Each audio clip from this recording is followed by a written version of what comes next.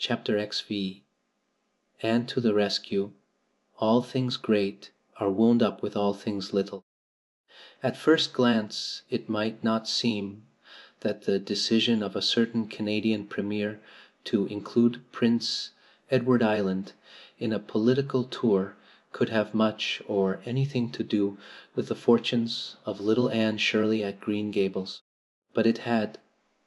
It was in January the Premier came to address his loyal supporters and such of his non-supporters as chose to be present at the monster mass meeting held in Charlottetown. Most of the Avonlea people were on Premier's side of politics, hence on the night of the meeting nearly all the men and a goodly proportion of the women had gone to town 30 miles away. Mrs. Rachel Lynde had gone too. Mrs. Rachel Lynde was a red-hot politician and couldn't have believed that the political rally could be carried through without her, although she was on the opposite side of politics. So she went to town and took her husband. Thomas would be useful in looking after the horse, and Marilla Cuthbert with her. Marilla had a sneaking interest in politics herself, and as she thought it might be her only chance to see a real-life Premier, she promptly took it, leaving Anne and Matthew to keep house until her return the following day. Hence, while Marilla and Mrs. Rachel were enjoying themselves hugely at the mass meeting, Anne and Matthew had the cheerful kitchen at Green Gables all to themselves. A bright fire was glowing in the old-fashioned Waterloo stove, and blue, white frost crystals were shining on the window panes. Matthew nodded over at a farmer's advocate on the sofa, and Anne at the table studied her lessons with grim determination, despite sundry wistful glances at the clock shelf, where lay a new book that Jane Andrews had lent her that day. Jane had assured her that it was warranted to produce any number of thrills, or words to that effect, and Anne's fingers tingled to reach out for it. But that would mean Gilbert Blythe's triumph on the morrow. Anne turned her back on the clock shelf and tried to imagine it wasn't there. Matthew, did you ever study geometry when you went to school? Well now, no, I didn't, said Matthew, coming out of his doze with a start. I wish you had, sighed Anne, because then you'd be able to sympathize with me. You can't sympathize properly if you've never studied it. It is casting a cloud over my whole life. I'm such a dunce at it, Matthew.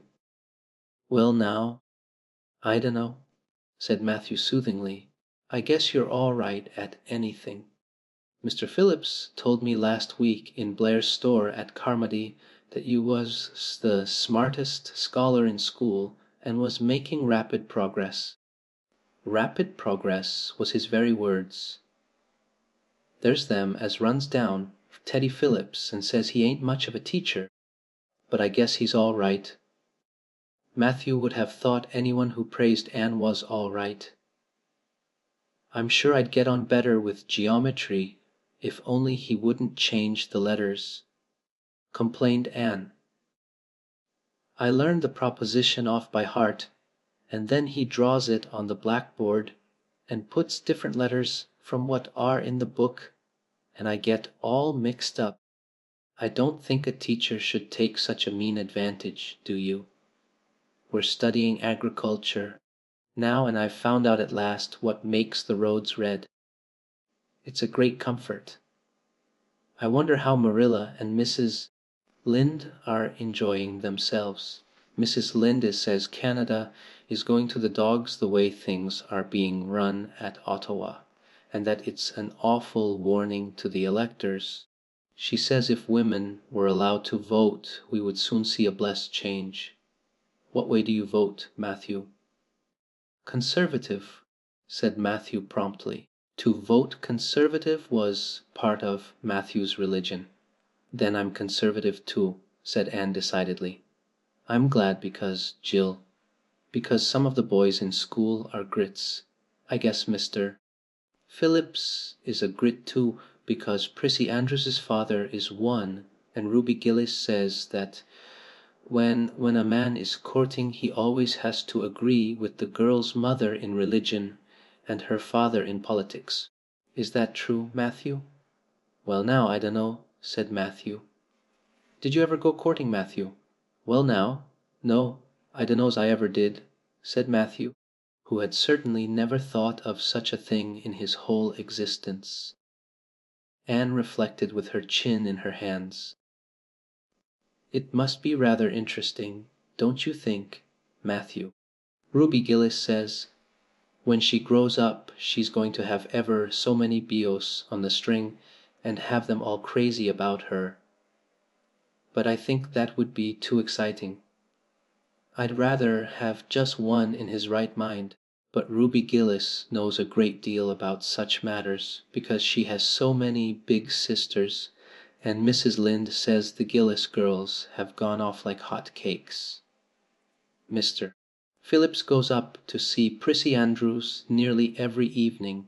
He says it is to help her with her lessons, but Miranda Sloane is studying for Queen's too, and I should think she needed help a lot more than Prissy because she's ever so much stupider, but he never goes to help her in the evenings at all. There are a great many things in this world that I can't understand very well, Matthew. Well now, I dunno as I comprehend them all myself, acknowledged Matthew. Well, I suppose I must finish up my lessons. I won't allow myself to open that new book Jane lent me until I'm through. But it's a terrible temptation, Matthew. Even when I turn my back on it I can see it there, just as plain. Jane said she cried herself sick over it. I love a book that makes me cry. But I think I'll carry that book into the sitting room and lock it in the jam closet and give you the key. And you must not give it to me, Matthew, until my lessons are done, not even if I implore you on my bended knees. It's all very well to say resist temptation, but it's ever so much easier to resist it if you can't get the key. And then shall I run down the cellar and get some russets, Matthew? Wouldn't you like some russets? Well now, I dunno but what I would, said Matthew, who never ate russets but knew Anne's weakness for them.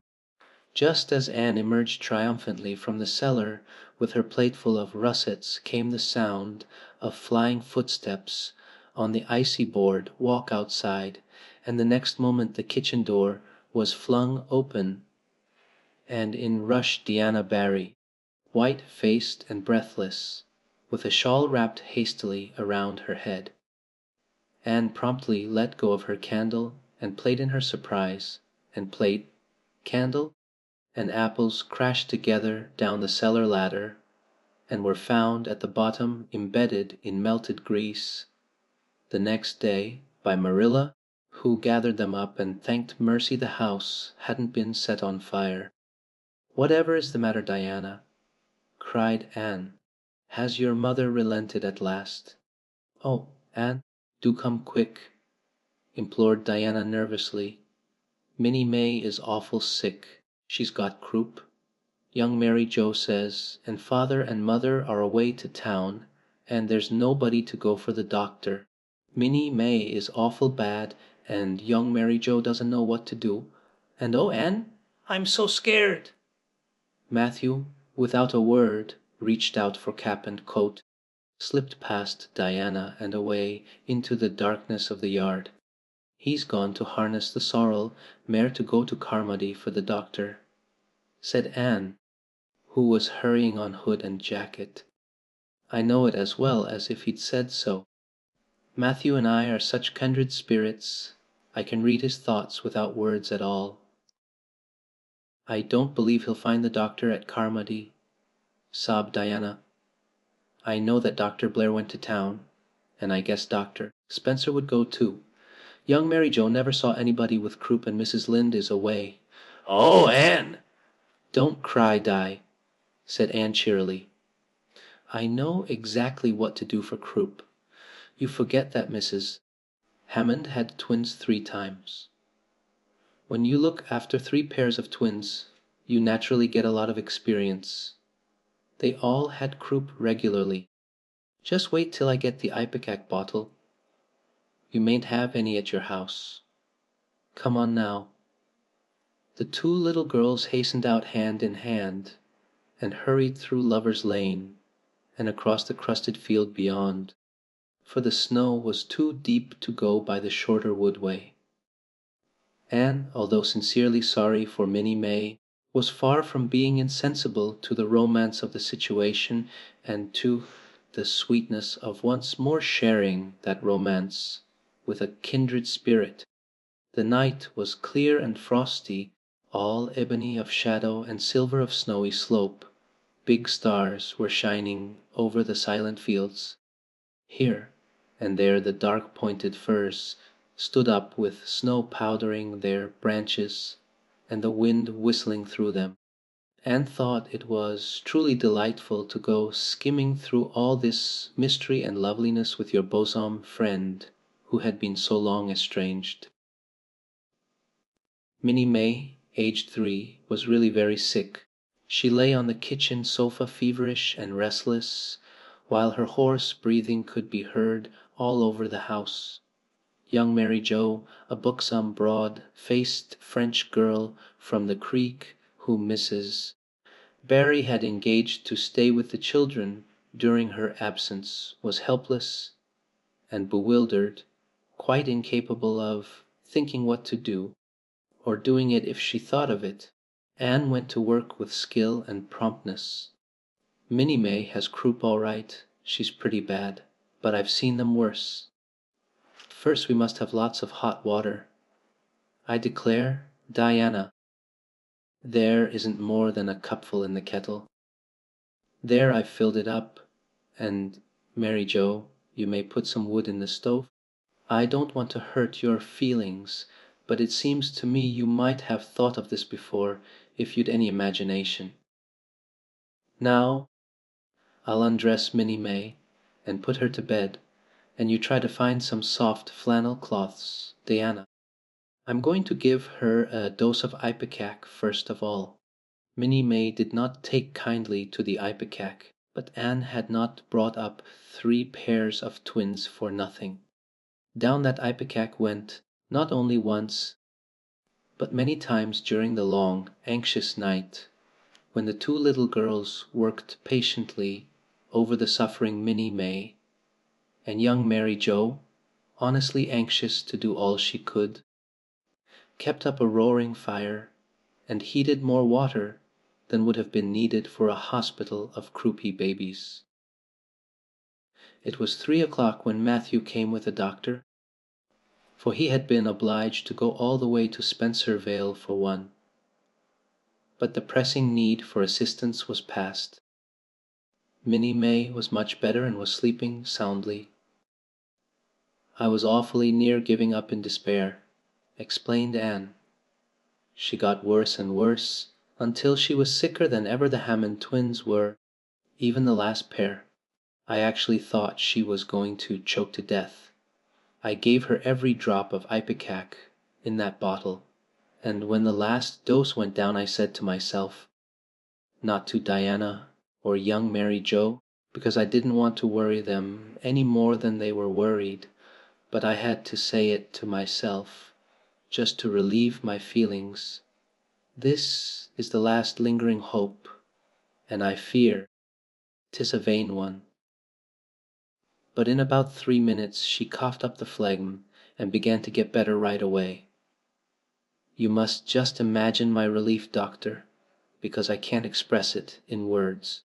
You know there are some things that cannot be expressed in words. "Yes, I know," nodded the doctor. He looked at Anne as if he were thinking some things about her that couldn't be expressed in words.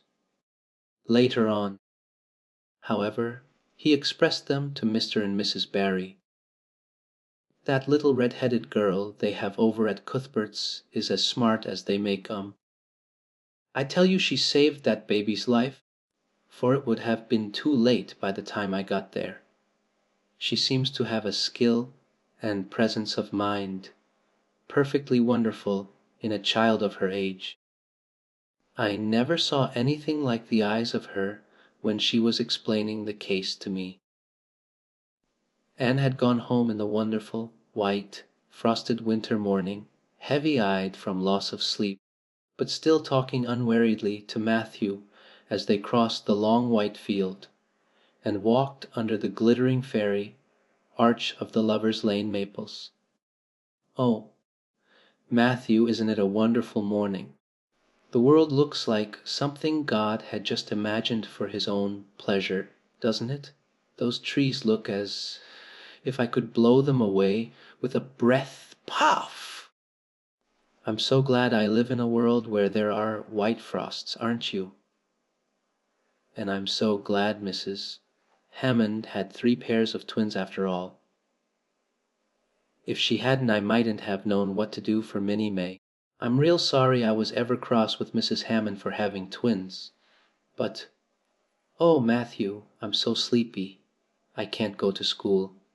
I just know I couldn't keep my eyes open and I'd be so stupid. But I hate to stay home, for Gil, some of the others will get head of the class, and it's so hard to get up again. Although, of course, the harder it is the more satisfaction you have when you do get up, haven't you?" "Well now, I guess you'll manage all right," said Matthew, looking at Anne's white little face and the dark shadows under her eyes. "You just go right to bed and have a good sleep. I'll do all the chores." Anne accordingly went to bed and slept so long and soundly that it was well on in the white and rosy winter afternoon when she awoke and descended to the kitchen where Marilla, who had arrived home in the meantime, was sitting knitting. "Oh, did you see the premier?" exclaimed Anne at once. "What did he look like, Marilla?" "Well, he never got to be premier on account of his looks," said Marilla. "Such a nose as that man had. But he can speak. I was proud of being a conservative. Rachel Lynde, of course, being a liberal, had no use for him. Your dinner is in the oven, Anne, and you can get yourself some blue plum preserve out of the pantry. I guess you're hungry. Matthew has been telling me about last night. I must say it was fortunate you knew what to do. I wouldn't have had any idea myself, for I never saw a case of croup. There now, never mind talking till you've had your dinner. I can tell by the look of you that you're just full up with speeches, but they'll keep." Marilla had something to tell Anne, but she did not tell it just then, for she knew if she did Anne's consequent excitement would lift her clear out of the region of such material matters as appetite or dinner. Not until Anne had finished her saucer of blue plums did Marilla say, "Mrs. Barry was here this afternoon, Anne. She wanted to see you, but I wouldn't wake you up. She says you saved Minnie May's life, and she is very sorry she acted as she did in that affair of the currant wine. She says she knows now you didn't mean to set Diana drunk, and she hopes you'll forgive her and be good friends with Diana again. You're to go over this evening if you like, for Diana can't stir outside the door on account of a bad cold she caught last night. Now, Anne Shirley, for pity's sake don't fly up into the air." The warning seemed not unnecessary, so uplifted and aerial was Anne's expression and attitude as she sprang to her feet, her face irradiated with the flame of her spirit. "Oh, Marilla, can I go right now, without washing my dishes? I'll wash them when I come back, but I cannot tie myself down to anything so unromantic as dishwashing at this thrilling moment. Yes, yes, run along," said Marilla indulgently. "Anne Shirley, are you crazy?" Come back this instant and put something on you. I might as well call to the wind. She's gone without a cap or wrap. Look at her tearing through the orchard with her hair streaming. It'll be a mercy if she doesn't catch her death of cold." Anne came dancing home, in the purple winter twilight, across the snowy places. Afar in the southwest was the great shimmering, pearl-like sparkle of an evening star in a sky that was pale golden and ethereal rose over gleaming white spaces and dark glens of spruce. The tinkles of sleigh bells among the snowy hills came like elfin chimes through the frosty air, but their music was not sweeter than the song in Anne's heart and on her lips. "You see before you a perfectly happy person, Marilla," she announced.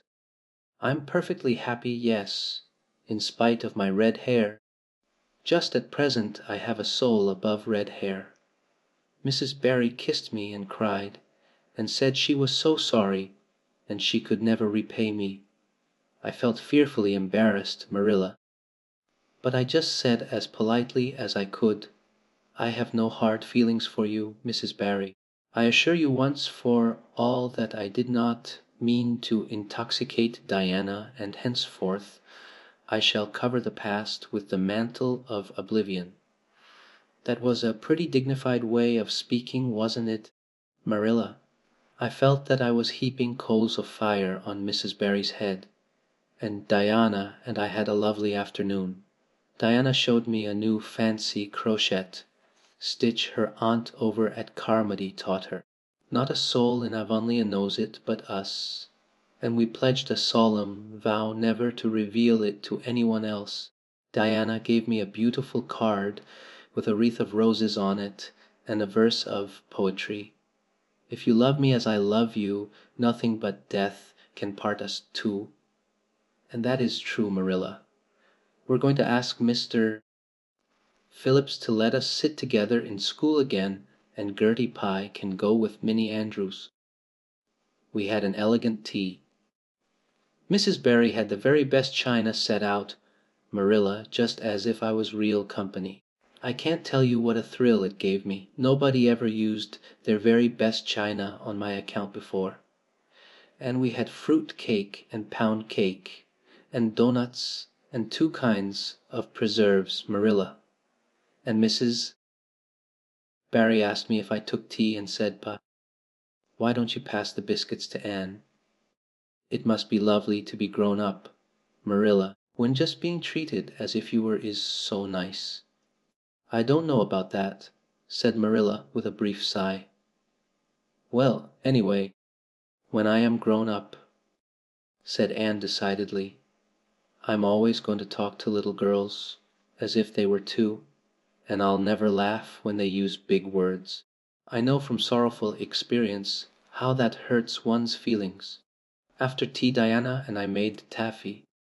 The taffy wasn't very good, I suppose, because neither Diana nor I had ever made any before. Diana left me to stir it while she buttered the plates, and I forgot and let it burn. And then when we set it out on the platform to cool, the cat walked over one plate, and that had to be thrown away. But the making of it was splendid fun. Then when I came home Mrs. Barry asked me to come over as often as I could, and Diana stood at the window and threw kisses to me all the way down to Lover's Lane. I assure you, Marilla, that I feel like praying tonight, and I'm going to think out a special brand new prayer in honor of the occasion. Chapter 6. A concert, a catastrophe, and a confession. "Marilla, can I go over to see Diana just for a minute?" asked Anne, running breathlessly down from the east gable one February evening. "I don't see what you want to be traipsing about after dark for," said Marilla shortly. "You and Diana walked home from school together, and then stood down there in the snow for half an hour more. Your tongue's going the whole blessed time. Clickety clack." so I don't think you're very badly off to see her again. But she wants to see me," pleaded Anne. "She has something very important to tell me." "How do you know she has?" "Because she just signaled to me from her window. We have arranged a way to signal with our candles and cardboard. We set the candle on the window sill and make flashes by passing the cardboard back and forth. So many flashes mean a certain thing. It was my idea, Marilla. I'll warrant you it was," said Marilla emphatically. "And the next thing you'll be setting fire to the curtains with your signaling nonsense. Oh, we're very careful, Marilla, and it's so interesting. 2 flashes mean, are you there? 3 means and 4 no. 5 mean, come over as soon as possible, because I have something important to reveal. Diana has just signaled 5 flashes, and I'm really suffering to know what it is." "Well, you needn't suffer any longer," said Marilla sarcastically. "You can go, but you're to be back here in just 10 minutes. Remember that." Anne did remember it, and was back in the stipulated time, although probably no mortal will ever know just what it cost her to confine the discussion of Diana's important communication within the limits of 10 minutes. But at least she had made good use of them. "Oh, Marilla, what do you think? You know tomorrow is Diana's birthday. Well, her mother told her she could ask me to go home with her from school and stay all night with her. And her cousins are coming over from Newbridge in a big pung sleigh to go to the debating club concert at the hall tomorrow night, and they are going to take Diana and me to the concert. If you'll let me go, that is, you will, won't you, Marilla? Oh, I feel so excited. You can calm down then, because you're not going. You're better at home in your own bed, and as for that club concert, it's all nonsense, and little girls should not be allowed to go out to such places at all." "I'm sure the debating club is a most respectable affair," pleaded Anne. "I'm not saying it isn't. But you're not going to begin gadding about to concerts and staying out all hours of the night. Pretty doings for children. I'm surprised at Mrs. Barry's letting Diana go. But it's such a very special occasion," mourned Anne, on the verge of tears. "Diana has only one birthday in a year. It isn't as if birthdays were common things, Marilla. Prissy Andrews is going to recite curfew must not ring tonight. That is such a good moral piece, Marilla.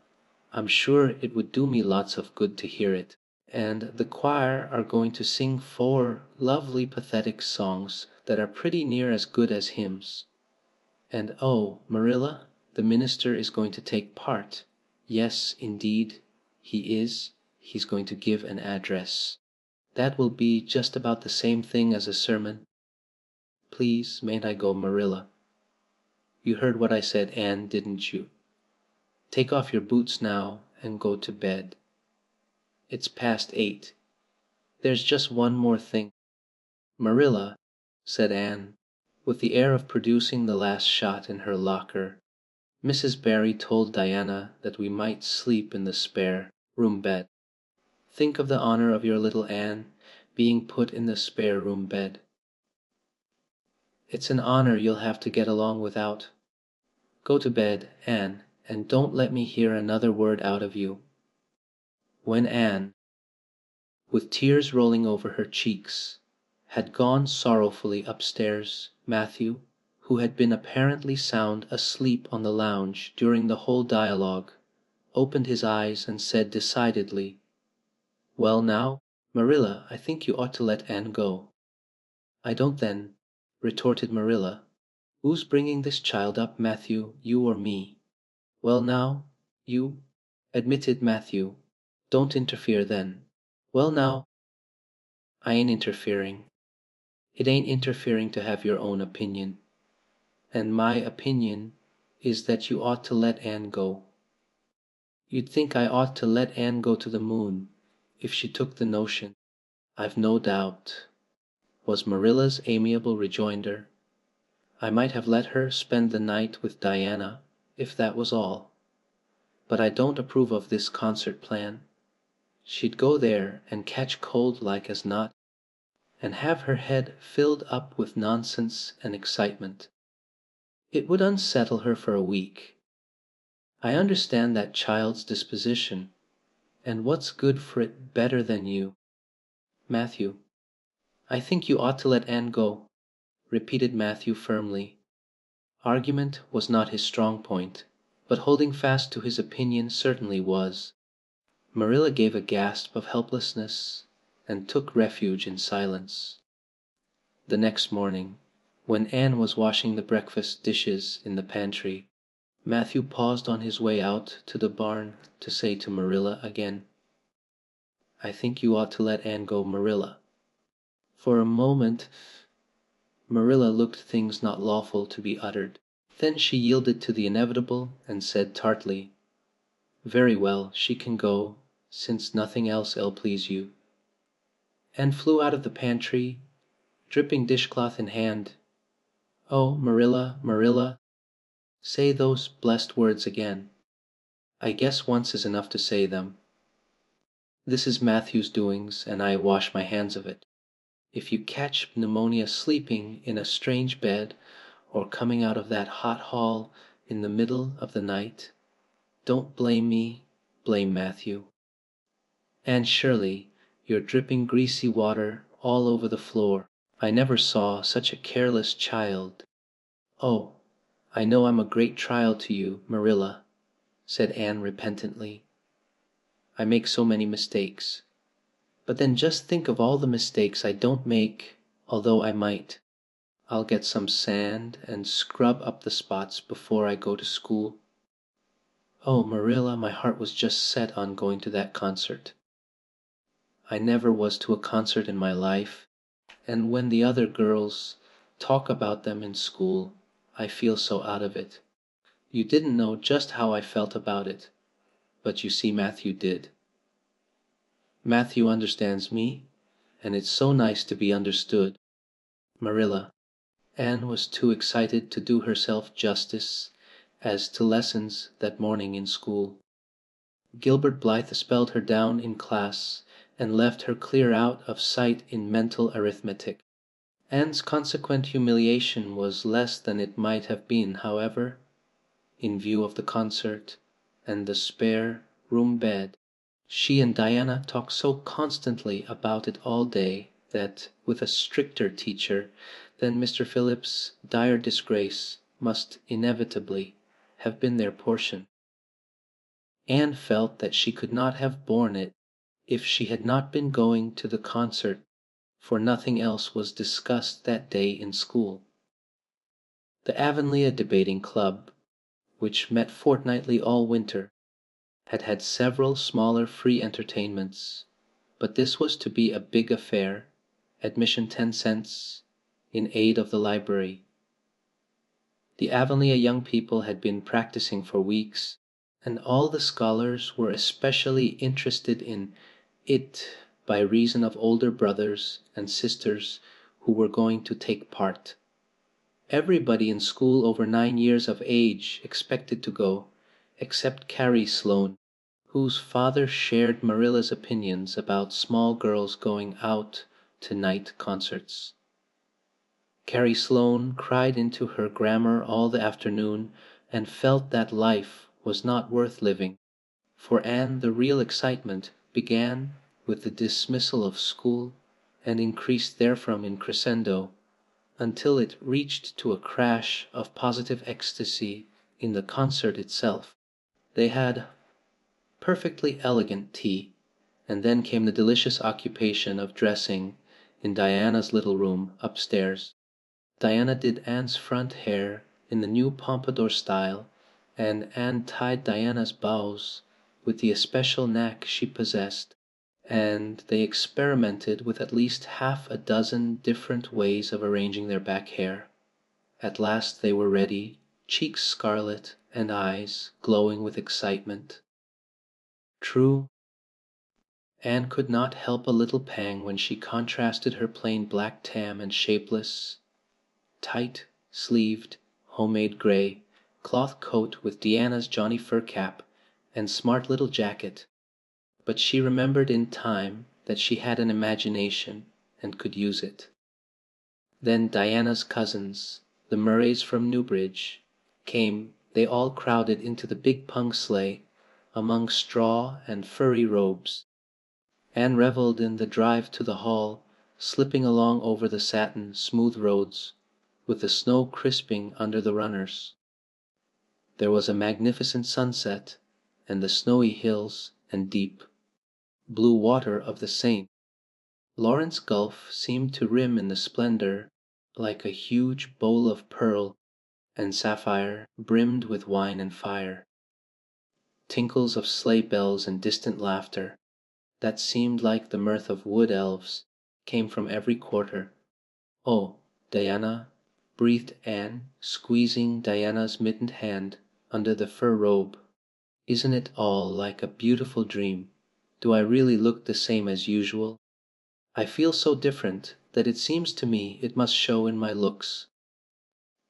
"You look awfully nice," said Diana, who, having just received a compliment from one of her cousins, felt that she ought to pass it on. "You've got the loveliest color." The program that night was a series of thrills. For at least one listener in the audience, and as Anne assured Diana, every succeeding thrill was thrillier than the last. When Prissy Andrews, attired in a new pink silk waist with a string of pearls about her smooth white throat and real carnations in her hair, rumor whispered that the master had sent all the way to town for them for her, climbed the slimy ladder, dark without one ray of light, and shivered in luxurious sympathy when the choir sang, "Far above the gentle daisies," and gazed at the ceiling as if it were frescoed with angels, when Sam Sloane proceeded to explain and illustrate. How Sakri said a hen. Anne laughed until people sitting near her laughed too, more out of sympathy with her than with amusement at a selection that was rather threadbare even in Avonlea, and when Mr. Phillips gave Mark Antony's oration over the dead body of C.T., saw in the most heart-stirring tones, looking at Prissy Andrews at the end of every sentence, Anne felt that she could rise and mutiny on the spot if but one Roman citizen led the way. Only one number on the program failed to interest her. When Gilbert Blythe recited "Bingen on the Rhine," Anne picked up Rhoda Murray's library book and read it until he had finished, when she sat rigidly stiff and motionless while Diana clapped her hands until they tingled. It was 11 when they got home, sated with dissipation, but with the exceeding sweet pleasure of talking it all over still to come. Everybody seemed asleep, and the house was dark and silent. Anne and Diana tiptoed into the parlor, a long narrow room out of which the spare room opened. It was pleasantly warm and dimly lighted by the embers of a fire in the grate. "Let's undress here," said Diana. "It's so nice and warm. Hasn't it been a delightful time?" Sighed Anne rapturously. "It must be splendid to get up and recite there. Do you suppose we will ever be asked to do it, Diana?" "Yes, of course, some day. They're always wanting the big scholars to recite. Gilbert Blythe does often, and he's only 2 years older than us." "Oh, Anne, how could you pretend not to listen to him? When he came to the line, 'There's another, thou not a sister,' he looked right down at you." "Diana," said Anne with dignity, "you are my bosom friend, but I cannot allow even you to speak to me of that person. Are you ready for bed?" "Let's run a race and see who'll get to the bed first."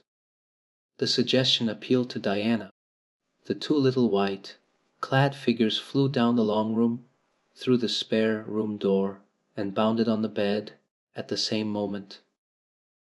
And then something moved beneath them. There was a gasp and a cry, and somebody said in muffled accents, "Merciful goodness!" Anne and Diana were never able to tell just how they got off that bed and out of the room. They only knew that after one frantic rush they found themselves tiptoeing shiveringly upstairs. "Oh, who was it? No, what was it?" whispered Anne, her teeth chattering with cold and fright. "It was Aunt Josephine," said Diana, gasping with laughter. "Oh, Anne, it was Aunt Josephine, however she came to be there." "Oh, and I know she will be furious. It's dreadful. It's really dreadful. But did you ever know anything so funny, Anne?" "Who is your Aunt Josephine?" "She's father's aunt and she lives in Charlottetown. She's awfully old, 70 anyhow, cool, and I don't believe she was da ever a little girl. We were expecting her out for a visit. But not so soon. She's awfully prim and proper, and she'll scold dreadfully about this, I know. Well, we'll have to sleep with Minnie May, and you can't think how she kicks. Miss Josephine Barry did not appear at the early breakfast the next morning. Mrs. Barry smiled kindly at the two little girls. "Did you have a good time last night? I tried to stay awake until you came home, for I wanted to tell you Aunt Josephine had come, and that you would have to go upstairs after all, but I was so tired I fell asleep. I hope you didn't disturb your aunt." Diana preserved a discreet silence, but she and Anne exchanged furtive smiles of guilty amusement across the table. Anne hurried home after breakfast, and so remained in blissful ignorance of the disturbance which presently resulted in the Barry household until the late afternoon, when she went down to Mrs. Linda's on an errand for Marilla. "So you and Diana nearly frightened poor old Miss Barry to death last night," said Mrs. Lynde severely, but with a twinkle in her eye. "Mrs. Barry was here a few minutes ago on her way to Carmody. She's feeling real worried over it. Old Miss Barry was in a terrible temper when she got up this morning, and Josephine Barry's temper is no joke, I can tell you that. She wouldn't speak to Diana at all. It wasn't Diana's fault," said Anne contritely. "It was mine. I suggested racing to see who would get into bed first." "I knew it," said Mrs. Lynde, with the exultation of a correct guesser. "I knew that idea came out of your head. Well, it's made a nice lot of trouble, that's what. Old Miss Barry came out to stay for a month. But she declares she won't stay another day, and is going right back to town tomorrow, Sunday and all as it is. She'd have gone today if they could have taken her. She had promised to pay for a quarter's music lessons for Diana, but now she is determined to do nothing at all for such a tomboy. Oh, I guess they had a lively time of it there this morning. The Barrys must feel cut up. Old Miss Barry is rich, and they'd like to keep on the good side of her.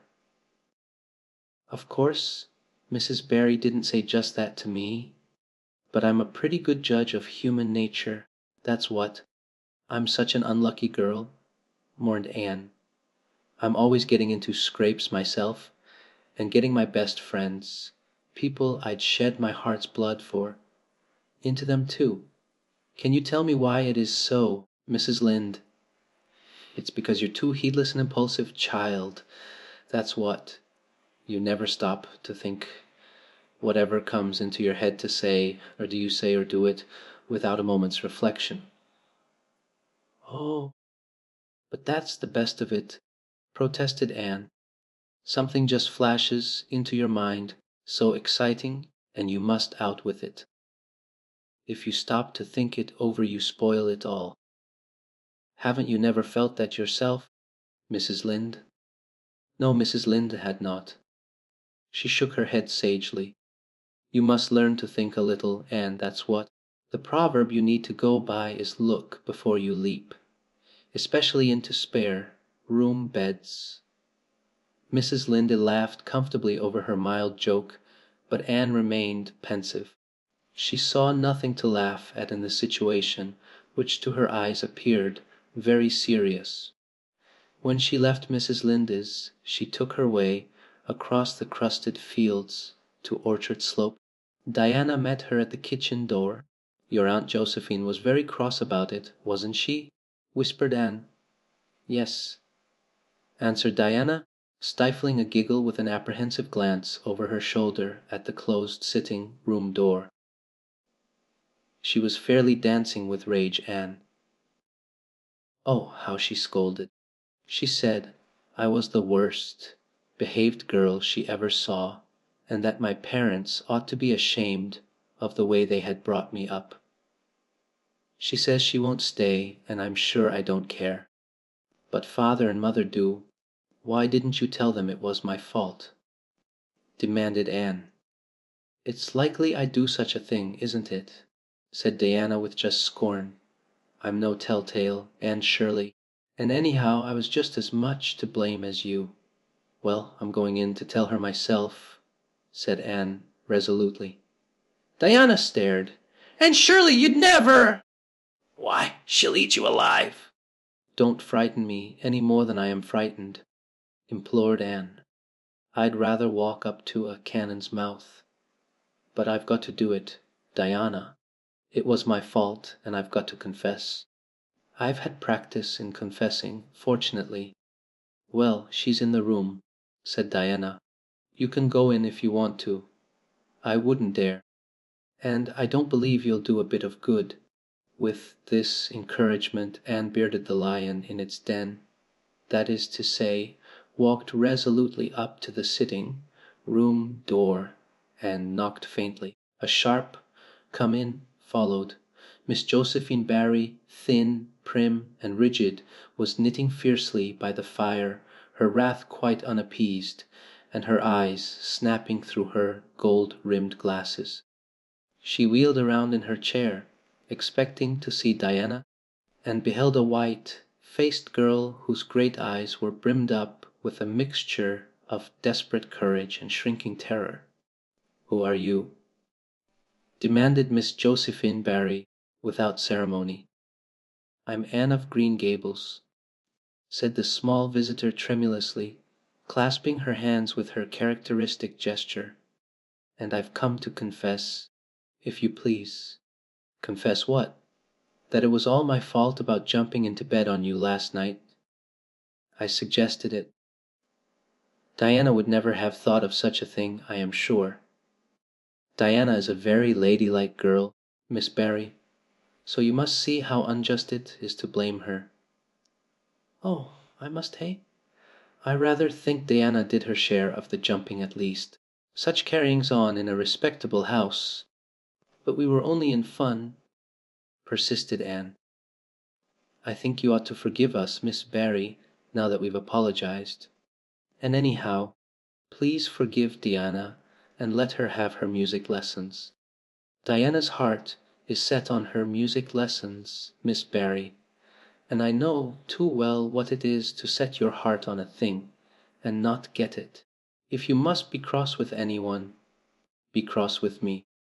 I've been so used in my early days to having people cross at me that I can endure it much better than Diana can." Much of the snap had gone out of the old lady's eyes by this time, and was replaced by a twinkle of amused interest. But she still said, severely, "I don't think it is any excuse for you that you were only in fun. Little girls never indulged in that kind of fun when I was young. You don't know what it is to be awakened out of a sound sleep, after a long and arduous journey, by two great girls coming bounce down on you. I don't knowed, but I can da imaginade," said Anne eagerly. I'm sure it must have been very disturbing. But then, there is our side of it too. Have you any imagination, Miss Barry? If you have, just put yourself in our place. We didn't know there was anybody in that bed, and you nearly scared us to death. It was simply awful the way we felt. And then we couldn't sleep in the spare room after being promised. I suppose you are used to sleeping in spare rooms. But just imagine what you would feel like if you were a little orphan girl who had never had such an honor. All the snap had gone by this time. Miss Barry actually laughed to a sound which caused Diana, waiting in speechless anxiety in the kitchen outside, to give a great gasp of relief. I'm afraid my imagination is a little rusty. It's so long since I used it, she said. I dare say your claim to sympathy is just as strong as mine. It all depends on the way we look at it. Sit down here and tell me about yourself. I am very sorry I can't, said Anne firmly.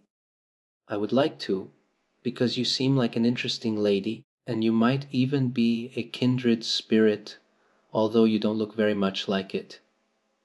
But it is my duty to go home to Miss Marilla Cuthbert. Miss Marilla Cuthbert is a very kind lady who has taken me to bring up properly. She is doing her best, but it is very discouraging work. You must not blame her because I jumped on the bed, but before I go I do wish you would tell me if you will forgive Diana and stay just as long as you meant to in Avonlea. I think perhaps I will if you will come over and talk to me occasionally, said Miss Barry. That evening Miss Barry gave Diana a silver bangle bracelet and told the senior members of the household that she had unpacked her valise. I've made up my mind to stay simply for the sake of getting better acquainted with that Anne girl, she said frankly. She amuses me, and at my time of life an amusing person is a rarity. Marilla's only comment when she heard the story was, "I told you so." This was for Matthew's benefit. Miss Barry stayed her month out and over. She was a more agreeable guest than usual, for Anne kept her in good humor. They became firm friends. When Miss Barry went away, she said, "Remember, you Anne, girl, when you come to town you're to visit me, and I'll put you in my very sparest spare room bed to sleep." Miss Barry was a kindred spirit.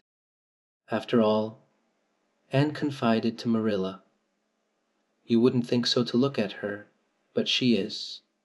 You don't find it right out at first, as in Matthew's case, but after a while you come to see it. Kindred spirits are not so scarce as I used to think. It's splendid to find out there are so many of them in the world." Chapter XX. A good imagination gone wrong. Spring had come once more to Green Gables, the beautiful, capricious, reluctant Canadian spring, lingering along through April and May in a succession of sweet, fresh, chilly days, with pink sunsets and miracles of resurrection and growth. The maples in Lover's Lane were red-budded, and little curly ferns pushed up around the Dryad's Bubble. Away up in the barrens, behind Mr. Silas Sloane's place, the mayflowers blossomed out, pink and white stars of sweetness under their brown leaves. All the school girls and boys had one golden afternoon gathering them, coming home in the clear, echoing twilight with arms and baskets full of flowery spoil.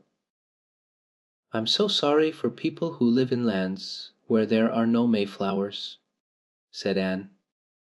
Diana says perhaps they have something better, but there couldn't be anything better than mayflowers, could there, Marilla?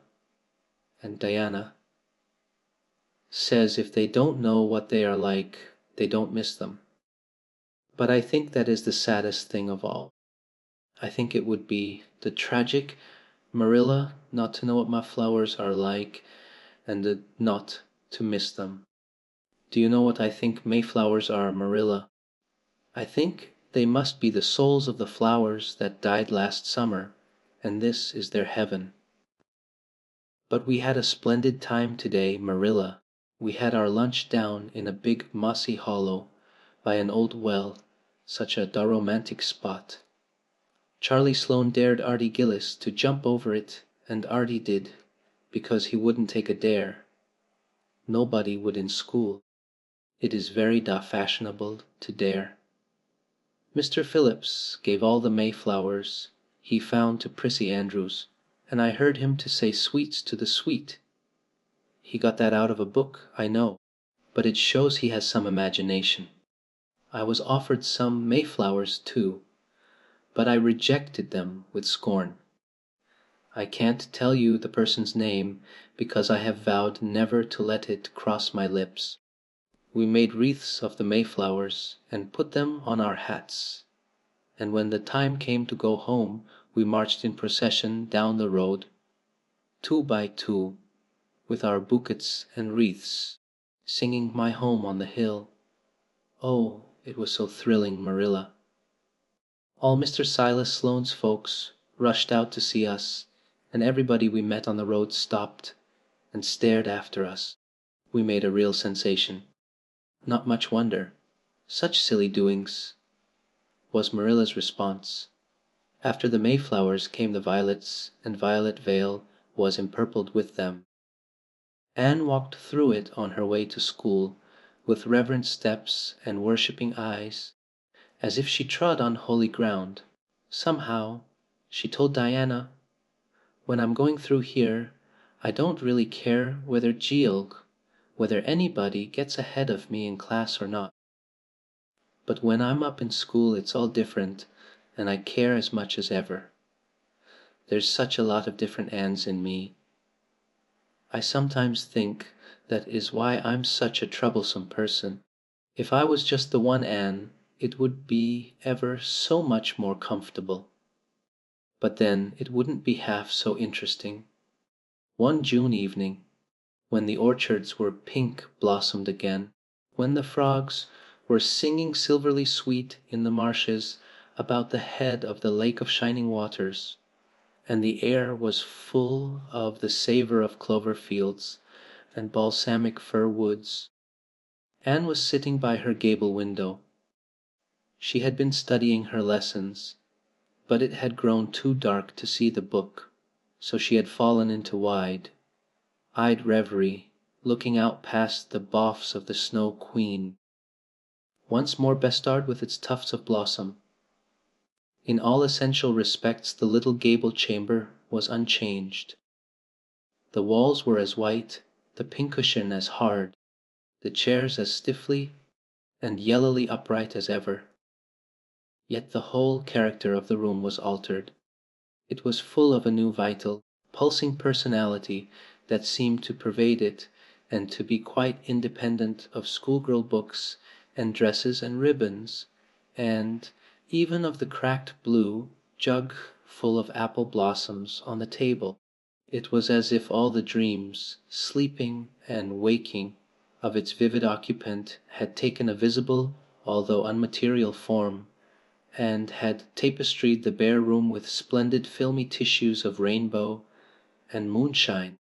Presently Marilla came briskly in with some of Anne's freshly ironed school aprons. She hung them over a chair and sat down with a short sigh. She had had one of her headaches that afternoon, and although the pain had gone she felt weak and "tuckered out," as she expressed it. Anne looked at her with eyes limpid with sympathy. "I do truly wish I could have had the headache in your place, Marilla. I would have endured it joyfully for your sake. I guess you did your part in attending to the work and letting me rest," said Marilla. "You seem to have got on fairly well and made fewer mistakes than usual. Of course it wasn't exactly necessary to starch Matthew's handkerchiefs, and most people when they put a pie in the oven to warm up for dinner take it out and eat it when it gets hot instead of leaving it to be burned to a crisp. But that doesn't seem to be your way evidently. Headaches always left Marilla somewhat sarcastic. "Oh, I'm so sorry," said Anne penitently. "I never thought about that pie from the moment I put it in the oven till now, although I felt instinctively that there was something missing on the dinner table. I was firmly resolved, when you left me in charge this morning, not to imagine anything, but keep my thoughts on facts. I did pretty well until I put the pie in, and then an irresistible temptation came to me to imagine I was an enchanted princess shut up in a lonely tower with a handsome knight riding to my rescue on a coal-black steed. So that is how I came to forget the pie. I didn't know I starched the handkerchiefs. All the time I was ironing I was trying to think of a name for a new island Diana, and I have discovered up the brook. It's the most ravishing spot, Marilla. There are 2 maple trees on it, and the brook flows right around it. At last it struck me that it would be splendid to call it Victoria Island because we found it on the Queen's birthday. Both Diana and I are very loyal. But I'm sorry about that pie and the handkerchiefs. I wanted to be extra good today because it's an anniversary. Do you remember what happened this day last year, Marilla? No, I can't think of anything special. Oh, Marilla, it was the day I came to Green Gables. I shall never forget it. It was the turning point in my life. Of course it wouldn't seem so important to you. I've been here for a year and I've been so happy. Of course I've had my troubles, but one can live down troubles. Are you sorry you kept me, Marilla? No, I can't say I'm sorry, said Marilla, who sometimes wondered how she could have lived before Anne came to Green Gables. No, not exactly sorry. If you've finished your lessons, Anne, I want you to run over and ask Mrs. Barry if she'll lend me Diana's apron pattern. Oh, it's too dark, cried Anne. Too dark? Why, it's only twilight. And goodness knows you've gone over often enough after dark. I'll go over early in the morning, said Anne eagerly. I'll get up at sunrise and go over, Marilla. What has got into your head now, Anne Shirley? I want that pattern to cut out your new apron this evening. Go at once and be smart too. I'll have to go around by the road, then, said Anne, taking up her hat reluctantly. Go by the road and waste half an hour! I'd like to catch you! I can't go through the haunted wood, Marilla, cried Anne desperately. Marilla stared. The haunted wood! Are you crazy? What under the canopy is the haunted wood? The spruce wood over the brook, said Anne in a whisper. Fiddlesticks! There is no such thing as a haunted wood anywhere. Who has been telling you such stuff? Nobody, confessed Anne. Diana and I just imagined the wood was haunted. All the places around here are so commonplace. We just got this up for our own amusement. We began it in April. A haunted wood is so very romantic, Marilla. We chose the spruce grove because it's so gloomy. Oh, we have imagined the most harrowing things. There's a white lady walks along the brook just about this time of the night and wrings her hands and utters wailing cries. She appears when there is to be a death in the family, and the ghost of a little murdered child haunts the corner up by Idlewild. It creeps up behind you and lays its cold fingers on your hand so. Marilla, it gives me a shudder to think of it. And there's a headless man stalks up and down the path and skeletons glower at you between the boughs. Oh, Marilla, I wouldn't go through the haunted wood after dark now for anything. I'd be sure that white things would reach out from behind the trees and grab me. Did ever anyone hear the like? Ejaculated Marilla, who had listened in dumb amazement. Anne Shirley, do you mean to tell me you believe all that wicked nonsense of your own imagination? Not believe exactly, faltered Anne. At least, I don't believe it in daylight. But after dark, Marilla, it's different. That is when ghosts walk. There are no such things as ghosts, Anne. Oh, but there are, Marilla, cried Anne eagerly. I know people who have seen them. And they are respectable people. Charlie Sloane says that his grandmother saw his grandfather driving home the cows one night after he'd been buried for a year. You know, Charlie Sloane's grandmother wouldn't tell a story for anything. She's a very religious woman. And Mrs. Thomas's father was pursued home one night by a lamb of fire with its head cut off hanging by a strip of skin. He said he knew it was the spirit of his brother, and that it was a warning he would die within 9 days. He didn't, but he died 2 years after, so you see it was really true. And Ruby Gillis says, Anne Shirley, interrupted Marilla firmly, I never want to hear you talking in this fashion again. I've had my doubts about that imagination of yours right along, and if this is going to be the outcome of it, I won't countenance any such doings. You'll go right over to Barry's, and you'll go through that spruce grove, just for a lesson and a warning to you, and never let me hear a word out of your head about haunted woods again, and might plead and cry as she liked to and did, for her terror was very real. Her imagination had run away with her, and she held the spruce grove in mortal dread after nightfall. But Marilla was inexorable. She marched the shrinking ghost seer down to the spring and ordered her to proceed straightway over the bridge and into the dusky retreats of wailing ladies and headless spectres beyond. Oh, Marilla, how can you be so cruel? Sobbed Anne. What would you feel like if a white thing did snatch me up and carry me off? I'll risk it, said Marilla unfeelingly. You know I always mean what I say. I'll cure you of imagining ghosts into places. March, now. Anne marched. That is, she stumbled over the bridge and went shuddering up the horrible dim path beyond.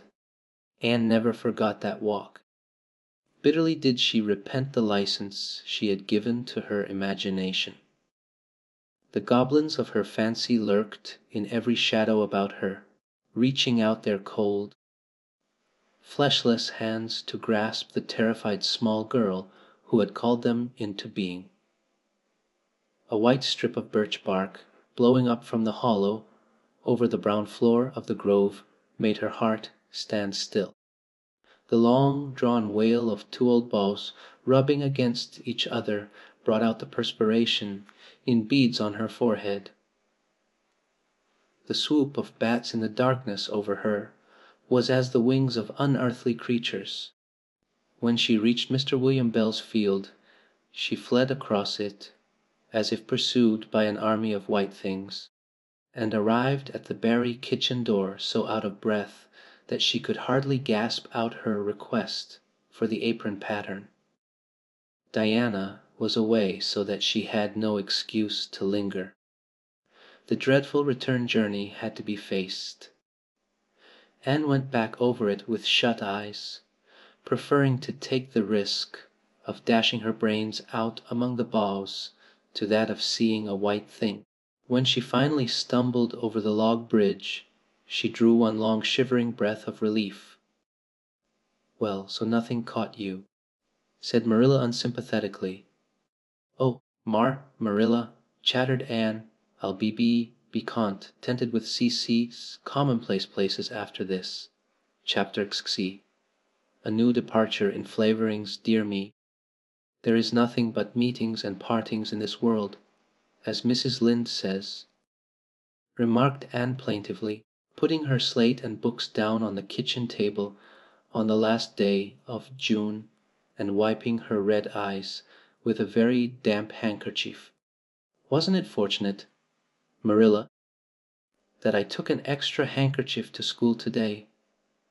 I had a presentiment that it would be needed. I never thought you were so fond of Mr. Phillips that you'd require 2 handkerchiefs to dry your tears just because he was going away," said Marilla. "I don't think I was crying because I was really so very fond of him," reflected Anne. "I just cried because all the others did. It was Ruby Gillis started it. Ruby Gillis has always declared she hated Mr. Phillips, but just as soon as he got up to make his farewell speech, she burst into tears.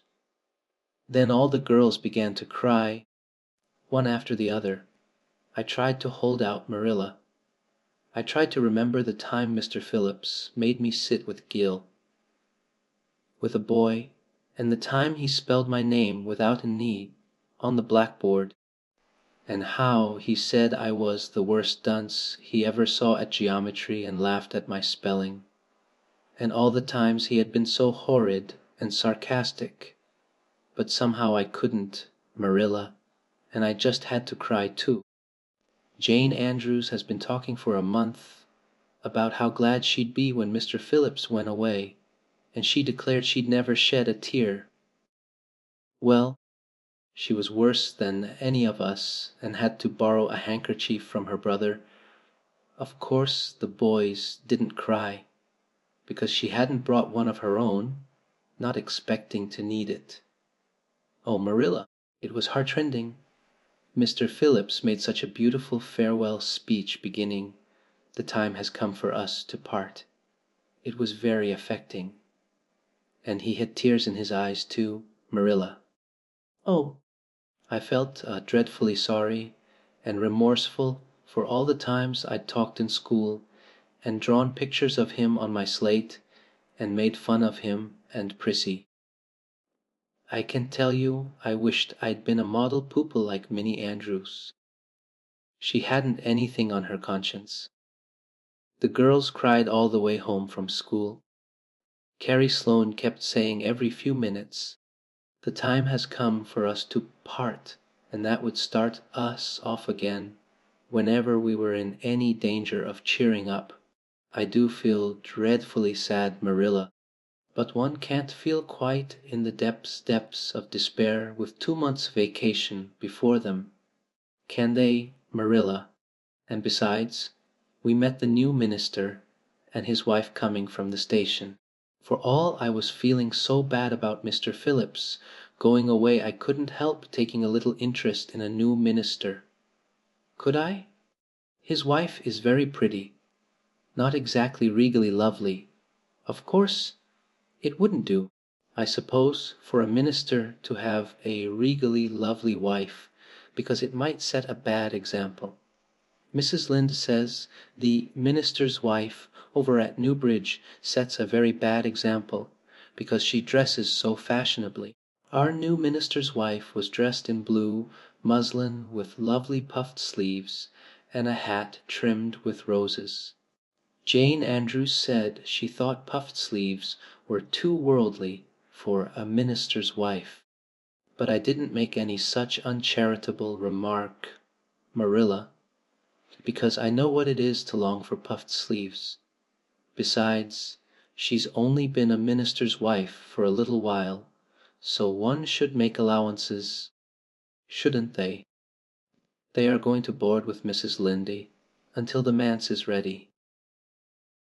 Marilla, in going down to Mrs. Lynde's that evening, was actuated by any motive save her avowed one of returning the quilting frames she had borrowed the preceding winter. It was an amiable weakness shared by most of the Avonlea people. Many a thing Mrs. Lynde had lent, sometimes never expecting to see it again, came home that night in charge of the borrowers thereof. A new minister, and moreover a minister with a wife, was a lawful object of curiosity in a quiet little country settlement. where sensations were few and far between. Old Mr. Bentley, the minister whom Anne had found lacking in imagination, had been pastor of Avonlea for 18 years. He was a widower when he came, and a widower he remained, despite the fact that gossip regularly married him to this, that, or the other one, every year of his sojourn. In the preceding February he had resigned his charge and departed amid the regrets of his people, most of whom had the affection, born of long intercourse, for their good old minister, in spite of his shortcomings as an orator. Since then the Avonlea church had enjoyed a variety of religious dissipation in listening to the many and various candidates and supplies, who came Sunday after Sunday to preach on trial. These stood or fell by the judgment of the fathers and mothers in Israel, but a certain small, red-haired girl who sat meekly in the corner of the old Cuthbert pew also had her opinions about them, and discussed the same in full with Matthew, Marilla always declining from principle to criticize ministers in any shape or form. "I don't think Mr. Smith would have done, Matthew," was Anne's final summing up. "Mrs. Lynde says his delivery was so poor, but I think his worst fault was just like Mr. Bentley's. He had no imagination. And Mr. Terry had too much. He let it run away with him, just as I did mine in the matter of the haunted wood. Besides, Mrs. Lynde says his theology wasn't sound. Mr. Gresham was a very good man, and a very religious man, but he told too many funny stories, and made the people laugh in church. He was undignified, and you must have some dignity about a minister. Mustn't you, Matthew? I thought Mr. Marshall was decidedly attractive, but Mrs. Lynde says he isn't married, or even engaged, because she made special inquiries about him, and she says it would never do to have a young unmarried minister in Avonlea, because he might marry in the congregation and that would make trouble. Mrs. Lynde is a very far-seeing woman, isn't she, Matthew? I'm very glad they've called Mr. Allen. I liked him because his sermon was interesting, and he prayed as if he meant it, and not just as if he did it, because he was in the habit of it. Mrs. Lynde says he isn't perfect, but she says she supposes we couldn't expect a perfect minister for $750 a year, and anyhow his theology is sound because she questioned him thoroughly on all the points of doctrine, and she knows his wife's people, and they are most respectable, and the women are all good housekeepers. Mrs. Lynde says that sound doctrine in the man and good housekeeping in the woman make an ideal combination for a minister's family. The new minister and his wife were a young, pleasant-faced couple, still on their honeymoon and full of all good and beautiful enthusiasms for their chosen life work. Avonlea opened its heart to them from the start. Old and young liked the frank, cheerful young man with his high ideals, and the bright, gentle little lady who assumed the mistress-ship of the manse. With Mrs. Allen Anne fell promptly and wholeheartedly in love. She had discovered another kindred spirit. Mrs. Allen is perfectly lovely, she announced one Sunday afternoon. She's taken our class and she's a splendid teacher. She said right away she didn't think it was fair for the teacher to ask all the questions. And you know, Marilla, that is exactly what I've always thought. She said we could ask her any question we liked, and I asked ever so many. I'm good at asking questions, Marilla. I believe you, was Marilla's emphatic comment. Nobody else asked any except Ruby Gillis, and she asked if there was to be a Sunday school picnic this summer. I didn't think that was a very proper question to ask, because it hadn't any connection with the lesson. The lesson was about Daniel in the lion's den. But Mrs. Allen just smiled and said she thought there would be. Mrs. Allen has a lovely smile. She has such the exquisite dimples in her cheeks. I wish I had dimples in my cheeks, Marilla. I'm not half so skinny as I was when I came here, but I have no dimples yet. If I had, perhaps I could influence people for good.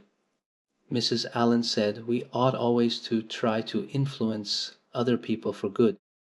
She talks so nice about everything. I never knew before that religion was such a cheerful thing. I always thought it was kind of melancholy, but Mrs. Allen's isn't, and I'd like to be a Christian if I could be one like her. I wouldn't want to be one like Mr. Superintendent Bell. It's very naughty of you to speak so about Mr. Bell, said Marilla severely. Miss Dare, Bell is a real good man. Oh, of course he's good, agreed man, but he doesn't seem to get any comfort out of it. If I could be good I'd dance and sing all day because I was glad of it. I suppose Mrs. Allen is too old to dance and sing, and of course it wouldn't be dignified in a minister's wife. But I can just feel she's glad she's a Christian and that she'd won even if she could get to heaven without it. I suppose we must have Mr. and Mrs. Allen up to tea some day soon, said Marilla reflectively. They've been most everywhere but here. Let me see. Next Wednesday would be a good time to have them. But don't say a word to Matthew about it, for if he knew they were coming he'd find some excuse to be away that day. He'd got so used to Mr. Bentley he didn't mind him. But he's going to find it hard to get acquainted with a new minister, and a new minister's wife will frighten him to death. I'll be as secret as the dead, assured Anne. But oh, Marilla, will you let me make a cake for the occasion? I'd love to do something for Mrs. Allen, and you know I can make a pretty good cake by this time. You can make a layer cake, promised Marilla. Monday and Tuesday, great preparations went on at Green Gables. Having the minister and his wife to tea was a serious and important undertaking, and Marilla was determined not to be eclipsed by any of the Avonlea housekeepers. Anne was wild with excitement and delight. She talked it all over with Diana Tuesday night in the twilight, as they sat on the big red stones by the Dryad's Bubble and made rainbows in the water with little twigs dipped in fir balsam. Everything is ready, Diana, except my cake, which I'm to make in the morning, and the baking powder biscuits which Marilla will make just before tea time. I assure you, Diana, that Marilla and I have had a busy 2 days of it. It's such a responsibility having a minister's family to tea. I never went through such an experience before. You should just see our pantry. It's a sight to behold. We're going to have jellied chicken and cold tongue. We're to have 2 kinds of jelly, red and yellow, and whipped cream and lemon pie, and cherry pie, and 3 kinds of cookies, and fruit cake, and Marilla's famous yellow plum preserves that she keeps especially for ministers, and pound cake and layer cake, and biscuits as aforesaid, and new bread and old both, in case the minister is dyspeptic and can't eat new. Mrs. Lynde says ministers are dyspeptic, but I don't think Mr. Allen has been a minister long enough for it to have had a bad effect on him. I just grow cold when I think of my layer cake. Oh, Diana, what if it shouldn't be good? I dreamed last night that I was chased all around by a fearful goblin with a big layer cake for a head. It'll be good. All right, assured Diana, who was a very comfortable sort of friend. I'm sure that piece of the one you made that we had for lunch in Idlewild 2 weeks ago was perfectly elegant. Yes, but cakes have such a terrible habit of turning out bad just when you especially want them to be good, sighed Anne. Setting a particularly well, balsamed, twig afloat. However, I suppose I just have to trust to Providence and be careful to put in the flour. Oh, look, Dana, what a lovely rainbow! Do you suppose the dryad will come out after we go away and take it for a scarf? You know there is no such thing as a dryad, said Diana. Diana's mother had found out about the haunted wood and had been decidedly angry over it. As a result, Diana had abstained from any further imitative flights of imagination and did not think it prudent to cultivate a spirit of belief even in harmless dryads. But it's so easy to imagine there is, said Anne. Every night before I go to bed, I look out my window and wonder if the dryad is really sitting here, combing her locks with the spring for a mirror. Sometimes I look for her footprints in the dew in the morning. Oh, Diana, don't give up your faith in the dryad. Wednesday morning came. Anne got up at sunrise because she was too excited to sleep. She had caught a severe cold in the head by reason of her dabbling in the spring on the preceding evening, but nothing short of absolute pneumonia could have quenched her interest in culinary matters that morning. After breakfast she proceeded to make her cake. When she finally shut the oven door upon it, she drew a long breath. I'm sure I haven't forgotten anything this time, Marilla. But do you think it will rise? Just suppose perhaps the baking powder isn't good. I used it out of the new can. And Mrs. Lynde says you can never be sure of getting good baking powder nowadays, when everything is so adulterated. Mrs. Lynde says the government ought to take the matter up, but she says we'll never see the day when a Tory government will do it. Marilla, what if that cake doesn't rise? We'll have plenty without it, was Marilla's unimpassioned way of looking at the subject. The cake did rise, however, and came out of the oven as light and feathery as golden foam. Anne, flushed with delight, clapped it together with layers of ruby jelly, and, in imagination, saw Mrs. Allan eating it and possibly asking for another piece. You'll be using the best tea set, of course. Marilla, she said, can I fix the table with ferns and wild roses? I think that's all nonsense, sniffed Marilla. In my opinion it's the eatables that matter and not flummery decorations. Mrs. Barry had her table decorated, said Anne, who was not entirely guiltless of the wisdom of the serpent. And the minister paid her an elegant compliment. He said it was a feast for the eye as well as the palate. Well, do as you like, said Marilla, who was quite determined not to be surpassed by Mrs. Barry or anybody else. Only mind you leave enough room for the dishes and the food. Anne laid herself out to decorate in a manner and after a fashion that should leave Mrs. Barry's nowhere, having abundance of roses and ferns and a very artistic taste of her own. She made that tea table such a thing of beauty that when the minister and his wife sat down to it, they exclaimed in chorus over its loveliness. It's Anne's doings, said Marilla, grimly just, and Anne felt that Mrs. Allan's approving smile was almost too much happiness for this world. Matthew was there, having been inveigled into the party, only goodness, and Anne knew how. He had been in such a state of shyness and nervousness that Marilla had given him up in despair. But Anne took him in hand so successfully that he now sat at the table in his best clothes and white collar and talked to the minister not uninterestingly.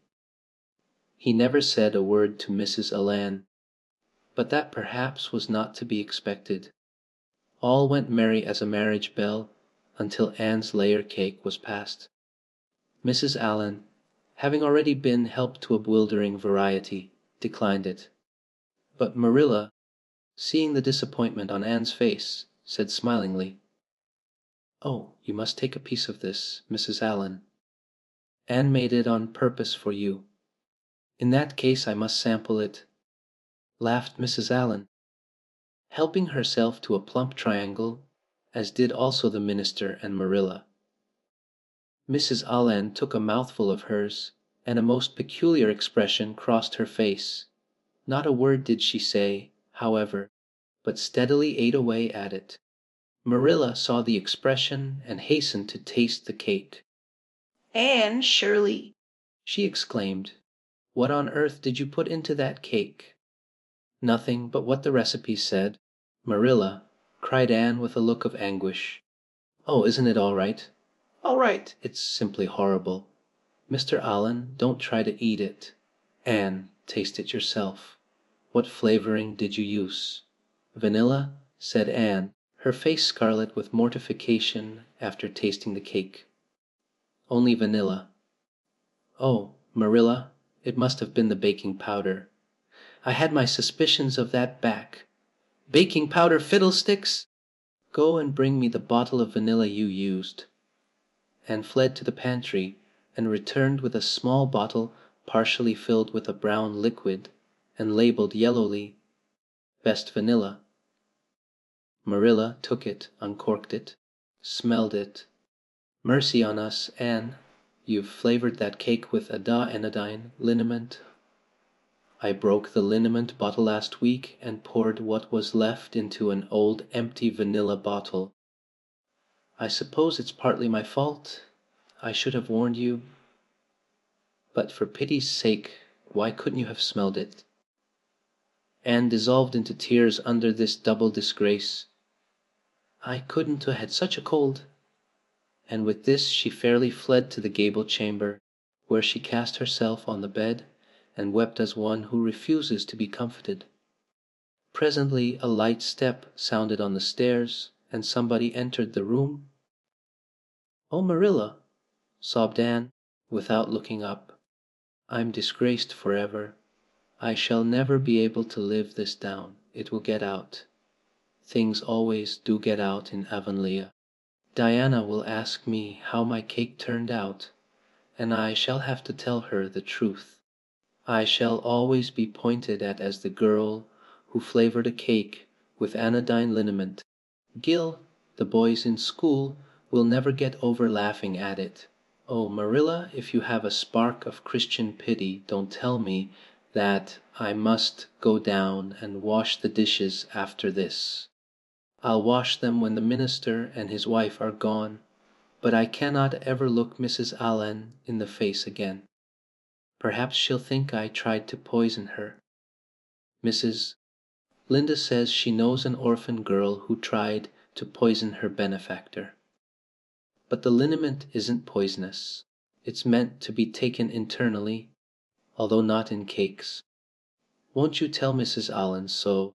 Marilla, suppose you jump up and tell her so yourself," said a merry voice. Anne flew up, to find Mrs. Allen standing by her bed, surveying her with laughing eyes. "My dear little girl, you mustn't cry like this," she said, genuinely disturbed by Anne's tragic face. "Why, it's all just a funny mistake that anybody might make." "Oh, no, it takes me to make such a mistake," said Anne forlornly. "And I wanted to have that cake so nice for you, Mrs. Allen. Yes, I know, dear, and I assure you I appreciate your kindness and thoughtfulness just as much as if it had turned out all right. Now you mustn't cry any more, but come down with me and show me your flower garden. Miss Cuthbert tells me you have a little plot all your own. I want to see it, for I'm very much interested in flowers." Anne permitted herself to be led down and comforted. reflecting that it was really providential that Mrs. Alan was a kindred spirit. Nothing more was said about the liniment cake, and when the guests went away Anne found that she had enjoyed the evening more than could have been expected, considering that terrible incident. Nevertheless, she sighed deeply. Marilla, isn't it nice to think that tomorrow is a new day with no mistakes in it yet? I'll warrant you'll make plenty in it, said Marilla. I never saw your beat for making mistakes, Anne. Yes, and well I know it, admitted Anne mournfully. But have you ever noticed one encouraging thing about me, Marilla? I never make the same mistake twice. I don't know as that's much benefit when you're always making new ones. Oh, don't you see, Marilla? There must be a limit to the mistakes one person can make, and when I get to the end of them, then I'll be through with them. That's a very comforting thought. Well, you'd better go and give that cake to the pigs, said Marilla. It isn't fit for any human to eat, not even Jerry Boat. Chapter XC. Anne is invited out to tea, and what are your eyes popping out of your head about, now? Asked Marilla, when Anne had just come in from a run to the post office. Have you discovered another kindred spirit? Excitement hung around Anne like a garment, shone in her eyes, kindled in every feature. She had come dancing up the lane, like a wind-blown sprite, through the mellow sunshine and lazy shadows of the August evening. No, Marilla, but oh, what do you think? I am invited to tea at the manse tomorrow afternoon. Mrs. Allan left the letter for me at the post office. Just look at it, Marilla. Miss Anne Shirley, Green Gables. That is the first time I was ever called Miss. Such a thrill as it gave me! I shall cherish it forever among my choicest treasures. Mrs. Allan told me she meant to have all the members of her Sunday school class to tea in turn, said Marilla, regarding the wonderful event very coolly. You needn't get in such a fever over it. Do learn to take things calmly, child. For Anne to take things calmly would have been to change her nature. All spirit and fire and dew. As she was, the pleasures and pains of life came to her with trebled intensity.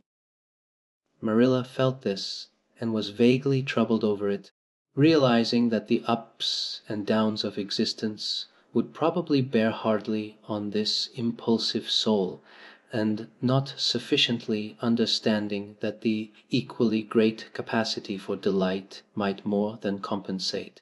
Therefore Marilla conceived it to be her duty to drill Anne into a tranquil uniformity of disposition as impossible and alien to her as to a dancing sunbeam in one of the brook shallows. She did not make much headway, as she sorrowfully admitted to herself. The downfall of some dear hope or plan plunged Anne into deeps of affliction. The fulfillment thereof exalted her to dizzy realms of delight. Marilla had almost begun to despair of ever fashioning this waif of the world into her model little girl of demure manners and prim deportment.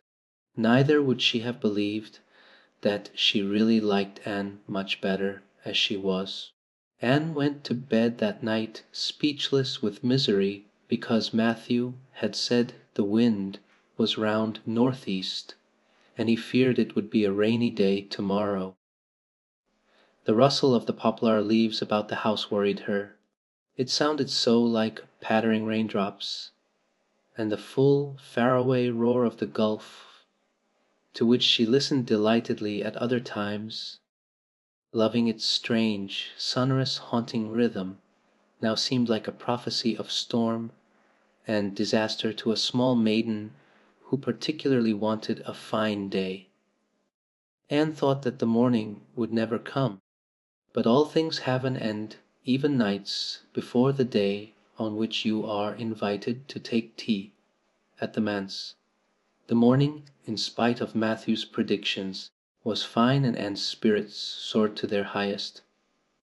"Oh, Marilla, there is something in me today that makes me just love everybody I see," she exclaimed as she washed the breakfast dishes. You don't know how good I feel. Wouldn't it be nice if it could last? I believe I could be a model child if I were just invited out to tea every day. But oh, Marilla, it's a solemn occasion too. I feel so anxious. What if I shouldn't behave properly? You know I never had tea at a manse before, and I'm not sure that I know all the rules of etiquette, although I've been studying the rules given in the etiquette department of the Family Herald ever since I came here. I'm so afraid I'll do something silly or forget to do something I should do.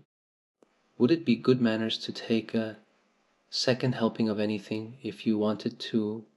The Very much. The trouble with you, Anne, is that you're thinking too much about yourself. You should just think of Mrs. Allen and what would be nicest and most agreeable to her, said Marilla, hitting for once in her life on a very sound and pithy piece of advice. Anne instantly realized this. You are right, Marilla. I'll try not to think about myself at all. Anne evidently got through her visit without any serious breach of etiquette, for she came home through the twilight under a great, high-sprung sky gloried over with trails of saffron and rosy cloud, in a beatified state of mind, and told Marilla all about it happily, sitting on the big red sandstone slab at the kitchen door with her tired, curly head in Marilla's gingham lap. A cool wind was blowing down over the long harvest fields from the rims of fairy western hills and whistling through the poplars. One clear star hung over the orchard, and the fireflies were flitting over in Lover's Lane, in and out among the ferns and rustling boughs. Anne watched them as she talked and somehow felt that wind and stars and fireflies were all tangled up together into something unutterably sweet and enchanting. "Oh, Marilla, I've had a most fascinating time.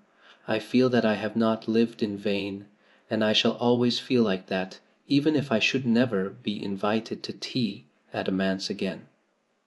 When I got there, Mrs. Allan met me at the door. She was dressed in the sweetest dress of pale pink organdy with dozens of frills and elbow sleeves, and she looked just like a seraph. I really think I'd like to be a minister's wife when I grow up. Marilla, a minister mightn't mind my red hair because he wouldn't be thinking of such worldly things, but then of course one would have to be naturally good, and I'll never be that, so I suppose there's no use in thinking about it.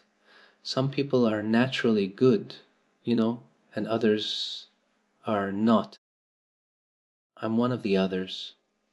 Mrs. Lynde says I'm full of original sin. No matter how hard I try to be good, I can never make such a success of it as those who are naturally good. It's a good deal like geometry, I expect. But don't you think the trying so hard ought to count for something? Mrs. Allen is one of the naturally good people. I love her passionately. You know there are some people, like Matthew and Mrs. Allen, that you can love right off without any trouble. And there are others, like Mrs. Lynde, that you have to try very hard to love. You know you ought to love them because they know so much and are such active workers in the church. But you have to keep reminding yourself of it all the time, or else you forget. There was another little girl at the manse to tea from the White Sands Sunday school. Her name was Laurette Bradley, and she was a very nice little girl. Not exactly a kindred spirit, but still very nice, We had an elegant tea, and I think I kept all the rules of etiquette pretty well. After tea Mrs. Allen played and sang, and she got Loretta and me to sing too. Mrs. Allen says I have a good voice, and she says I must sing in the Sunday school choir after this. You can't think how I was thrilled at the mere thought. I've longed so to sing in the Sunday school choir, as Diana does, but I feared it was an honor I could never aspire to. Loretta had to go home early because there is a big concert in the White Sands Hotel tonight, and her sister is to recite at it. Loretta says that the Americans at the hotel give a concert every fortnight in aid of the Charlottetown Hospital, and they ask lots of the White Sands people to recite. Loretta said she expected to be asked herself some day. I just gazed at her in awe. After she had gone Mrs. Allen and I had a heart-to-heart talk. I told her everything about Mrs. Thomas and the twins and Katie Maurice and Violetta and coming to Green Gables and my troubles over geometry. And would you believe it, Marilla? Mrs. Allen told me she was a dunce at geometry too. You don't know how that encouraged me. Mrs. Lynde came to the manse just before I left, and what do you think, Marilla? The trustees have hired a new teacher, and it's a lady. Her name is Miss Muriel Stacy. Isn't that a romantic name? Mrs. Lynde says they've never had a female teacher in Avonlea before, and she thinks it is a dangerous innovation. But I think it will be splendid to have a lady teacher, and I really don't see how I'm going to live through the 2 weeks before school begins. I'm so impatient to see her. Chapter XC. Anne comes to grief in an affair of honor. Anne had to live through more than 2 weeks, as it happened. Almost a month having elapsed since the liniment cake episode, it was high time for her to get into fresh trouble of some sort. Little mistakes, such as absent-mindedly emptying a pan of skim milk into a basket of yarn balls in the pantry instead of into the pig's bucket, and walking clean over the edge of the log bridge into the brook while wrapped in imaginative reverie, not really being worth counting. A week after the tea at the manse Diana Barry gave a party. Bah! Small and select, Anne assured Marilla. Just the girls in our class. They had a very good time, and nothing untoward happened until after tea, when they found themselves in the Barry garden, a little tired of all their games and ripe for any enticing form of mischief which might present itself. This presently took the form of daring. Daring was the fashionable amusement among the Avonlea small fry just then. It had begun among the boys, but soon spread to the girls, and all the silly things that were done in Avonlea that summer because the doers thereof were dared to do them would fill a book by themselves.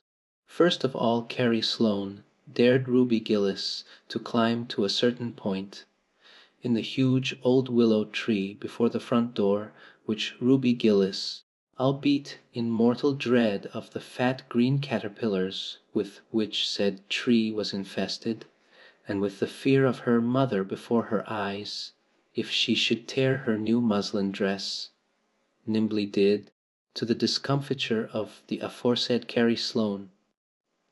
Then Josie Pye dared Jane Andrews to hop on her left leg around the garden without stopping once, or putting her right foot to the ground, which Jane Andrews gamely tried to do, but gave out at the third corner, and had to confess herself defeated.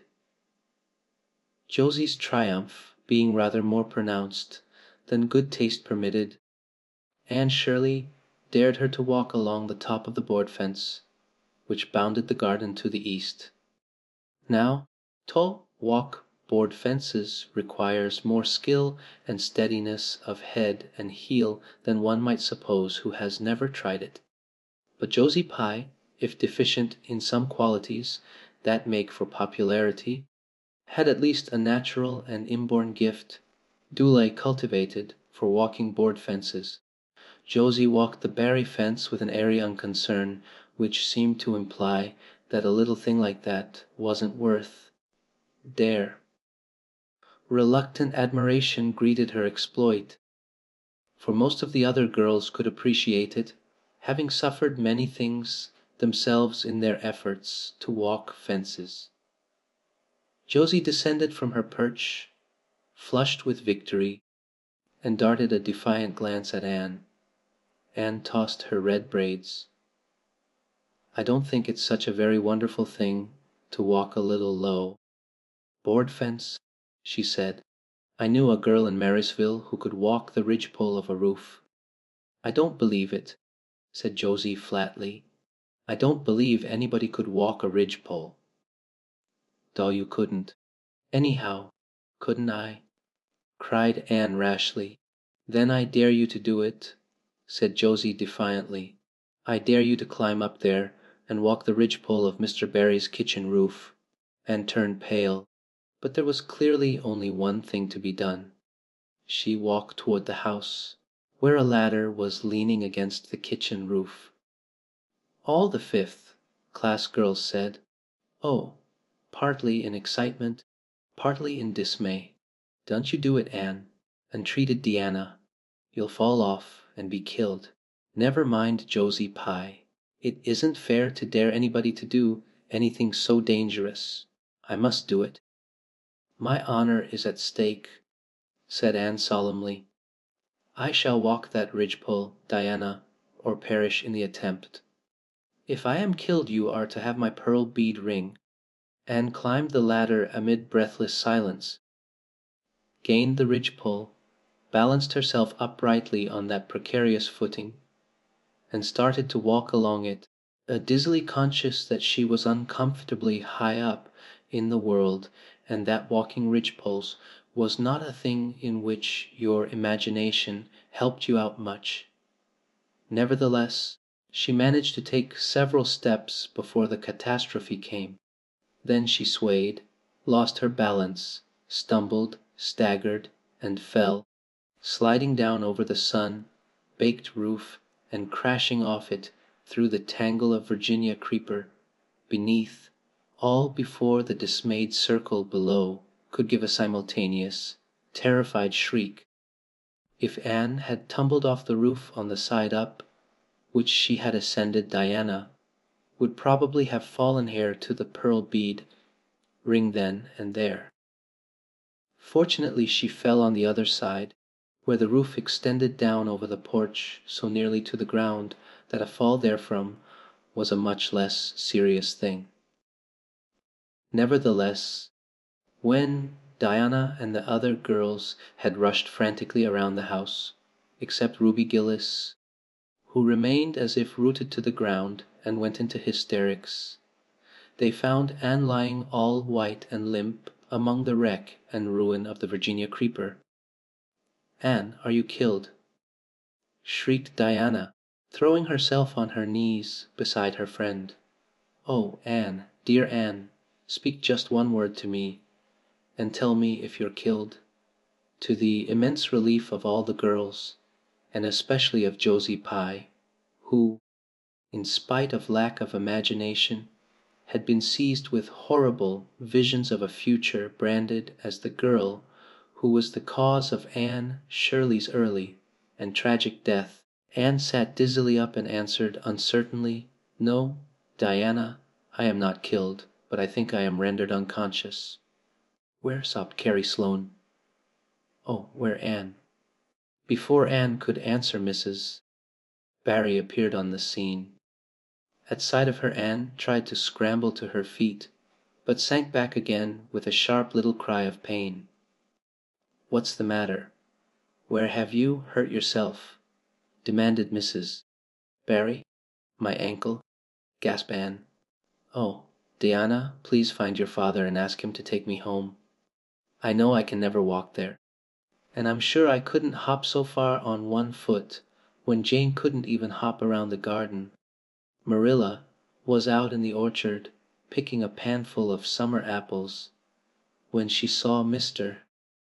Barry coming over the log bridge and up the slope, with Mrs. Barry beside him, and a whole procession of little girls trailing after him. In his arms he carried Anne, whose head lay limply against his shoulder. At that moment Marilla had a revelation. In the sudden stab of fear that pierced her very heart, she realized what Anne had come to mean to her. She would have admitted that she liked Anne, nay, that she was very fond of Anne. But now she knew as she hurried wildly down the slope that Anne was dearer to her than anything else on earth. "Mr. Barry, what has happened to her?" she gasped, more white and shaken than the self-contained, sensible Marilla had been for many years. Anne herself answered, lifting her head, "Don't be very frightened, Marilla. I was walking the ridgepole and I fell off. I expect I have sprained my ankle. But, Marilla, I might have broken my neck. Let us look on the bright side of things. I might have known you'd go and do something of the sort when I let you go to that party," said Marilla, sharp and shrewish in her very relief. "Bring her in here, Mr. Barry, and lay her on the sofa. Mercy me, the child has gone and fainted." It was quite true.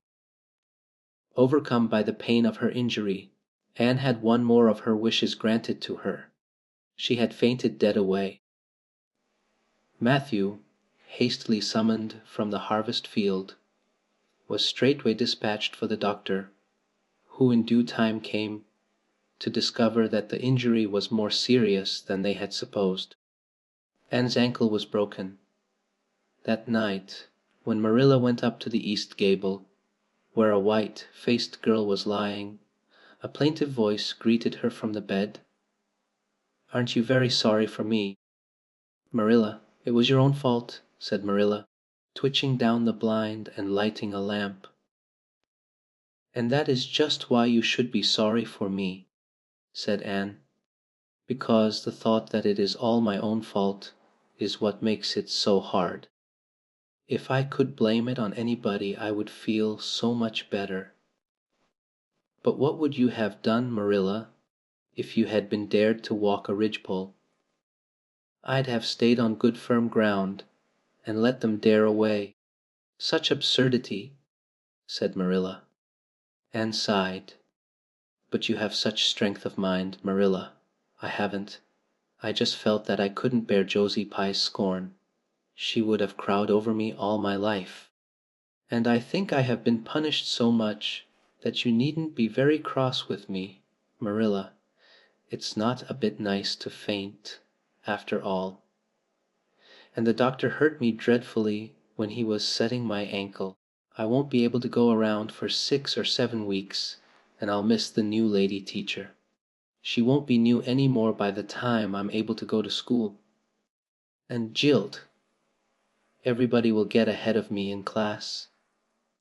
Oh, I am an afflicted mortal, but I'll try to bear it all bravely if only you won't be cross with me, Marilla." "There, I'm not cross," said Marilla. "You're an unlucky child, there's no doubt about that. But as you say, you'll have the suffering of it. Here now, try and eat some supper." "Isn't it fortunate I've got such an imagination?" said Anne. "It will help me through splendidly, I expect. What do people who haven't any imagination do when they break their bones, do you suppose?" Marilla, and had good reason to bless her imagination many a time and oft during the tedious 7 weeks that followed. But she was not solely dependent on it.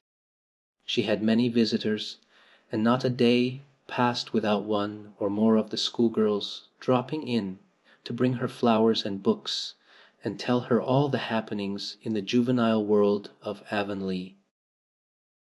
Everybody has been so good and kind. Marilla, sighed Anne happily, on the day when she could first limp across the floor. It isn't very pleasant to be laid up, but there is a bright side to it, Marilla. You find out how many friends you have. Why, even Superintendent Bell came to see me, and he's really a very fine man. Not a kindred spirit, of course, but still I like him, and I'm awfully sorry I ever criticized his prayers. I believe now he really does mean them, only he has got into the habit of saying them as if he didn't. He could get over that if he'd take a little trouble. I gave him a good broad hint.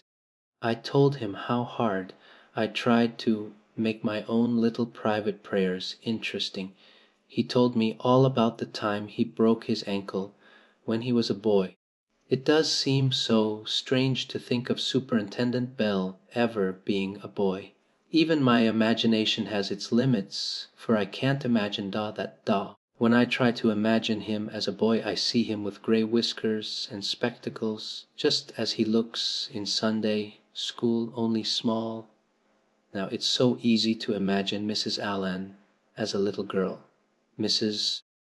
Allan has been to see me 14 times. Isn't that something to be proud of, Marilla?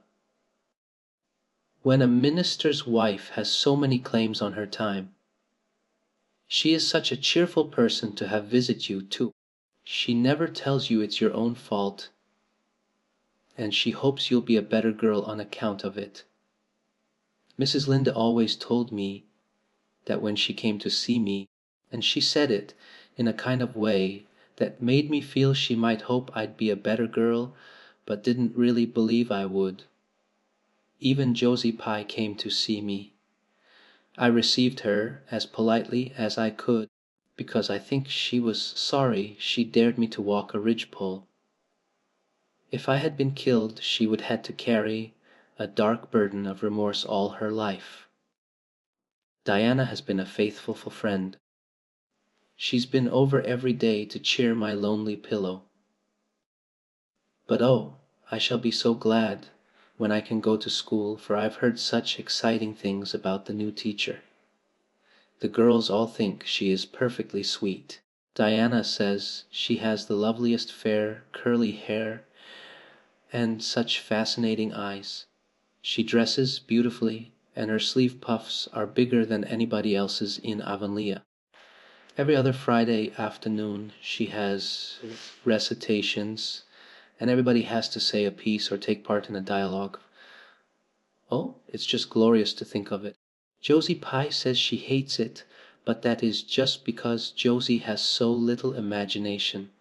Diana and Ruby Gillis and Jane Andrews are preparing a dialogue called A Morning Visit for next Friday. And the Friday afternoons, they don't have recitations. Miss Stacy takes them all to the woods for a field day, and they study ferns and flowers and birds. And they have physical culture exercises every morning and evening.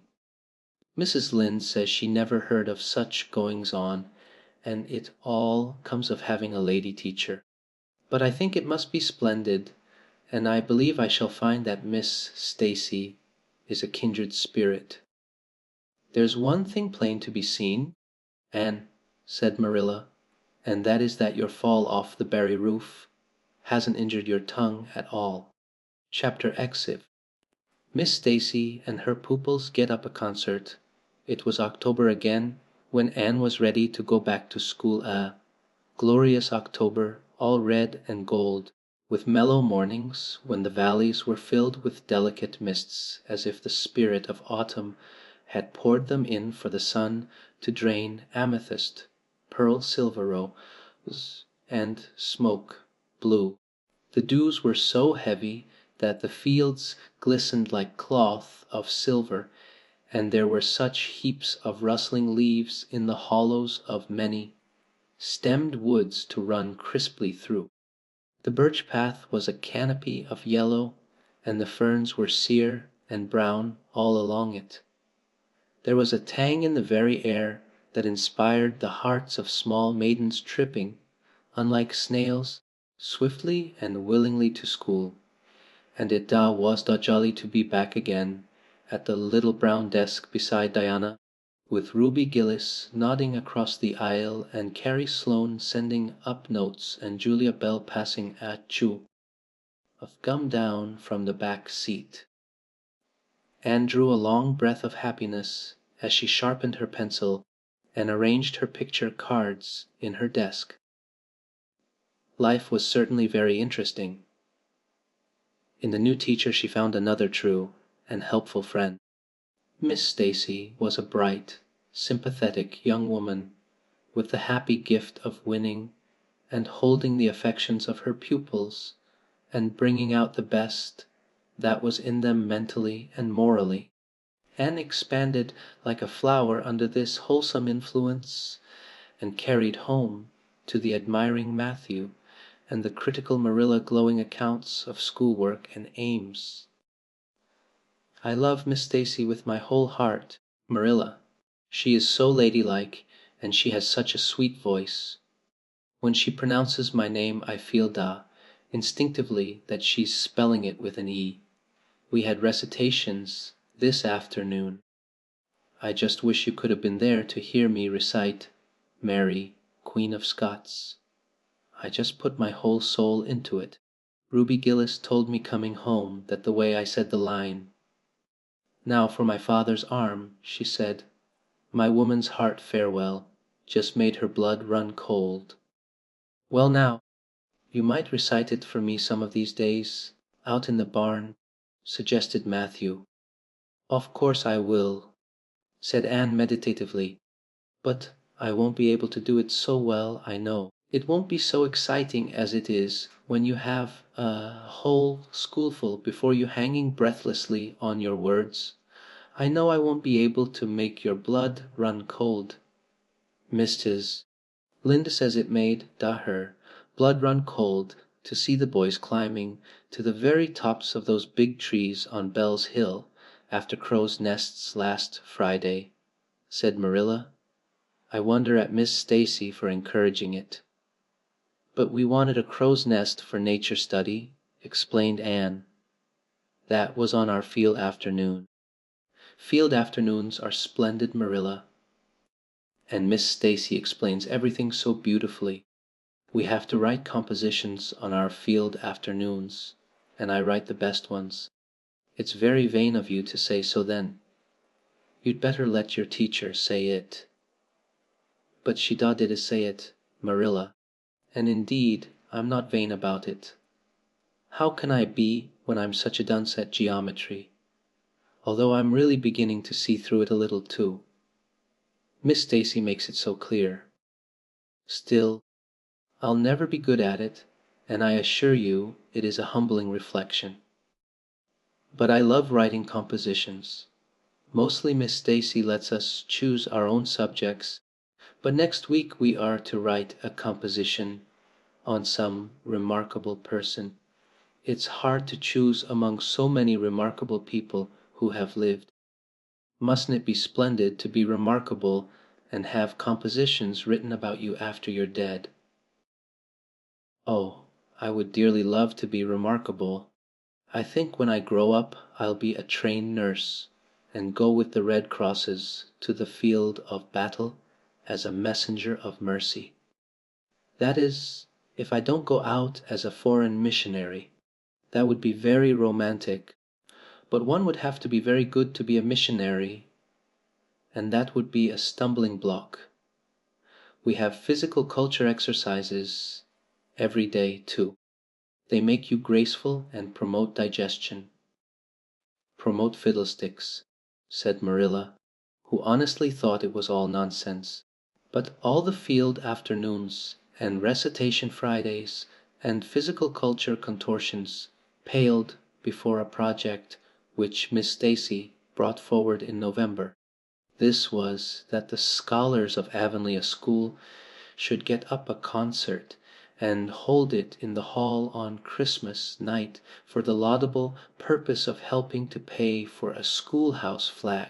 The pupils one and all taking graciously to this plan, the preparations for a program were begun at once, and of all the excited performers elect none was so excited as Anne Shirley, who threw herself into the undertaking heart and soul, hampered as she was by Marilla's disapproval. Marilla thought it all rank foolishness. It's just filling your heads up with nonsense and taking time that ought to be put on your lessons. She grumbled. I don't approve of children's getting up concerts and racing about to practices. It makes them vain and forward and fond of gadding. But think of the worthy object, pleaded Anne. A flag will cultivate a spirit of patriotism, Marilla. Fudge! There's precious little patriotism in the thoughts of any of you. All you want is a good time. Well, when you can combine patriotism and fun, isn't it all right? Of course it's real nice to be getting up a concert. We're going to have 6 choruses and Diana is to sing a solo. I'm in 2 dialogues, the Society for the Suppression of Gossip and the Fairy Queen. The boys are going to have a dialogue too. And I'm to have 2 recitations, Marilla.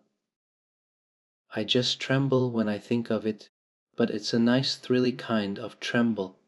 And we're to have a tableau at the last. Faith, hope and charity. Diana and Ruby and I are to be in it, all draped in white with flowing hair. I'm to be Hope with my hands clasped so, and my eyes uplifted. I'm going to practice my recitations in the garret. Don't be alarmed if you hear me groaning. I have to groan heartrendingly in one of them, and it's really hard to get up a good artistic groan. Marilla. Josie Pye is sulky because she didn't get the part she wanted in the dialogue. She wanted to be the Fairy Queen. That would have been ridiculous, for who ever heard of a Fairy Queen as fat as Josie? Fairy Queens must be slender. Jane Andrews is to be the Queen, and I am to be one of her maids of honor. Josie says she thinks a red-haired fairy is just as ridiculous as a fat one, but I do not let myself mind what Josie says. I'm to have a wreath of white roses on my hair, and Ruby Gillis is going to lend me her slippers because I haven't any of my own. It's necessary for fairies to have slippers, you know. You couldn't imagine a fairy wearing boots, could you? Especially with copper toes. We are going to decorate the hall with creeping spruce and fir mottos with pink tissue, paper roses in them. And we are all to march in 2 by 2 after the audience is seated, while Emma White plays a march on the organ. Oh, Marilla, I know you are not so enthusiastic about it as I am. But don't you hope your little Anne will distinguish herself? All I hope is that you'll behave yourself. I'll be heartily glad when all this fuss is over and you'll be able to settle down.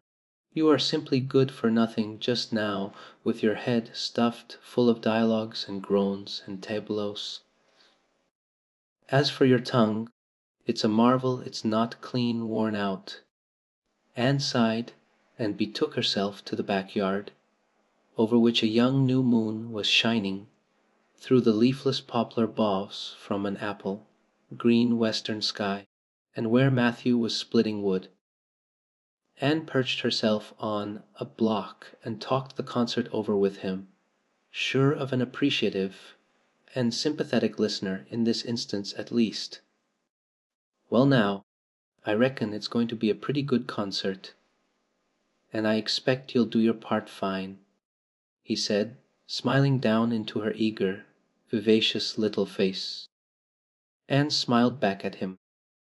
Those 2 were the best of friends, and Matthew thanked his stars many a time and oft that he had nothing to do with bringing her up.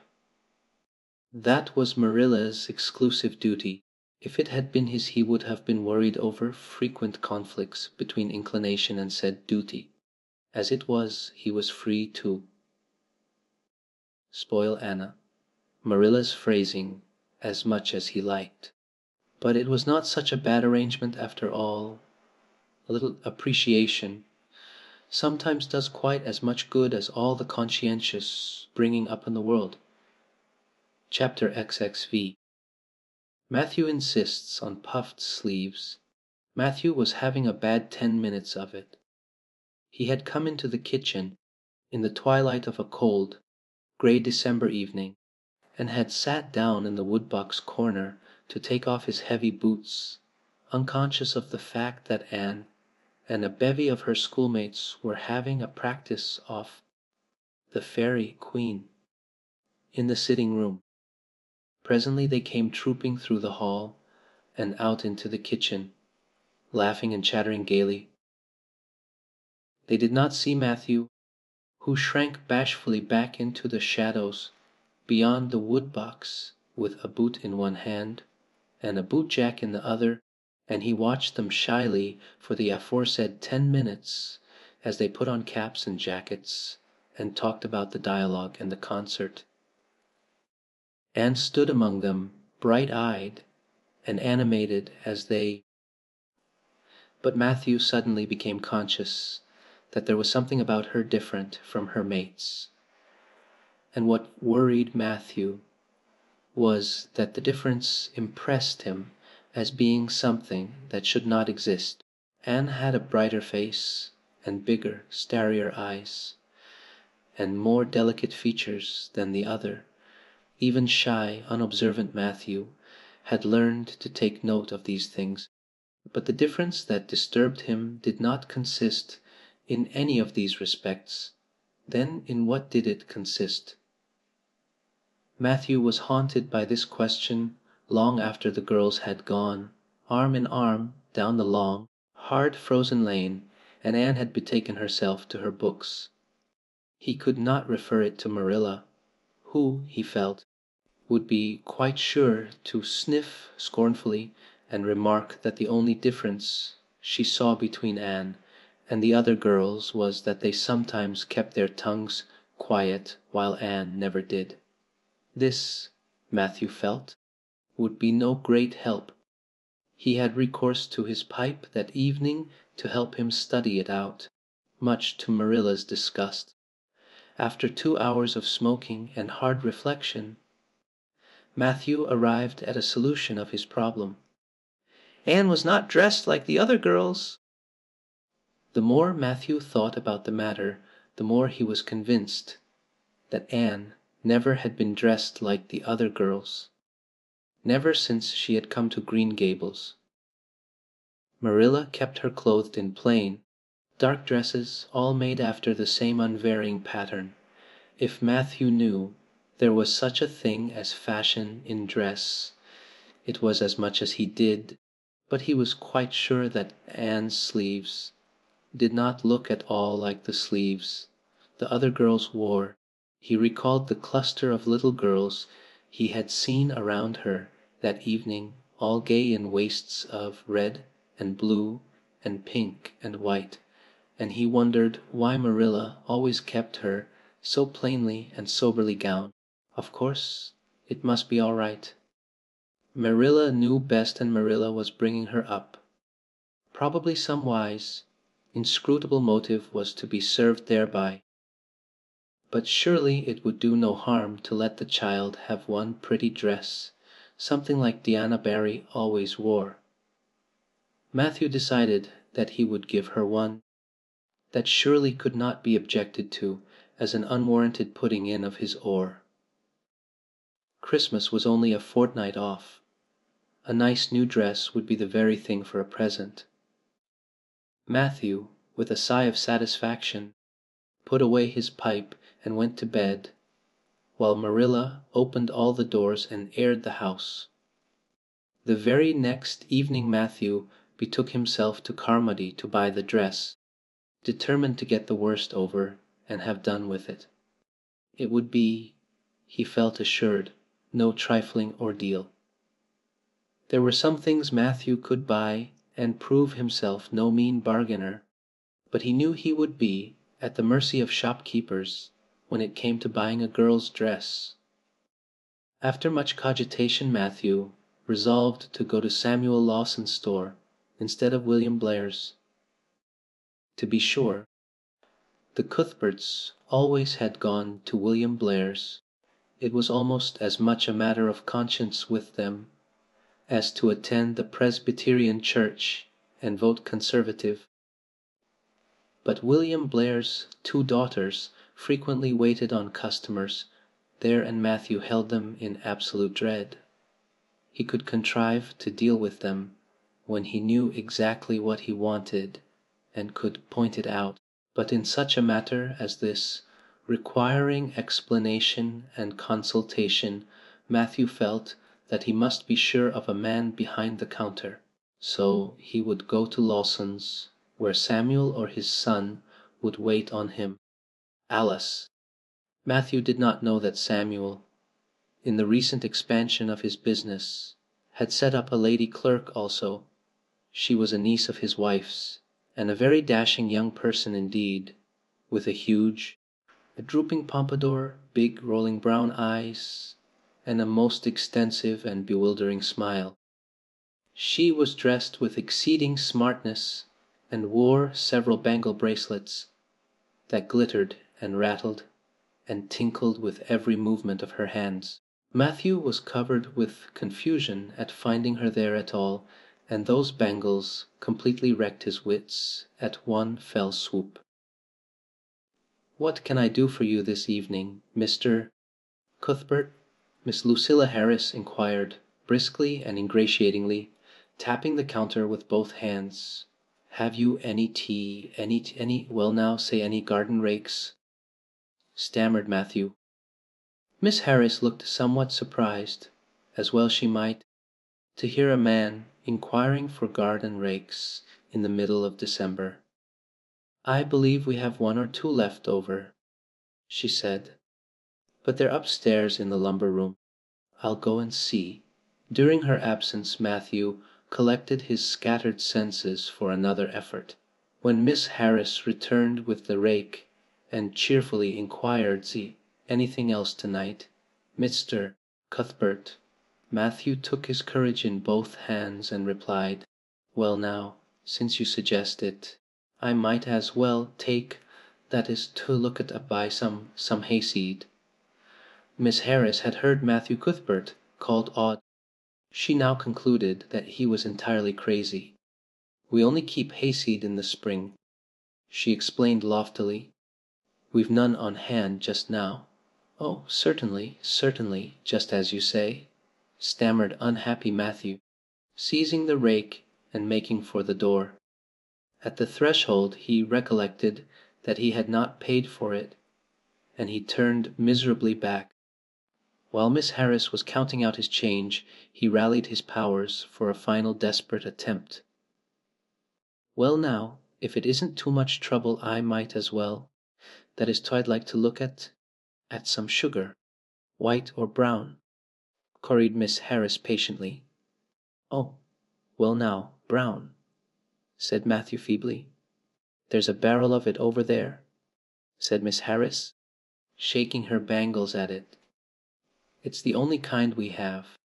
I'll take 20 pounds of it," said Matthew, with beads of perspiration standing on his forehead. Matthew had driven halfway home before he was his own man again.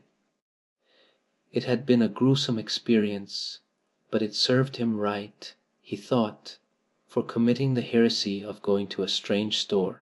When he reached home he hid the rake in the tool house, but the sugar he carried in to Marilla. "Brown sugar!" exclaimed Marilla. "Whatever possessed you to get so much? You know I never use it except for the hired man's porridge or black fruit cake. Jerry's gone and I've made my cake long ago. It's not good sugar. Either it's coarse and dark. William Blair doesn't usually keep sugar like that." I thought it might come in handy sometime," said Matthew, making good his escape. When Matthew came to think the matter over, he decided that a woman was required to cope with the situation. Marilla was out of the question. Matthew felt sure she would throw cold water on his project at once. Remained only Mrs. Lynde, for of no other woman in Avonlea would Matthew have dared to ask advice. To Mrs. Lynde he went accordingly, and that good lady promptly took the matter out of the harassed man's hands. "Pick out a dress for you to give Anne." "To be sure I will. I'm going to Carmody tomorrow, and I'll attend to it." "Have you something particular in mind?" "No." "Well, I'll just go by my own judgment then. I believe a nice rich brown would just suit Anne, and William Blair has some new Gloria, and that's real pretty. Perhaps you'd like me to make it up for her, too, seeing that if Marilla was to make it Anne would probably get wind of it before the time and spoil the surprise." "Well, I'll do it."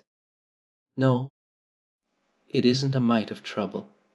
I like sewing. I'll make it to fit my niece, Jenny Gillis, for she and Anne are as like as two peas as far as figure goes." "Well now, I'm much obliged," said Matthew, "and I dunno but I think they make the sleeves different nowadays to what they used to be. If it wouldn't be asking too much, I'd like them made in the new way." Puffs. "Of course. You needn't worry a speck more about it, Matthew. I'll make it up in the very latest fashion," said Mrs. Lynde. To herself she added when Matthew had gone, "It'll be a real satisfaction to see that poor child wearing something decent for once. The way Marilla dresses her is positively ridiculous. That's what, and I've axed to tell her so plainly a dozen times. I've held my tongue though, for I can see Marilla doesn't want advice, and she thinks she knows more about bringing children up than I do for all. She's an old maid. But that's always the way. Folks that has brought up children know that there's no hard and fast method in the world that'll suit every child, but them as never have think it's all as plain and easy as rule of 3. Just set your 3 terms down so fashion and the sum'll work out correct, but flesh and blood don't come under the head of arithmetic, and that's where Marilla Cuthbert makes her mistake. I suppose she's trying to cultivate a spirit of humility in Anne by dressing her as she does, but it's more likely to cultivate envy and discontent. I'm sure the child must feel the difference between her clothes and the other girls. But to think of Matthew taking notice of it. That man is waking up after being asleep for over 60 years. Marilla knew all the following fortnight that Matthew had something on his mind, but what it was she could not guess until Christmas Eve, when Mrs. Lynde brought up the new dress. Marilla behaved pretty well on the whole, although it is very likely she distrusted Mrs. Lynde's diplomatic explanation that she had made the dress because Matthew was afraid Anne would find out about it too soon if Marilla made it. So this is what Matthew has been looking so mysterious over and grinning about to himself for 2 weeks, is it? She said a little stiffly but tolerantly. "I knew he was up to some foolishness. Well, I must say I don't think Anne needed any more dresses. I made her 3 good, warm, serviceable ones this fall, and anything more is sheer extravagance. There's enough material in those sleeves alone to make a waist, I declare there is." "You'll just pamper Anne's vanity, Matthew, and she's as vain as a peacock now." "Well, I hope she'll be satisfied at last, for I know she's been hankering after those silly sleeves ever since they came in, although she never said a word after the first. The puffs have been getting bigger and more ridiculous right along. They're as big as balloons now. Next year anybody who wears them will have to go through a door sideways. Christmas morning broke on a beautiful white world. It had been a very mild December, and people had looked forward to a green Christmas. But just enough snow fell softly in the night to transfigure Avonlea. Anne peeped out from her frosted gable window with delighted eyes. The firs in the haunted wood were all feathery and wonderful. The birches and wild cherry trees were outlined in pearl. The ploughed fields were stretches of snowy dimples, and there was a crisp tang in the air that was glorious. Anne ran downstairs singing until her voice re-echoed through Green Gables. Merry Christmas. Marilla! Merry Christmas, Matthew! Isn't it a lovely Christmas? I'm so glad it's white. Any other kind of Christmas doesn't seem real, does it? I don't like green Christmases. They're not green, they're just nasty faded browns and grays. What makes people call them green? Why, Matthew, is that for me? Oh, Matthew. Matthew had sheepishly unfolded the dress from its paper swathings and held it out with a deprecatory glance at Marilla, who feigned to be contemptuously filling the teapot, but nevertheless watched the scene out of the corner of her eye with a rather interested air. Anne took the dress and looked at it in reverent silence. Oh, how pretty it was, a lovely soft brown gloria with all the gloss of silk, a skirt with dainty frills and shirrings, a waist elaborately pin-tucked in the most fashionable way, with a little ruffle of filmy lace at the neck. But the sleeves, They were the crowning glory. long elbow cuffs, and above them two beautiful puffs, divided by rows of shirring and bows of brown silk ribbon. That's a Christmas present for you, Anne, said Matthew shyly. Why, Anne, don't you like it? Well now. For Anne's eyes had suddenly filled with tears. Like it? Oh, Matthew! Anne laid the dress over a chair and clasped her hands.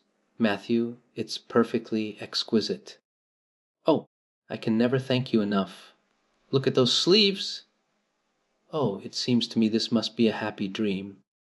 Well, let us have breakfast, interrupted Marilla.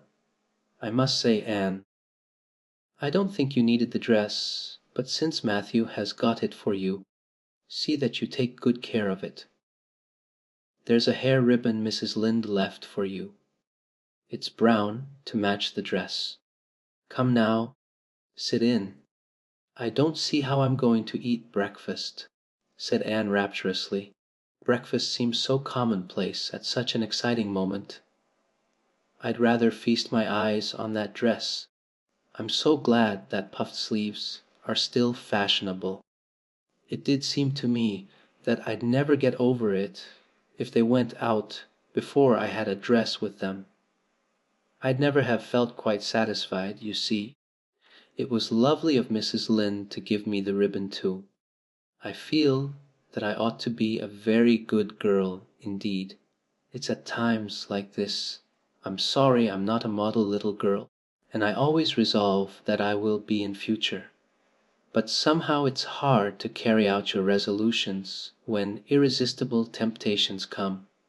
Still, I really will make an extra effort after this.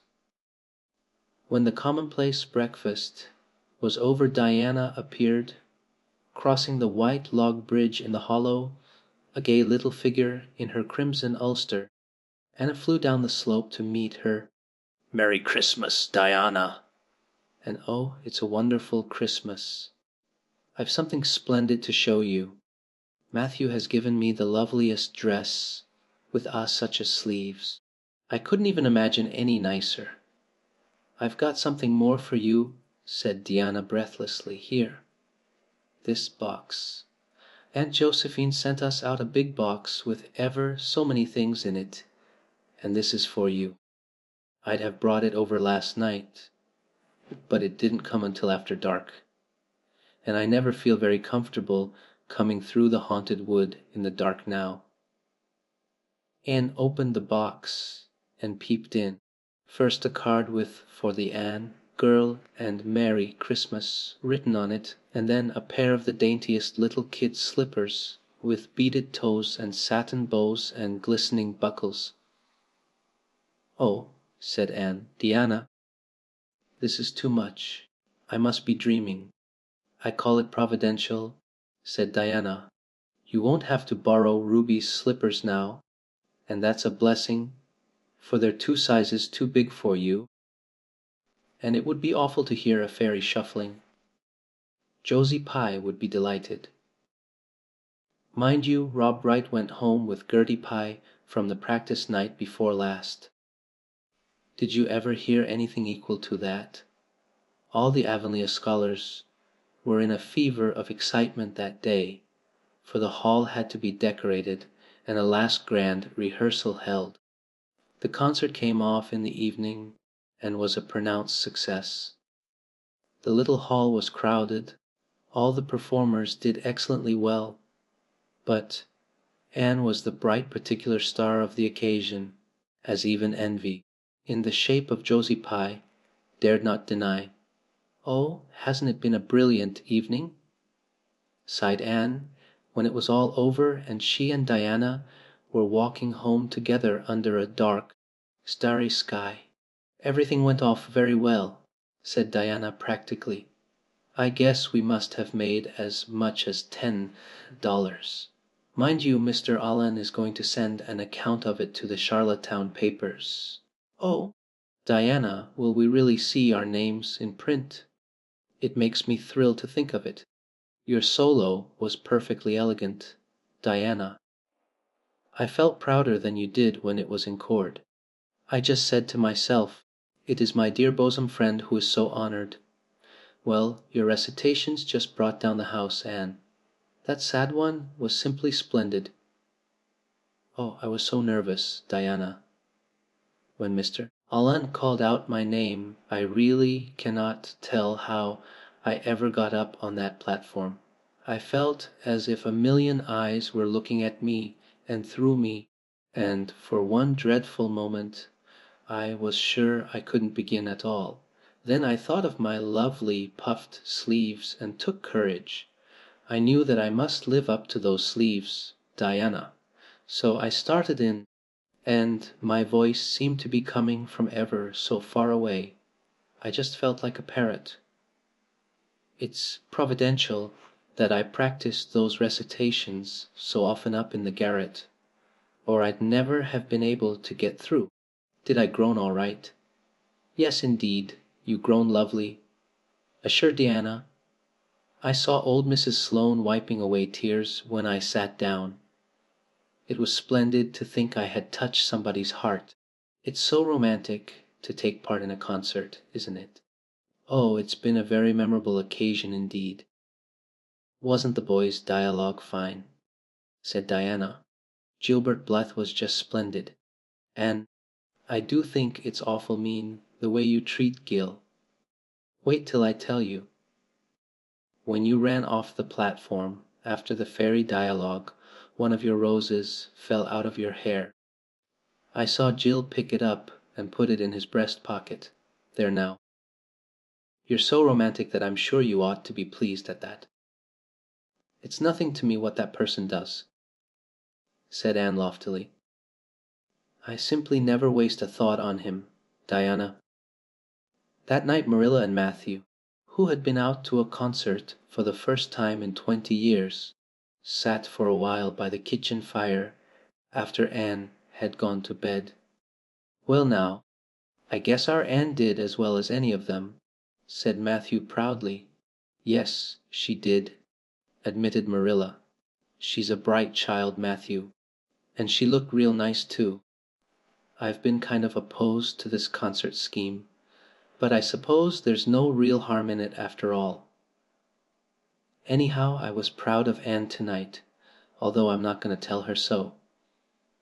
"Well now, I was proud of her and I did tell her so 'fore she went upstairs," said Matthew, We must see what we can do for her some of these days, Marilla. I guess she'll need something more than Avonlea school by and by." "There's time enough to think of that," said Marilla. "She's only 13 in March. Though tonight it struck me she was growing quite a big girl. Mrs. Lynde made that dress a mite too long, and it makes Anne look so tall. She's quick to learn, and I guess the best thing we can do for her will be to send her to Queen's after a spell. But nothing need be said about that for a year or two yet." "Well now, it'll do no harm to be thinking it over off and on," said Matthew. "Things like that are all the better for lots of thinking over. Chapter XXV. The Story Club is formed. Junior Avonlea found it hard to settle down to humdrum existence again.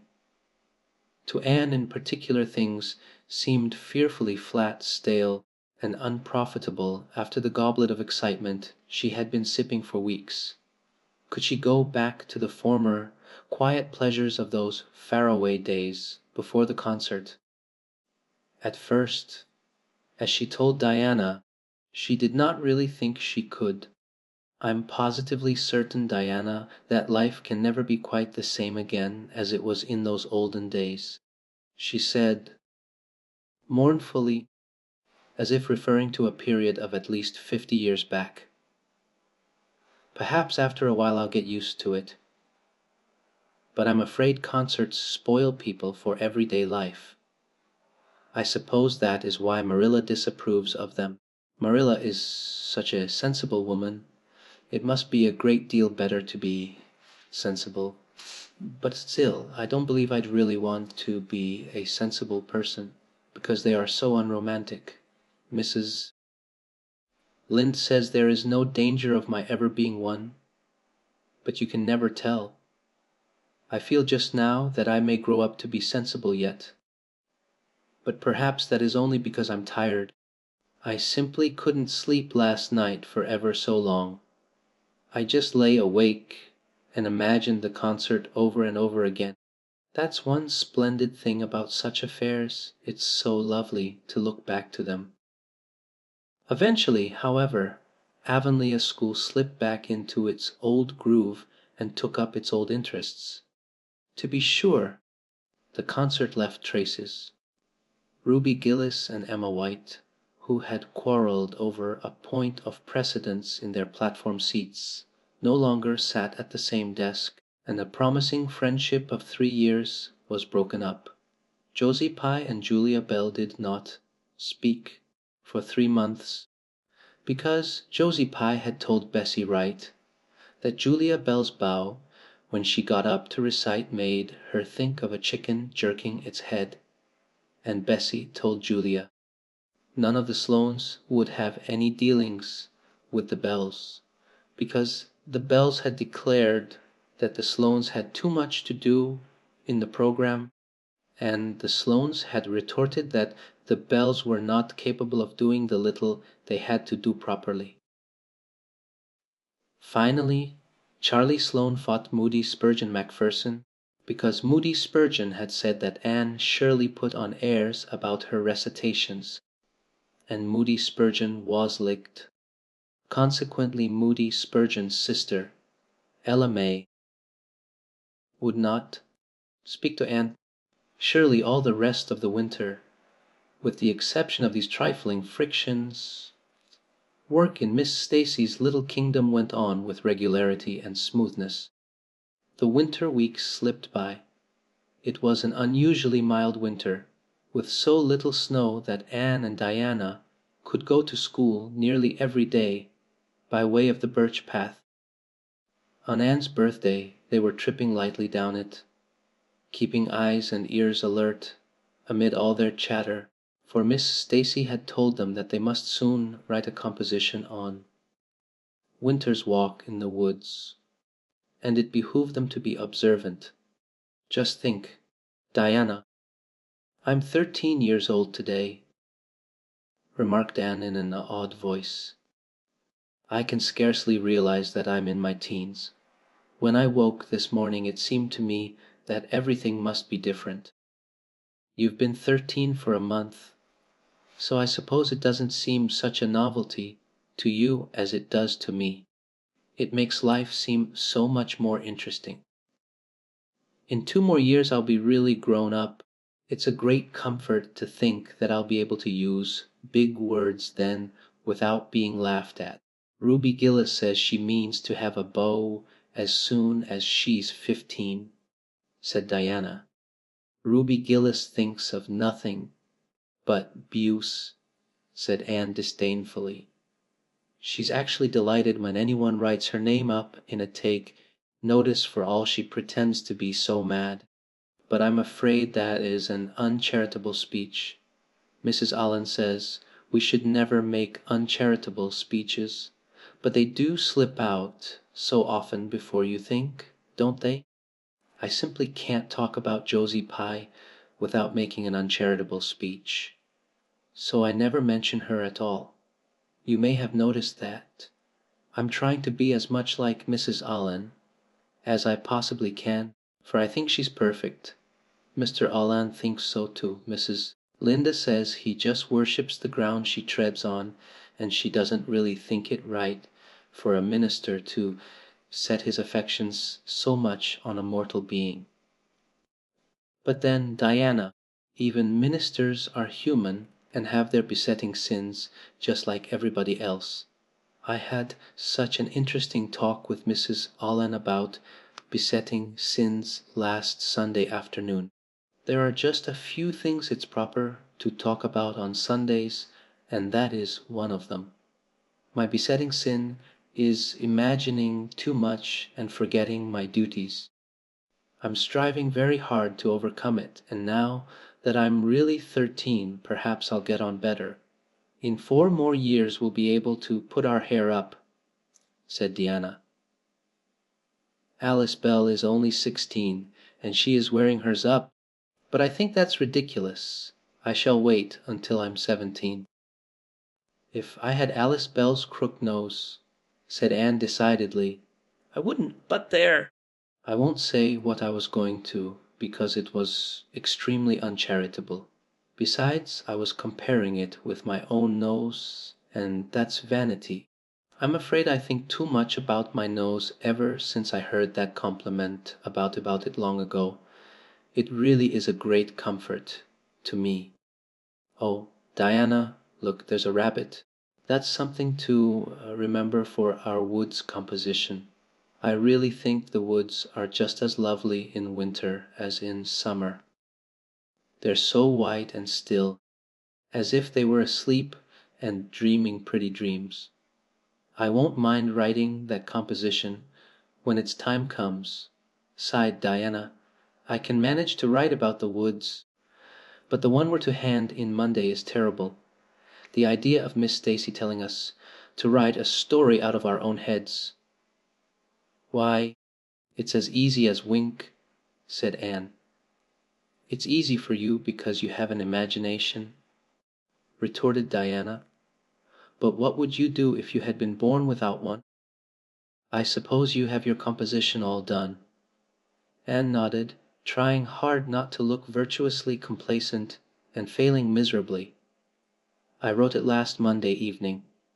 It's called The Jailous Rival, or In Death Not Divided. I read it to Marilla and she said it was stuff and nonsense. Then I read it to Matthew and he said it was fine. That is the kind of critic I like. It's a sad, sweet story. I just cried like a child while I was writing it.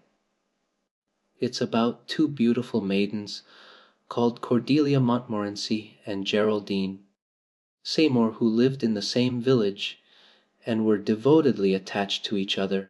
Cordelia was a regal brunette with a coronet of midnight hair and duskly, flashing eyes. Geraldine was a queenly blonde with hair like spun gold and velvety purple eyes. I never saw anybody with purple eyes, said Diana dubiously. Neither did I. I just imagined them. I wanted something out of the common. Geraldine had an alabaster brow, too. I've found out what an alabaster brow is. That is one of the advantages of being 13.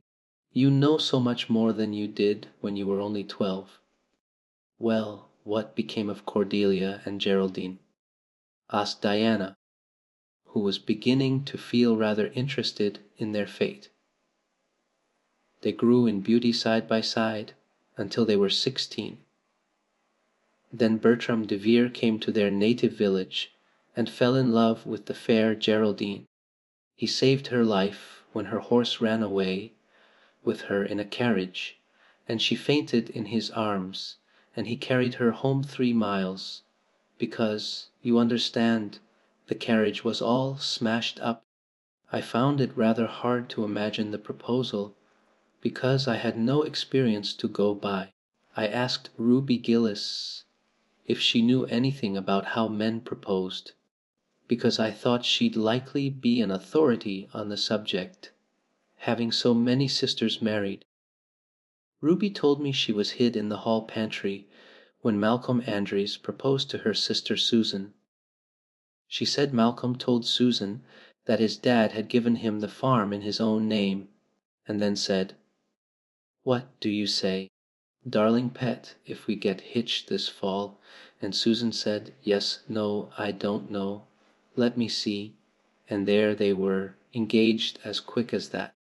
But I didn't think that sort of a proposal was a very romantic one, so in the end I had to imagine it out as well as I could.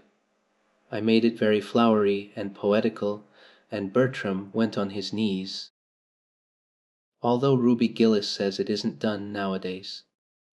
Geraldine accepted him in a speech a page long. I can tell you I took a lot of trouble with that speech. I rewrote it 5 times, and I look upon it as my masterpiece. Bertram gave her a diamond ring and a ruby necklace, and told her they would go to Europe for a wedding tour, for he was immensely wealthy. But then, alas, shadows began to darken over their path. Cordelia was secretly in love with Bertram herself, and when Geraldine told her about the engagement she was simply furious, especially when she saw the necklace and the diamond ring. All her affection for Geraldine turned to bitter hate, and she vowed that she should never marry Bertram, but she pretended to be Geraldine's friend the same as ever. One evening they were standing on the bridge over a rushing turbulent stream, and Cordelia, thinking they were alone, pushed Geraldine over the brink with a wild, mocking "ha, ha," but Bertram saw it all, and he at once plunged into the current, exclaiming, "I will save thee, my peerless Geraldine." But alas, he had forgotten he couldn't swim, and they were both drowned, clasped in each other's arms. Their bodies were washed ashore soon afterwards. They were buried in the one grave, and their funeral was most imposing Diana. It's so much more romantic to end a story up with a funeral than a wedding. As for Cordelia, she went insane with remorse and was shut up in a lunatic asylum. I thought that was a poetical retribution for her crime. How perfectly lovely! Sighed Diana, who belonged to Matthew's school of critics. I don't see how you can make up such thrilling things out of your own head, Anne. I wish my imagination was as good as yours. It would be if you'd only cultivate it, said Anne cheeringly. I've just thought of a plan, Diana. Let you and me have a story club, all our own, and write stories for practice. I'll help you along until you can do them by yourself. You ought to cultivate your imagination, you know. Miss Stacy says so. Only we must take the right way. I told her about the haunted wood, but she said we went the wrong way about it in that. This was how the Story Club came into existence. It was limited to Diana and Anne at first, but soon it was extended to include Jane Andrews and Ruby Gillis and 1 or 2 others who felt that their imaginations needed cultivating. No boys were allowed in it, although Ruby Gillis opened that their admission would make it more exciting, and each member had to produce one story a week. It's extremely interesting, Anne told Marilla. Each girl has to read her story out loud, and then we talk it over. We are going to keep them all sacredly and have them to read to our descendants. We each write under a nom de plume. Mine is Rosamond Montmorency. All the girls do pretty well. Ruby Gillis is rather sentimental. She puts too much lovemaking into her stories, and you know too much is worse than too little. Jane never puts any because she says it makes her feel so silly when she had to read it out loud. Jane's stories are extremely sensible. Then Diana puts too many murders into hers. She says most of the time she doesn't know what to do with the people, so she kills them off to get rid of them. I mostly always have to tell them what to write about, but that isn't hard for I've millions of ideas. I think this story, writing business, is the foolishest yet, scoffed Marilla. You'll get a pack of nonsense into your heads and waste time that should be put on your lessons. Reading stories is bad enough, but writing them is worse. But we're so careful to put a moral into them all, Marilla, explained Anne. I insist upon that. All the good people are rewarded, and all the bad ones are suitably punished. I'm sure that must have a wholesome effect. The moral is the great thing. Mr. Allen says so. I read one of my stories to him and Mrs. Allen, and they both agreed that the moral was excellent. Only they laughed in the wrong places. I like it better when people cry. Jane and Ruby almost always cry when I come to the pathetic parts. Diana wrote her Aunt Josephine about our club, and her Aunt Josephine wrote back that we were to send her some of our stories. So we copied out 4 of our very best and sent them. Miss Josephine Barry wrote back that she had never read anything so amusing in her life. That kind of puzzled us because the stories were all very pathetic and almost everybody died. But I'm glad Miss Barry liked them. It shows our club is doing some good in the world. Mrs. Allen says that ought to be our object in everything. I do really try to make it my object, but I forget so often when I'm having fun. I hope I shall be a little like Mrs. Allen when I grow up. Do you think there is any prospect of it, Marilla? I shouldn't say there was a great deal, was Marilla's encouraging answer. I'm sure Mrs. Allen was never such a silly, forgetful little girl as you are. No, but she wasn't always so good as she is now either, said Anne seriously. She told me so herself. That is, she said she was a dreadful mischief when she was a girl and was always getting into scrapes. I felt so encouraged when I heard that. Is it very wicked of me, Marilla, to feel encouraged when I hear that other people have been bad and mischievous? Mrs. Lynde says it is. Mrs. Linda says she always feels shocked when she hears of anyone ever having been naughty, no matter how small they were. Mrs.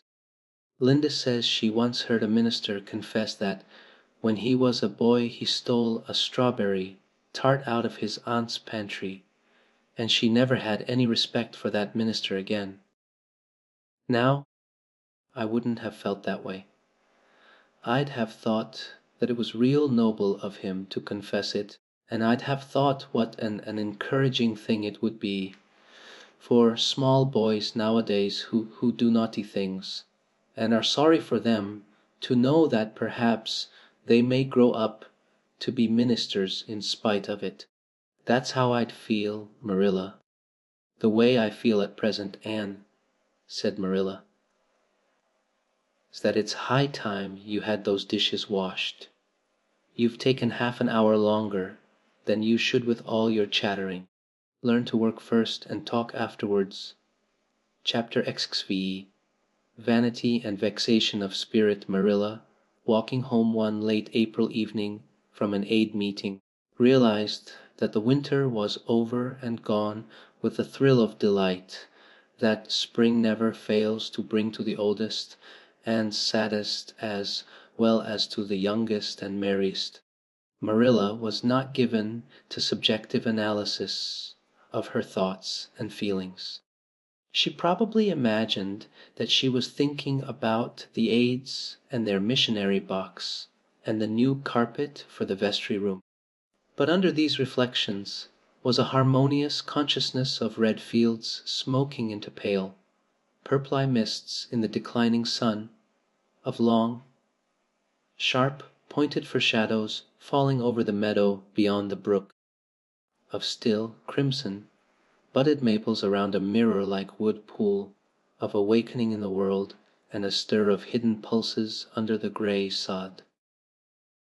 The spring was abroad in the land, and Marilla's sober, middle-aged step was lighter and swifter because of its deep, primal gladness. Her eyes dwelt affectionately on Green Gables, peering through its network of trees and reflecting the sunlight back from its windows in several little coruscations of glory. Marilla, as she picked her steps along the damp lane, thought that it was really a satisfaction to know that she was going home to a briskly snapping wood fire and a table nicely spread for tea, instead of to the cold comfort of old aid meeting evenings before Anne had come to Green Gables. Consequently, when Marilla entered her kitchen and found the fire black out, with no sign of Anne anywhere, she felt justly disappointed and irritated. She had told Anne to be sure and have tea ready at 5 o'clock, but now she must hurry to take off her second, best dress and prepare the meal herself against Matthew's return from plowing. "I'll settle Miss Anne when she comes home," said Marilla grimly, as she shaved up kindlings with a carving knife and with more vim than was strictly necessary. Matthew had come in and was waiting patiently for his tea in his corner.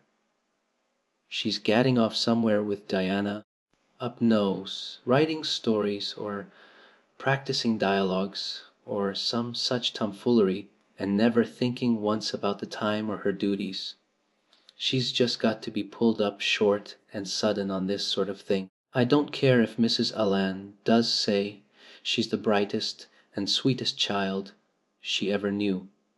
She may be bright and sweet enough, but her head is full of nonsense, and there's never any knowing what shape it'll break out in next. Just as soon as she grows out of one freak, she takes up with another. But there, here I am saying the very thing I was so riled with Rachel Lynde for saying at the aid today. I was real glad when Mrs. Allan spoke up for Anne, for if she hadn't I know I'd have said something too sharp to Rachel before everybody. Anne's got plenty of faults, goodness knows, and far be it from me to deny it, but I'm bringing her up and not Rachel Lynde, who'd pick faults in the angel Gabriel himself if he lived in Avonlea. Just the same, Anne has no business to leave the house like this when I told her she was to stay home this afternoon and look after things. I must say, with all her faults, I never found her disobedient or untrustworthy before, and I'm real sorry to find her so now. "Well now, I dunno," said Matthew, who, being patient and wise, and above all hungry, had deemed it best to let Marilla talk her wrath out unhindered, having learned by experience that she got through with whatever work was on hand much quicker, if not delayed by untimely argument. "Perhaps you're judging her too hasty, Marilla.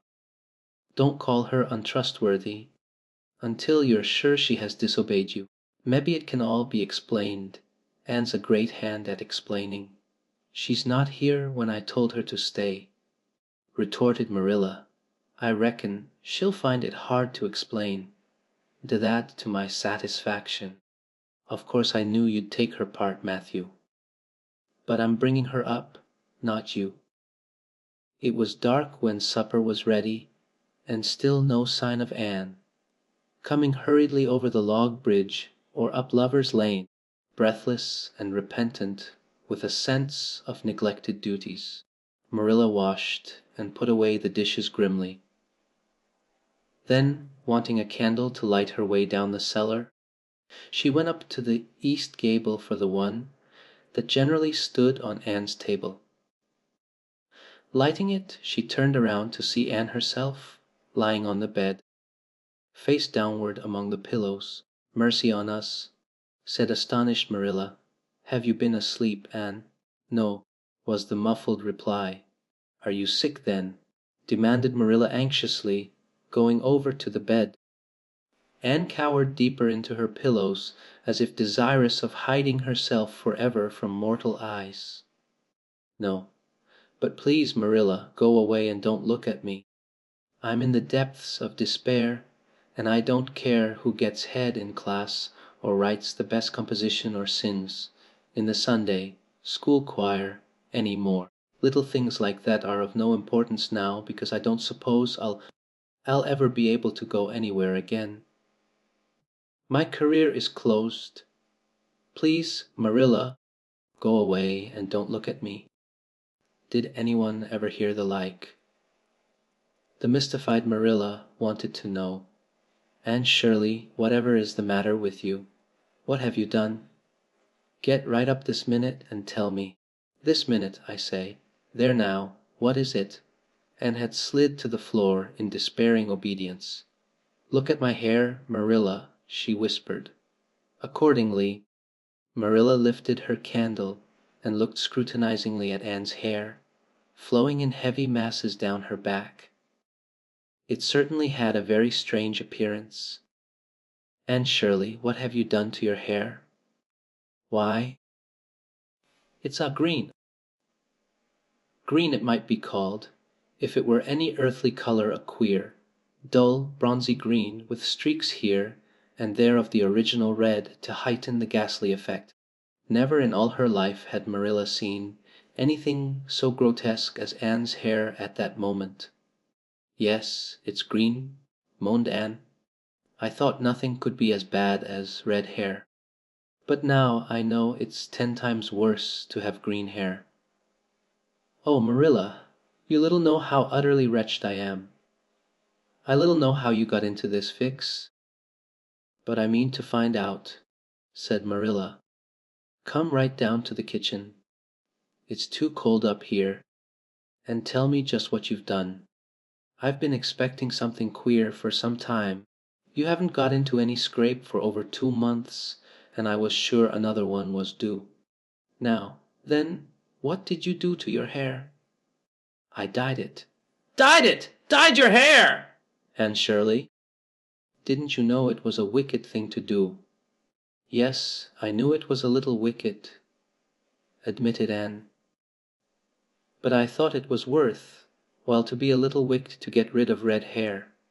I counted the cost, Marilla. Besides, I meant to be extra good in other ways to make up for it." "Well," said Marilla sarcastically, "if I'd decided it was worth while to dye my hair, I'd have dyed it a decent color at least. I wouldn't have dyed it green." "But I didn't mean to dye it green, Marilla," protested Anne dejectedly. "If I was wicked I meant to be wicked to some purpose," he said. "It would turn my hair a beautiful raven black. He positively assured me that it would." How could I doubt his word, Marilla? I know what it feels like to have your word doubted. And Mrs. Allen says we should never suspect anyone of not telling us the truth unless we have proof that they're not. I have proof now. Green hair is proof enough for anybody. But I hadn't then, and I believed every word he said. Implicitly, Who said? Who are you talking about?" "The peddler that was here this afternoon. I bought the dye from him. Anne Shirley, How often have I told you never to let one of those Italians in the house? I don't believe in encouraging them to come around at all. Oh, I didn't let him in the house. I remembered what you told me, and I went out, carefully shut the door, and looked at his things on the step. Besides, he wasn't an Italian, he was a German Jew. He had a big box full of very interesting things, and he told me he was working hard to make enough money to bring his wife and children out from Germany. He spoke so feelingly about them that it touched my heart. I wanted to buy something from him to help him in such a worthy object. Then all at once I saw the bottle of hair dye. The peddler said it was warranted to dye any hair a beautiful raven black and wouldn't wash off. In a trice I saw myself with beautiful raven black hair, and the temptation was irresistible. But the price of the bottle was 75 cents, and I had only 50 cents left out of my chicken money. I think the peddler had a very kind heart, for he said that, seeing it was me, he'd sell it for 50 cents, and that was just giving it away. So I bought it, and as soon as he had gone I came up here and applied it with an old hairbrush, as the directions said. I used up the whole bottle, and oh, Marilla, when I saw the dreadful color it turned my hair, I repented of being wicked, I can tell you. And I've been repenting ever since. Well, I hope you'll repent to good purpose, said Marilla severely, and that you've got your eyes open to where your vanity has led you, Anne. Goodness knows what's to be done. I suppose the first thing is to give your hair a good washing and see if that will do any good. Accordingly, Anne washed her hair, scrubbing it vigorously with soap and water, but for all the difference it made she might as well have been scouring its original red. The peddler had certainly spoken the truth when he declared that the dye wouldn't wash off, however his veracity might be impeached in other respects. "Oh, Marilla, what shall I do?" questioned Anne in tears. "I can never live this down. People have pretty well forgotten my other mistakes, the liniment cake and setting Diana drunk and flying into a temper with Mrs. Lynde. But they'll never forget this. They will think I am not respectable. Oh, Marilla, what a tangled web we weave when first we practice to deceive. That is poetry, but it is true. And oh, how Josie Pye will laugh! Marilla, I cannot face Josie Pye. I am the unhappiest girl in Prince Edward Island." Anne's unhappiness continued for a week. During that time she went nowhere and shampooed her hair every day. Diana alone of outsiders knew the fatal secret, but she promised solemnly never to tell, and it may be stated here and now that she kept her word. At the end of the week Marilla said decidedly, "It's no use, Anne. That is fast dye, if ever there was any. Your hair must be cut off, there is no other way. You can't go out with it looking like that." Anne's lips quivered, but she realized the bitter truth of Marilla's remarks. With a dismal sigh she went for the scissors. "Please cut it off at once, Marilla, and have it over. Oh, I feel that my heart is broken. This is such an unromantic affliction.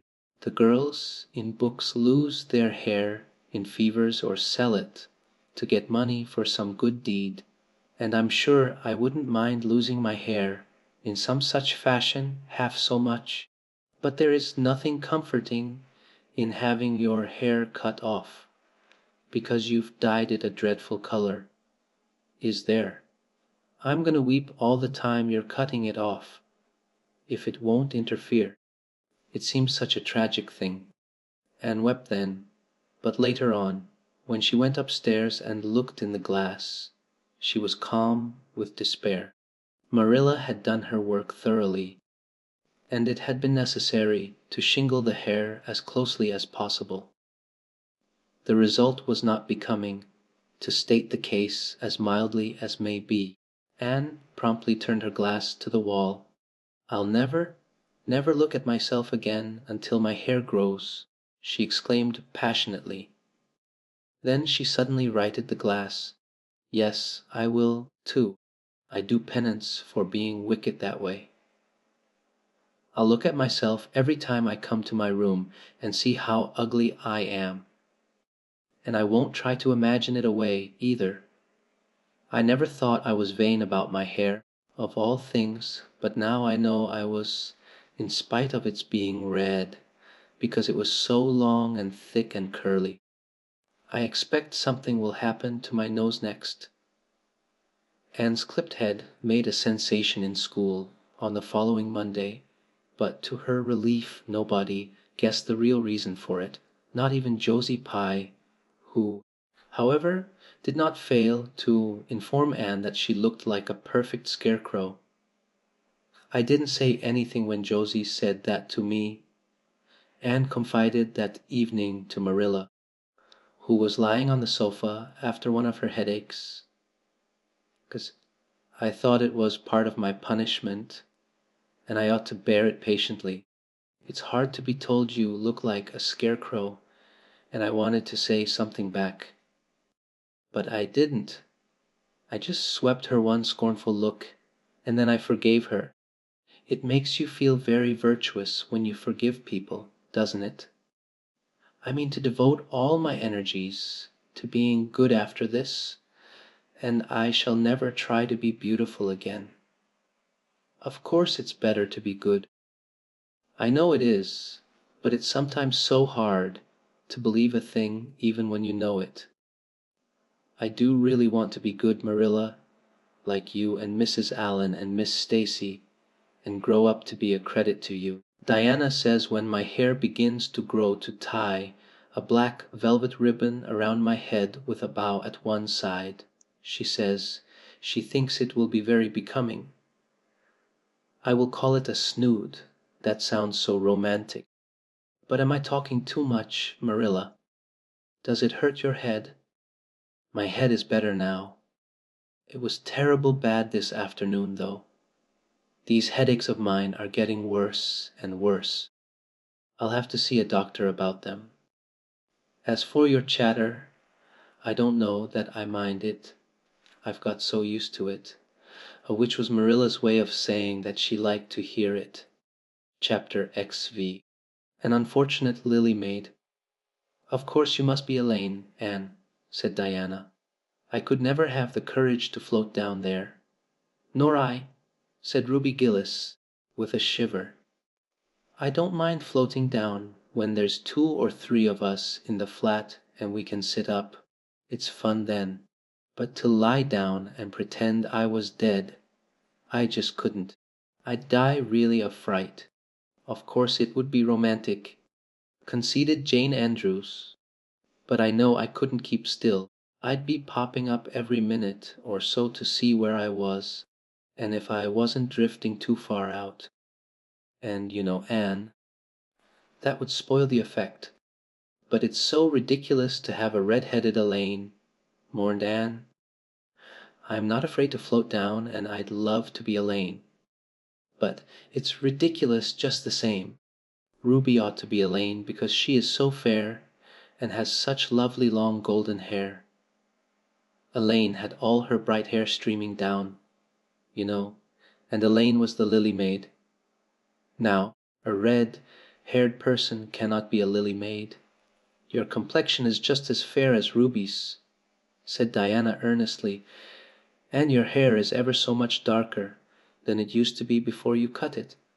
"Oh, do you really think so?" exclaimed Anne, flushing sensitively with delight. "I've sometimes thought it was myself, but I never dared to ask anyone for fear she would tell me it wasn't. Do you think it could be called auburn now, Diana?" "Yes, and I think it is real pretty," said Diana, looking admiringly at the short, silky curls that clustered over Anne's head and were held in place by a very jaunty black velvet ribbon and bow. They were standing on the bank of the pond, below Orchard Slope, where a little headland fringed with birches ran out from the bank. At its tip was a small wooden platform built out into the water for the convenience of fishermen and duck hunters. Ruby and Jane were spending the midsummer afternoon with Diana, and Anne had come over to play with them. Anne and Diana had spent most of their playtime that summer on and about the pond.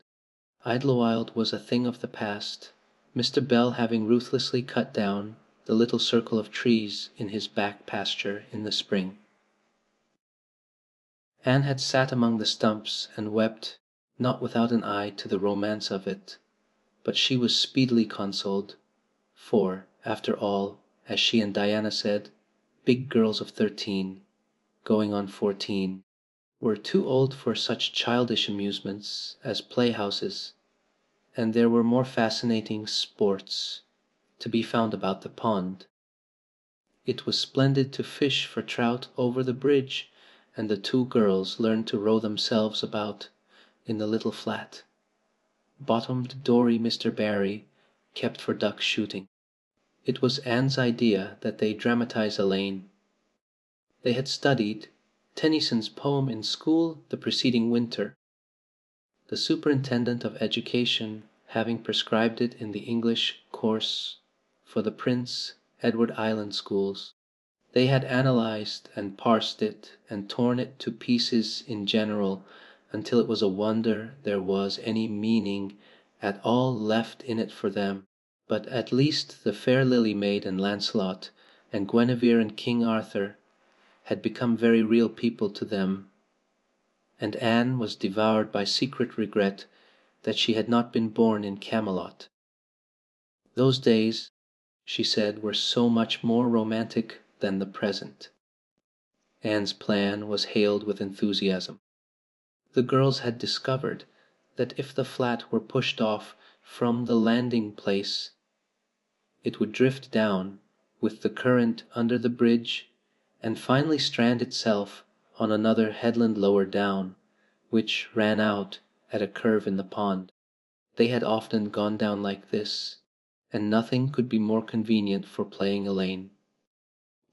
"Well, I'll be Elaine," said Anne, yielding reluctantly, for, although she would have been delighted to play the principal character, yet her artistic sense demanded fitness for it, and this, she felt, her limitations made impossible. "Ruby, you must be King Arthur, and Jane will be Guinevere, and Diana must be Lancelot. But first you must be the brothers and the father. We can't have the old dumb servitor, because there isn't room for two in the flat when one is lying down. We must pall the barge all its length in blackest samite. That old black shawl of your mother's will be just the thing, Diana." The black shawl having been procured, Anne spread it over the flat, and then lay down on the bottom, with closed eyes and hands folded over her breast. "Oh, she does look really dead," whispered Ruby Gillis nervously, watching the still, white little face under the flickering shadows of the birches. "It makes me feel frightened, girls. Do you suppose it's really right to act like this? Mrs. Lynde says that all play, acting is abominably wicked." "Ruby, you shouldn't talk about Mrs. Lynde," said Anne severely. "It spoils the effect because this is hundreds of years before Mrs. Lynde was born. Jane, you arrange this. It's silly for Elaine to be talking when she's dead." Jane rose to the occasion. Cloth of gold for coverlet there was none, but an old piano scarf of yellow Japanese crepe was an excellent substitute. A white lily was not obtainable just then, but the effect of a tall blue iris placed in one of Anne's folded hands was all that could be desired. "Now she's all ready," said Jane. "We must kiss her quiet brows, and, Diana, you say Sister. Farewell forever, and Ruby, you say farewell, sweet sister, both of you as sorrowfully as you possibly can. Anne, for goodness sake smile a little. You know Elaine lay as though she smiled. That's better. Now push the flat off. The flat was accordingly pushed off, scraping roughly over an old, embedded stake in the process. Diana and Jane and Ruby only waited long enough to see it caught in the current and headed for the bridge before scampering up through the woods, across the road, and down to the lower headland where, as Lancelot and Guinevere and the king, they were to be in readiness to receive the Lily Maid. For a few minutes Anne, drifting slowly down, enjoyed the romance of her situation to the full. Then something happened not at all romantic. The flat began to leak. In a very few moments it was necessary for Elaine to scramble to her feet, pick up her cloth of gold coverlet and pall of blackest samite and gaze blankly at a big crack in the bottom of her barge through which the water was literally pouring. That sharp stake at the landing had torn off the strip of batting nailed on the flat. Anne did not know this, but it did not take her long to realize that she was in a dangerous plight. At this rate the flat would fill and sink long before it could drift to the lower headland. Where were the oars? Left behind at the landing! Anne gave one gasping little scream, which nobody ever heard. She was white to the lips, but she did not lose her self-possession. There was one chance, just one. I was horribly frightened, she told Mrs. Allen the next day, and it seemed like years while the flat was drifting down to the bridge and the water rising in it every moment.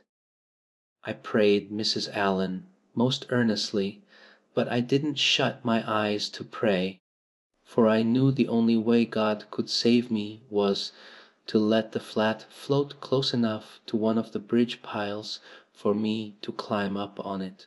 You know the piles are just old tree trunks, and there are lots of knots and old branch stubs on them. It was proper to pray, but I had to do my part by watching out and right well I knew it. I just said, "Dear God, please take the flat close to a pile, and I'll do the rest over and over again." Under such circumstances you don't think much about making a flowery prayer. But mine was answered, for the flat bumped right into a pile for a minute, and I flung the scarf and the shawl over my shoulder and scrambled up on a big providential stub. And there I was, Mrs. Allen, clinging to that slippery old pile with no way of getting up or down. It was a very unromantic position, but I didn't think about that at the time. You don't think much about romance when you have just escaped from a watery grave. I said a grateful prayer at once, and then I gave all my attention to holding on tight, for I knew I should probably have to depend on human aid to get back to dry land. The flat drifted under the bridge and then promptly sank in midstream. Ruby, Jane, and Diana, already awaiting it on the lower headland, saw it disappear before their very eyes, and had not a doubt but that Anne had gone down with it. For a moment they stood still, white as sheets, frozen with horror at the tragedy, then, shrieking at the tops of their voices, they started on a frantic run up through the woods, never pausing as they crossed the main road to glance the way of the bridge.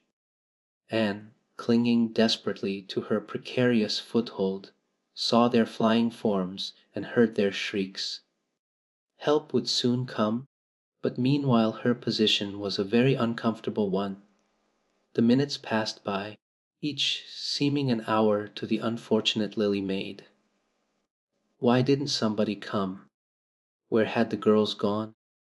Suppose they had fainted, one and all! Suppose nobody ever came? Suppose she grew so tired and cramped that she could hold on no longer? Anne looked at the wicked green depths below her, wavering with long, oily shadows, and shivered. Her imagination began to suggest all manner of gruesome possibilities to her. Then, just as she thought she really could not endure the ache in her arms and wrists another moment, Gilbert Blythe came rowing under the bridge in Harmon Andrews's dory. Gilbert glanced up and, much to his amazement, beheld a little white, scornful face looking down upon him with big, frightened but also scornful grey eyes. Anne Shirley! "How on earth did you get there?" he exclaimed. Without waiting for an answer, he pulled close to the pile and extended his hand. There was no help for it. Anne, clinging to Gilbert Blythe's hand, scrambled down into the dory, where she sat, drabbled and furious, in the stern with her arms full of dripping shawl and wet crepe. It was certainly extremely difficult to be dignified under the circumstances. "What has happened, Anne?" asked Gilbert, taking up his oars. "We were playing Elaine," explained Anne frigidly, without even looking at her rescuer, "and I had to drift down to Camelot in the barge, mean the flat. The flat began to leak, and I climbed out on the pile. The girls went for help. Will you be kind enough to row me to the landing?" Gilbert obligingly rowed to the landing, and Anne, disdaining assistance, sprang nimbly on shore. "I'm very much obliged to you," she said haughtily as she turned away. But Gilbert had also sprung from the boat and now laid a detaining hand on her arm. "Anne," he said hurriedly, "look here. Can't we be good friends? I'm awfully sorry I made fun of your hair that time. I didn't mean to vex you, and I only meant it for a joke. Besides, it's so long ago. I think your hair is awfully pretty now, honest I do. Let's be friends." For a moment Anne hesitated. She had an odd, newly awakened consciousness under all her outraged dignity that the half shy, half eager expression in Gilbert's hazel eyes was something that was very good to see. Her heart gave a quick, queer little beat. But the bitterness of her old grievance promptly stiffened up her wavering determination. That scene of 2 years before flashed back into her recollection as vividly as if it had taken place yesterday. Gilbert had called her "carrots," and had brought about her disgrace before the whole school. Her resentment, which to other and older people might be as laughable as its cause, was in no whit allayed and softened by time, seemingly. She hated Gilbert Blythe. She would never forgive him. "No," she said coldly, "I shall never be friends with you, Gilbert Blythe, and I don't want to be." "All right." Gilbert sprang into his skiff with an angry color in his cheeks. "I'll never ask you to be friends again, Anne Shirley." "And I don't care either." He pulled away with swift, defiant strokes, and Anne went up the steep, ferny little path under the maples. She held her head very high, but she was conscious of an odd feeling of regret. She almost wished she had answered Gilbert differently. Of course, he had insulted her terribly, but still... Altogether, Anne rather thought it would be a relief to sit down and have a good cry. She was really quite unstrung, for the reaction from her fright and cramped clinging was making itself felt. Halfway up the path she met Jane and Diana rushing back to the pond in a state narrowly removed from positive frenzy. They had found nobody at Orchard Slope, both Mr. and Mrs. Barry being away. Here Ruby Gillis had succumbed to hysterics and was left to recover from them as best she might, while Jane and Diana flew through the haunted wood and across the brook to Green Gables, There they had found nobody either, for Marilla had gone to Carmody and Matthew was making hay in the back field. "Oh, Anne," gasped Diana, fairly falling on the former's neck and weeping with relief and delight. "Oh, Anne, we thought you were drowned, and we felt like murderers because we had made you beat Culain, and Ruby is in hysterics. Oh, Anne, how did you escape?" "I climbed up on one of the piles," explained Anne warily, "and Gilbert Blythe came along in Mr. Andrews's dory and brought me to land." "Oh, Anne, how splendid of him! Why, it's so romantic," said Jane, finding breath enough for utterance at last. "Of course you'll speak to him after this?" "Of course I won't," flashed Anne, with a momentary return of her old spirit. "And I don't want ever to hear the word romantic again. Jane Andrews. I'm awfully sorry you were so frightened, girls. It is all my fault. I feel sure I was born under an unlucky star. Everything I do gets me or my dearest friends into a scrape. We've gone and lost your father's flat, Diana, and I have a presentiment that we'll not be allowed to row on the pond any more." Anne's presentiment proved more trustworthy than presentiments are apt to do. Great was the consternation in the Barry and Cuthbert households when the events of the afternoon became known. "Will you ever have any sense, Anne?" groaned Marilla. "Oh, yes, I think I will, Marilla," returned Anne optimistically. A good cry, indulged in the grateful solitude of the east gable, had soothed her nerves and restored her to her wonted cheerfulness. "I think my prospects of becoming sensible are brighter now than ever." "I don't see how," said Marilla. "Well," explained Anne, "I've learned a new and valuable lesson today. Ever since I came to Green Gables I've been making mistakes, and each mistake has helped to cure me of some great shortcoming. The affair of the amethyst brooch cured me of meddling with things that didn't belong to me. The haunted wood mistake cured me of letting my imagination run away with me. The liniment cake mistake cured me of carelessness in cooking. Dyeing my hair cured me of vanity. I never think about my hair and nose now, at least very seldom. And today's mistake is going to cure me of being too romantic. I have come to the conclusion that it is no use trying to be romantic in Avonlea. It was probably easy enough in towered Camelot hundreds of years ago, but romance is not appreciated now. I feel quite sure that you will soon see a great improvement in me in this respect." "Marilla, I'm sure I hope so," said Marilla skeptically. But Matthew, who had been sitting mutely in his corner, laid a hand on Anne's shoulder when Marilla had gone out. "Don't give up all your romance, Anne," he whispered shyly. "A little of it is a good thing, not too much, of course, but keep a little of it, Anne, keep a little of it." Chapter XX. An epoch in Anne's life. Anne was bringing the cows home from the back pasture by way of Lover's Lane. It was a September evening, and all the gaps and clearings in the woods were brimmed up with ruby sunset light.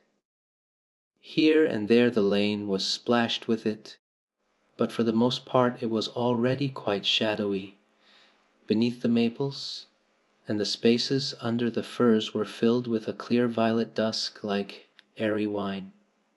The winds were out in their tops, and there is no sweeter music on earth than that which the wind makes in the fir trees at evening. The cows swung placidly down the lane, and Anne followed them dreamily, repeating aloud the battle canto from the Marmion Docon, which had also been part of their English course the preceding winter, and which Miss Stacy had made them learn off by heart, and exulting in its rushing lines and the clash of spears in its imagery. When she came to the lines, the stubborn spearsmen still made good their dark impenetrable wood, she stopped in ecstasy to shut her eyes, that she might the better fancy herself one of that heroic ring. When she opened them again it was to behold Diana coming through the gate that led into the Barry field, and looking so important that Anne instantly divined there was news to be told, but betray too eager curiosity she would not. "Isn't this evening just like a purple dream, Diana? It makes me so glad to be alive. In the mornings I always think the mornings are best, but when evening comes I think it's lovelier still." "It's a very fine evening," said Diana. "But oh, I have such news, Anne." "Guess." "You can have 3 guesses. Charlotte Gillis is going to be married in the church after all, and Mrs. Allen wants us to decorate it," cried Anne. "No, Charlotte's Boo won't agree to that, because nobody ever has been married in the church yet, and he thinks it would seem too much like a funeral. It's too mean, because it would be such fun. Guess again. Jane's mother is going to let her have a birthday party." Diana shook her head, her black eyes dancing with merriment. "I can't think what it can be," said Anne in despair. "Unless it's that Moody Spurgeon Macpherson saw you home from prayer meeting last night." "Did he? I should think not," exclaimed Diana indignantly.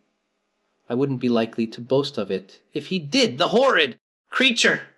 I knew you couldn't guess it." "Mother had a letter from Aunt Josephine today, and Aunt Josephine wants you and me to go to town next Tuesday and stop with her for the exhibition. There." "Oh, Diana," whispered Anne, finding it necessary to lean up against a maple tree for support. "Do you really mean it? But I'm afraid Marilla won't let me go. She will say that she can't encourage gadding about. That was what she said last week when Jane invited me to go with them in their double-seated buggy to the American concert at the White Sands Hotel. I wanted to go, but Marilla said I'd be better at home learning my lessons, and so would Jane. I was bitterly disappointed, Diana. I felt so heartbroken that I wouldn't say my prayers when I went to bed. But I repented of that and got up in the middle of the night and said them. "I'll tell you," said Diana. "We'll get Mother to ask Marilla. She'll be more likely to let you go then, and if she does we'll have the time of our lives. Anne, I've never been to an exhibition, and it's so aggravating to hear the other girls talking about their trips. Jane and Ruby have been twice, and they're going this year again. I'm not going to think about it at all until I know whether I can go or not," said Anne resolutely. "If I did and then was disappointed, it would be more than I could bear. But in case I do go I'm very glad my new coat will be ready by that time." Marilla didn't think I needed a new coat. She said my old one would do very well for another winter, and that I ought to be satisfied with having a new dress. The dress is very pretty, Diana, navy blue, and made so fashionably. Marilla always makes my dresses fashionably now because she says she doesn't intend to have Matthew going to Mrs. Lynde to make them. I'm so glad. It is ever so much easier to be good if your clothes are fashionable. At least it is easier for me. I suppose it doesn't make such a difference to naturally good people. But Matthew said I must have a new coat, so Marilla bought a lovely piece of blue broadcloth, and it's being made by a real dressmaker over at Carmody. It's to be done Saturday night, and I'm trying not to imagine myself walking up the church aisle on Sunday in my new suit and cap, because I'm afraid it isn't right to imagine such things. but it just slips into my mind in spite of me. My cap is so pretty. Matthew bought it for me the day we were over at Carmody. It is one of those little blue velvet ones that are all the rage, with gold cord and tassels. Your new hat is elegant, Diana, and so becoming.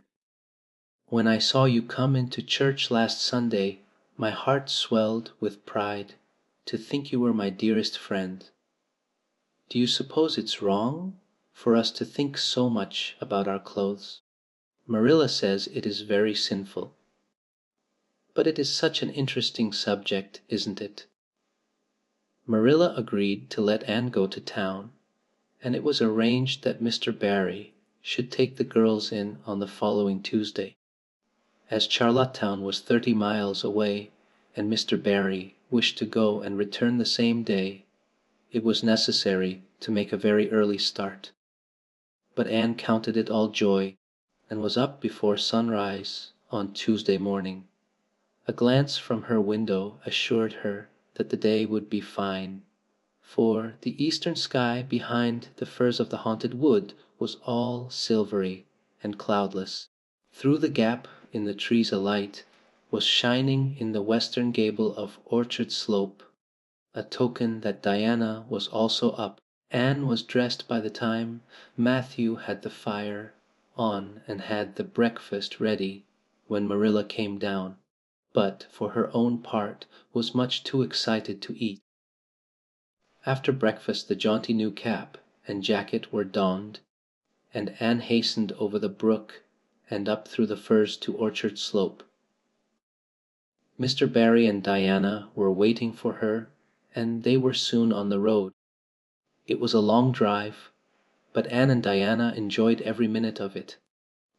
It was delightful to rattle along over the moist roads in the early red sunlight that was creeping across the shorn harvest fields. The air was fresh and crisp, and little smoke, blue mists curled through the valleys and floated off from the hills. Sometimes the road went through woods where maples were beginning to hang out scarlet banners. Sometimes it crossed rivers on bridges that made Anne's flesh cringe with the old, half delightful fear. Sometimes it wound along a harbor shore and passed by a little cluster of weather gray fishing huts. Again it mounted to hills whence a far sweep of curving upland or misty blue sky could be seen. But wherever it went there was much of interest to discuss. It was almost noon when they reached town and found their way to Beechwood. It was quite a fine old mansion, set back from the street in a seclusion of green elms and branching beeches. Miss Barry met them at the door with a twinkle in her sharp black eyes. "So you've come to see me at last, you Anne girl," she said. "Mercy, child, how you have grown. You're taller than I am, I declare. And you're ever so much better looking than you used to be, too. But I dare say you know that without being told." "Indeed, I didn't," said Anne radiantly. "I know I'm not so freckled as I used to be, so I've much to be thankful for, but I really hadn't dared to hope there was any other improvement. I'm so glad you think there is, Miss Barry." Miss Barry's house was furnished with great magnificence, as Anne told Marilla afterward. The two little country girls were rather abashed by the splendor of the parlor, where Miss Barry left them when she went to see about dinner. "Isn't it just like a palace?" whispered Diana. "I never was in Aunt Josephine's house before, and I'd no idea it was so grand. I just wish Julia Bell could see this. She puts on such airs about her mother's parlor. Velvet carpet," sighed Anne luxuriously, "and silk curtains." "I've dreamed of such things, Diana. But do you know I don't believe I feel very comfortable with them after all. There are so many things in this room, and all so splendid that there is no scope for imagination. That is one consolation when you are poor. There are so many more things you can imagine about. Their sojourn in town was something that Anne and Diana dated from for years. From first to last it was crowded with delights. On Wednesday Miss Barry took them to the exhibition grounds and kept them there all day. It was splendid. Anne related to Marilla later on. I never imagined anything so interesting. I don't really know which department was the most interesting. I think I liked the horses, and the flowers and the fancy work best. Josie Pye took first prize for knitted lace. I was real glad she did, and I was glad that I felt glad, for it shows I'm improving, don't you think, Marilla, when I can rejoice in Josie's success. Mr. Harmon Andrews took second prize for Grevenstein apples, and Mr. Bell took first prize for a pig. Diana said she thought it was ridiculous for a Sunday school superintendent to take a prize in pigs, but I don't see why. Do you? She said she would always think of it after this when he was praying so solemnly. Clara Louise Macpherson took a prize for painting, and Mrs. Lynde got first prize for homemade butter and cheese. So Avonlea was pretty well represented, wasn't it? Mrs. Lynde was there that day, and I never knew how much I really liked her until I saw her familiar face among all those strangers. There were thousands of people there, Marilla. It made me feel dreadfully insignificant. And Miss Barry took us up to the grandstand to see the horse races. Mrs. Lynde wouldn't go. She said horse racing was an abomination, and she, being a church member, thought it her bounden duty to set a good example by staying away. But there were so many there, I don't believe Mrs. Lynde's absence would ever be noticed. I don't think, though, that I ought to go very often to horse races, because they'd arrayed awfully fascinating. Diana got so excited that she offered to bet me 10 cents that the red horse would win. I didn't believe he would, but I refused to bet because I wanted to tell Mrs. Allan all about everything, and I felt sure it wouldn't do to tell her that. It's always wrong to do anything you can't tell the minister's wife. It's as good as an extra conscience to have a minister's wife for your friend, and I was very glad I didn't bet because the red horse stud did win, and I would have lost 10 cents. So you see that virtue was its own reward. We saw a man go up in a balloon. I'd love to go up in a balloon. Marilla, it would be simply thrilling, and we saw a man selling fortunes. You paid him 10 cents, and a little bird picked out your fortune for you. Miss Barry gave Diana and me 10 cents each to have our fortunes told. Mine was that I would marry a dark, complected man who was very wealthy, and I would go across water to live. I looked carefully at all the dark men I saw after that, but I didn't care much for any of them, and anyhow I suppose it's too early to be looking out for him yet. Oh, it was a never-to-be forgotten day. Marilla, I was so tired I couldn't sleep at night. Miss Barry put us in the spare room, according to promise. It was an elegant room, Marilla, but somehow sleeping in a spare room isn't what I used to think it was. That's the worst of growing up, and I'm beginning to realize it. The things you wanted so much when you were a child don't seem half so wonderful to you when you get them. Thursday the girls had a drive in the park, and in the evening Miss Barry took them to a concert in the Academy of Music, where a noted prima donna was to sing. To Anne the evening was a glittering vision of delight. Oh, Marilla, it was beyond description. I was so excited I couldn't even talk, so you may know what it was like. I just sat in enraptured silence. Madame Selitsky was perfectly beautiful and wore white satin and diamonds.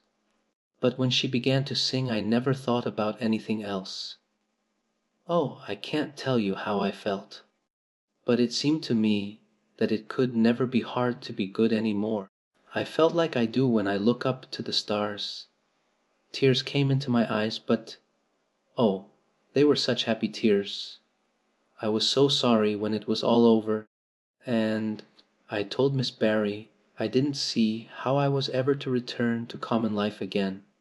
She said she thought if we went over to the restaurant across the street and had an ice cream it might help me.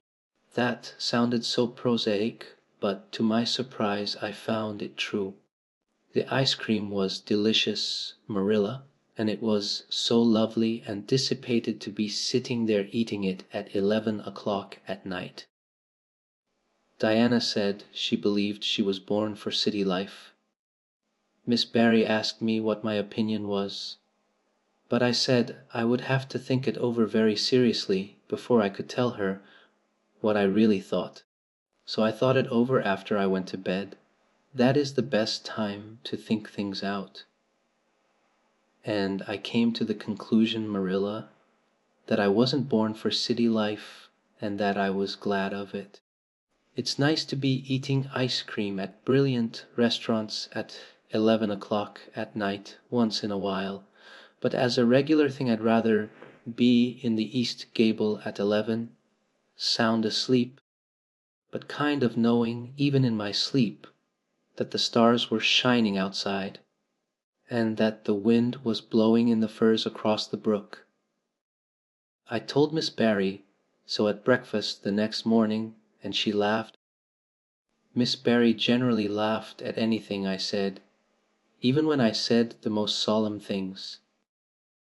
I don't think I liked it, Marilla, because I wasn't trying to be funny. But she is a most hospitable lady and treated us royally. Friday brought going home time, and Mr. Barry drove in for the girls.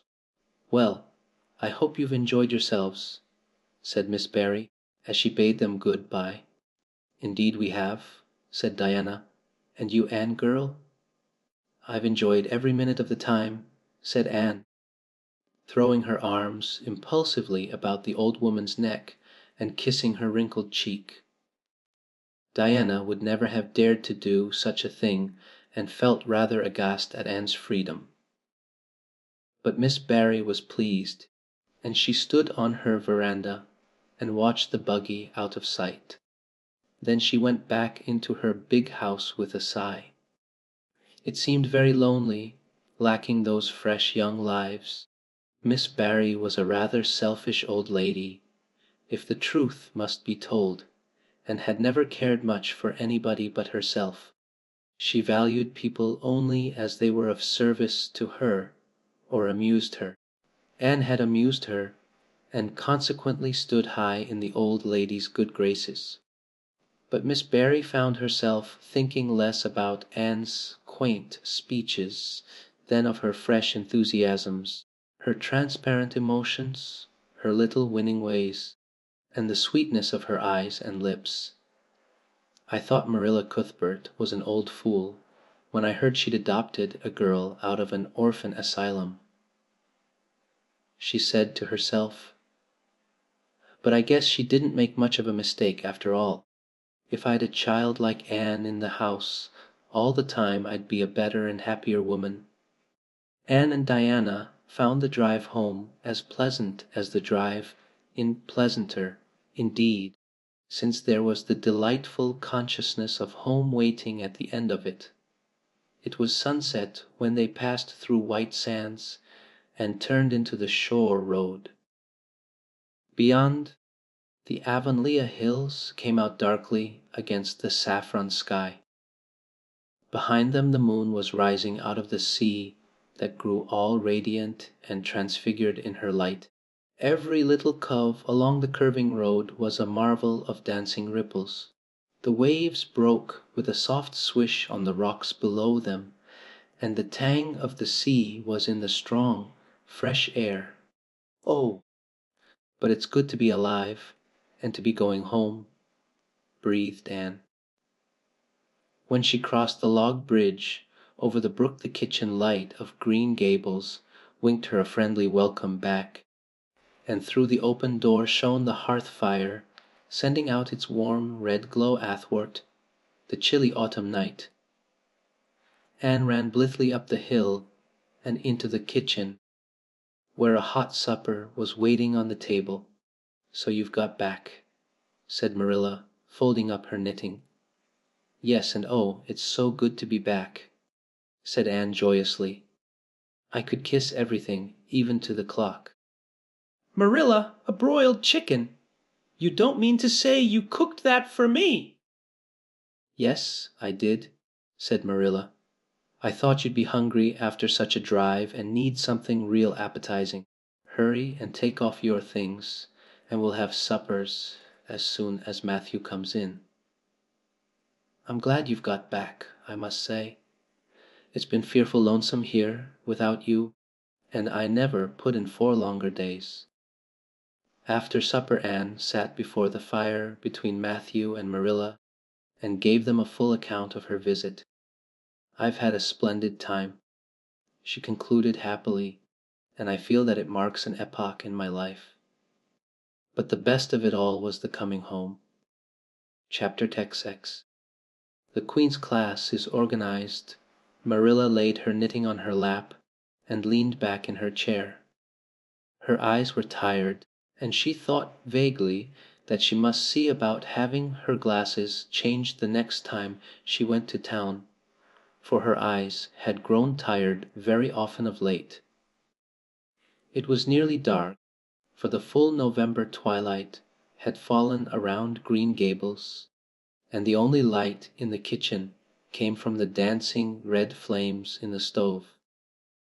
Anne was curled up Turk fashion on the hearthrug, gazing into that joyous glow where the sunshine of 100 summers was being distilled from the maple cordwood. She had been reading, but her book had slipped to the floor, and now she was dreaming, with a smile on her parted lips. Glittering castles in Spain were shaping themselves out of the mists and rainbows of her lively fancy. Adventures wonderful and enthralling were happening to her in Cloudland, adventures that always turned out triumphantly and never involved her in scrapes like those of actual life. Marilla looked at her with a tenderness that would never have been suffered to reveal itself in any clearer light than that soft mingling of fireshine and shadow, the lesson of a love that should display itself easily in spoken word and open look was one Marilla could never learn.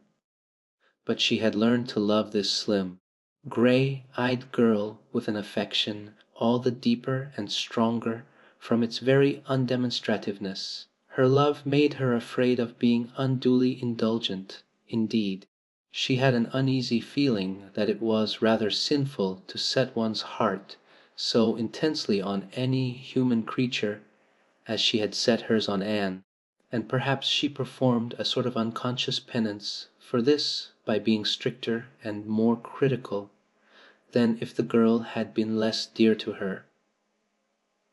Certainly Anne herself had no idea how Marilla loved her. She sometimes thought wistfully that Marilla was very hard to please, and distinctly lacking in sympathy and understanding. But she always checked the thought reproachfully, remembering what she owed to Marilla. "Anne," said Marilla abruptly, "Miss Stacy was here this afternoon when you were out with Diana." Anne came back from her other world with a start and a sigh. "Was she? Oh, I'm so sorry I wasn't in. Why didn't you call me Marilla? Diana and I were only over in the haunted wood. It's lovely in the woods now.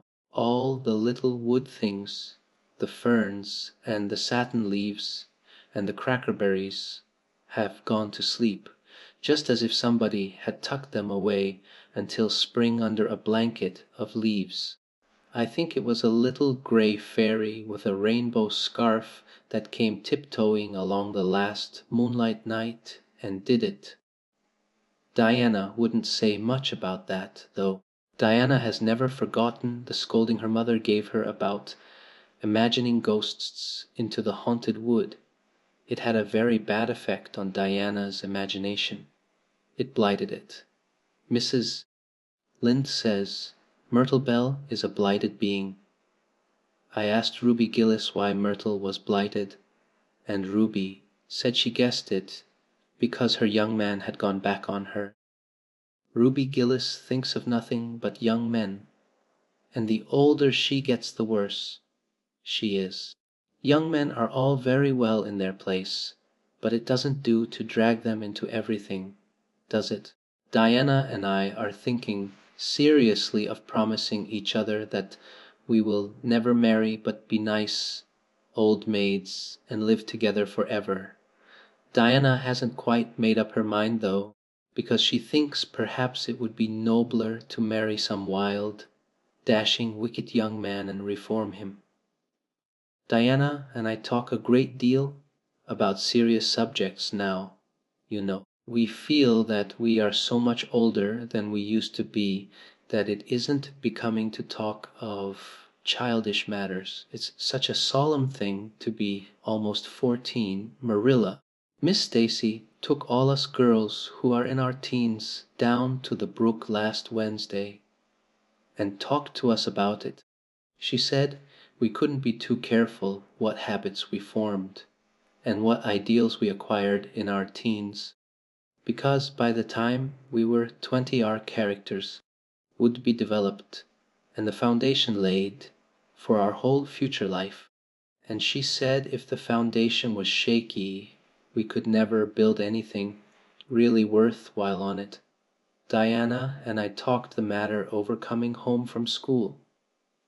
We felt extremely solemn, Marilla, and we decided that we would try to be very careful indeed and form respectable habits and learn all we could and be as sensible as possible so that by the time we were 20 our characters would be properly developed.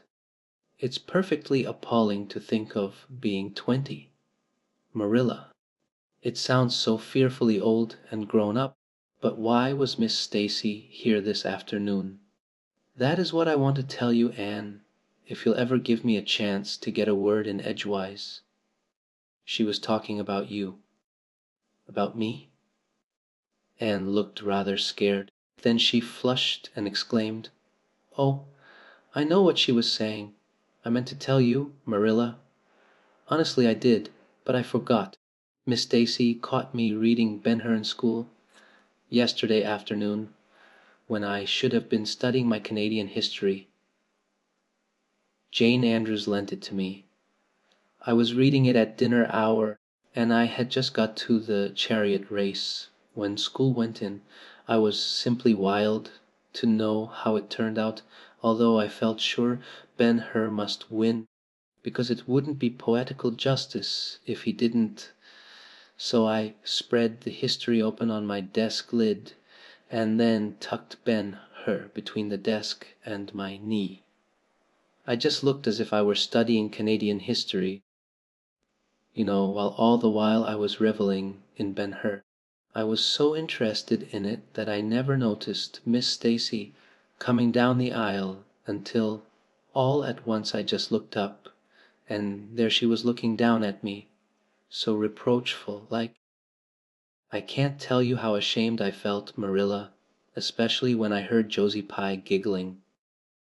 Miss Stacy took Ben-Hur away, but she never said a word then. She kept me in at recess and talked to me. She said I had done very wrong in 2 respects. First, I was wasting the time I ought to have put on my studies, and secondly, I was deceiving my teacher in trying to make it appear I was reading a history when it was a storybook instead. I had never realized until that moment, Marilla, that what I was doing was deceitful. I was shocked. I cried bitterly and asked Miss Stacy to forgive me. and I'd never do such a thing again, and I offered to do penance by never so much as looking at Ben-Hur for a whole week, not even to see how the chariot race turned out. But Miss Stacy said she wouldn't require that, and she forgave me freely. So I think it wasn't very kind of her to come up here to you about it after all. Miss Stacy never mentioned such a thing to me, Anne, and it's only your guilty conscience that's the matter with you. You have no business to be taking storybooks to school. You read too many novels anyhow. When I was a girl, I wasn't so much as allowed to look at a novel. Oh, how can you call Ben-Hur a novel when it's really such a religious book? Protested Anne. Of course it's a little too exciting to be proper reading for Sunday, and I only read it on weekdays. And I never read any book now unless either Miss Stacy or Mrs. Allen thinks it is a proper book for a girl 13 3/4 to read. Miss Stacy made me promise that. She found me reading a book one day called The Lurid Mystery of the Haunted Hall. It was one Ruby Gillis had lent me, and oh, Marilla, it was so fascinating and creepy. It just curdled the blood in my veins. But Miss Stacy said it was a very silly, unwholesome book, and she asked me not to read any more of it or any like it. I didn't mind promising not to read any more like it, but it was agonizing to give back that book without knowing how it turned out. But my love for Miss Stacy stood the test, and I did. It's really wonderful, Marilla, what you can do when you're truly anxious to please a certain person. Well, I guess I'll light the lamp and get to work, said Marilla. I see plainly that you don't want to hear what Miss Stacy had to say. You're more interested in the sound of your own tongue than in anything else. Oh, indeed, Marilla, I do want to hear it, cried Anne contritely. I won't say another word, not one.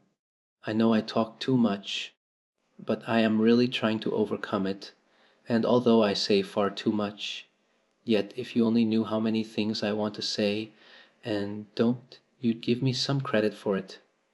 Please tell me, Marilla. Well, Miss Stacy wants to organize a class among her advanced students who mean to study for the entrance examination into Queen's. She intends to give them extra lessons for an hour after school, and she came to ask Matthew and me if we would like to have you join it. What do you think about it yourself, Anne? Would you like to go to Queen's and pass for a teacher? Oh, Marilla, and straightened to her knees and clasped her hands. It's been the dream of my life, that is, for the last 6 months, ever since Ruby and Jane began to talk of studying for the entrance.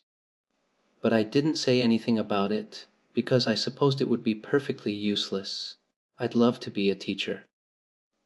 But won't it be dreadfully expensive? Mr.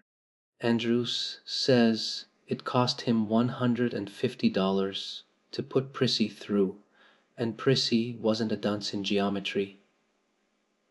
I guess you needn't worry about that part of it. When Matthew and I took you to bring up, we resolved we would do the best we could for you and give you a good education. I believe in a girl being fitted to earn her own living whether she ever has to or not. You'll always have a home at Green Gables as long as Matthew and I are here, but nobody knows what is going to happen in this uncertain world, and it's just as well to be prepared. So you can join the Queen's class if you like, Anne. Oh, Marilla, thank you. Anne flung her arms about Marilla's waist and looked up earnestly into her face. I'm extremely grateful to you and Matthew, and I'll study as hard as I can and do my very best to be a credit to you. I warn you not to expect much in geometry, but I think I can hold my own in anything else if I work hard. I dare say you'll get along well enough. Miss Stacy says you are bright and diligent." Not for worlds would Marilla have told Anne just what Miss Stacy had said about her. That would have been to pamper vanity. You needn't rush to any extreme of killing yourself over your books. There is no hurry. You won't be ready to try the entrance for a year and a half yet, but it's well to begin in time and be thoroughly grounded, Miss Stacy says. "I shall take more interest than ever in my studies now," said Anne blissfully, "because I have a purpose in life. Mr. Allan says everybody should have a purpose in life and pursue it faithfully. Only, he says, we must first make sure that it is a worthy purpose. I would call it a worthy purpose to want to be a teacher like Miss Stacy. Wouldn't you, Marilla? I think it's a very noble profession." The Queen's class was organized in due time. Gilbert Blythe, Anne Shirley, Ruby Gillis, Jane Andrews, Josie Pye, Charlie Sloane, and Moody Spurgeon Macpherson joined it. Diana Barry did not, as her parents, did not intend to send her to Queen's. This seemed nothing short of a calamity to Anne. Never, since the night on which Minnie May had had the croup, had she and Diana been separated in anything. On the evening when the Queen's class first remained in school for the extra lessons, and Anne saw Diana go slowly out with the others, to walk home alone through the birch path and violet vale, it was all the former could do to keep her seat and refrain from rushing impulsively after her chum. A lump came into her throat, and she hastily retired behind the pages of her uplifted Latin grammar to hide the tears in her eyes. Not for worlds would Anne have had Gilbert Blythe or Josie Pye see those tears. But, oh, Marilla, I really felt that I had tasted the bitterness of death, as Mr. Allan said in his sermon last Sunday, when I saw Diana go out alone. She said mournfully that night, "I thought how splendid it would have been if Diana had only been going to study for the entrance, too. But we can't have things perfect in this imperfect world, as Mrs. Lynde says. Mrs. Lynde isn't exactly a comforting person sometimes, but there's no doubt she says a great many very true things. And I think the Queen's class is going to be extremely interesting. Jane and Ruby are just going to study to be teachers. That is the height of their ambition. Ruby says she will only teach for 2 years after she gets through, and then she intends to be married. Jane says she will devote her whole life to teaching, and never, never marry, because you are paid a salary for teaching, but a husband won't pay you anything, and growls if you ask for a share in the egg and butter money. I expect Jane speaks from mournful experience, for Mrs. Lynde says that her father is a perfect old crank and meaner than second skimmings. Josie Pye says she is just going to college for education's sake, because she won't have to earn her own living. She says of course it is different with orphans who are living on charity, they'd have to hustle. Moody Spurgeon is going to be a minister. Mrs. Lynde says he couldn't be anything else with a name like that to live up to. I hope it isn't wicked of me, Marilla, but really the thought of Moody Spurgeon being a minister makes me laugh. He's such a funny looking boy with that big fat face, and his little blue eyes, and his ears sticking out like flaps. But perhaps he will be more intellectual looking when he grows up. Charlie Sloane says he's going to go into politics and be a member of Parliament, but Mrs. Lynde says he'll never succeed at that, because the Sloanes are all honest people and it's only rascals that get on in politics nowadays. What is Gilbert Blythe going to be? Queried Marilla, seeing that Anne was opening her seedy sar. I don't happen to know what Gilbert Blythe's ambition in life is, if he has any, said Anne scornfully. There was open rivalry between Gilbert and Anne now. Previously the rivalry had been rather one-sided, but there was no longer any doubt that Gilbert was as determined to be first in class as Anne was. He was a foeman worthy of her steel. The other members of the class tacitly acknowledged their superiority and never dreamed of trying to compete with them.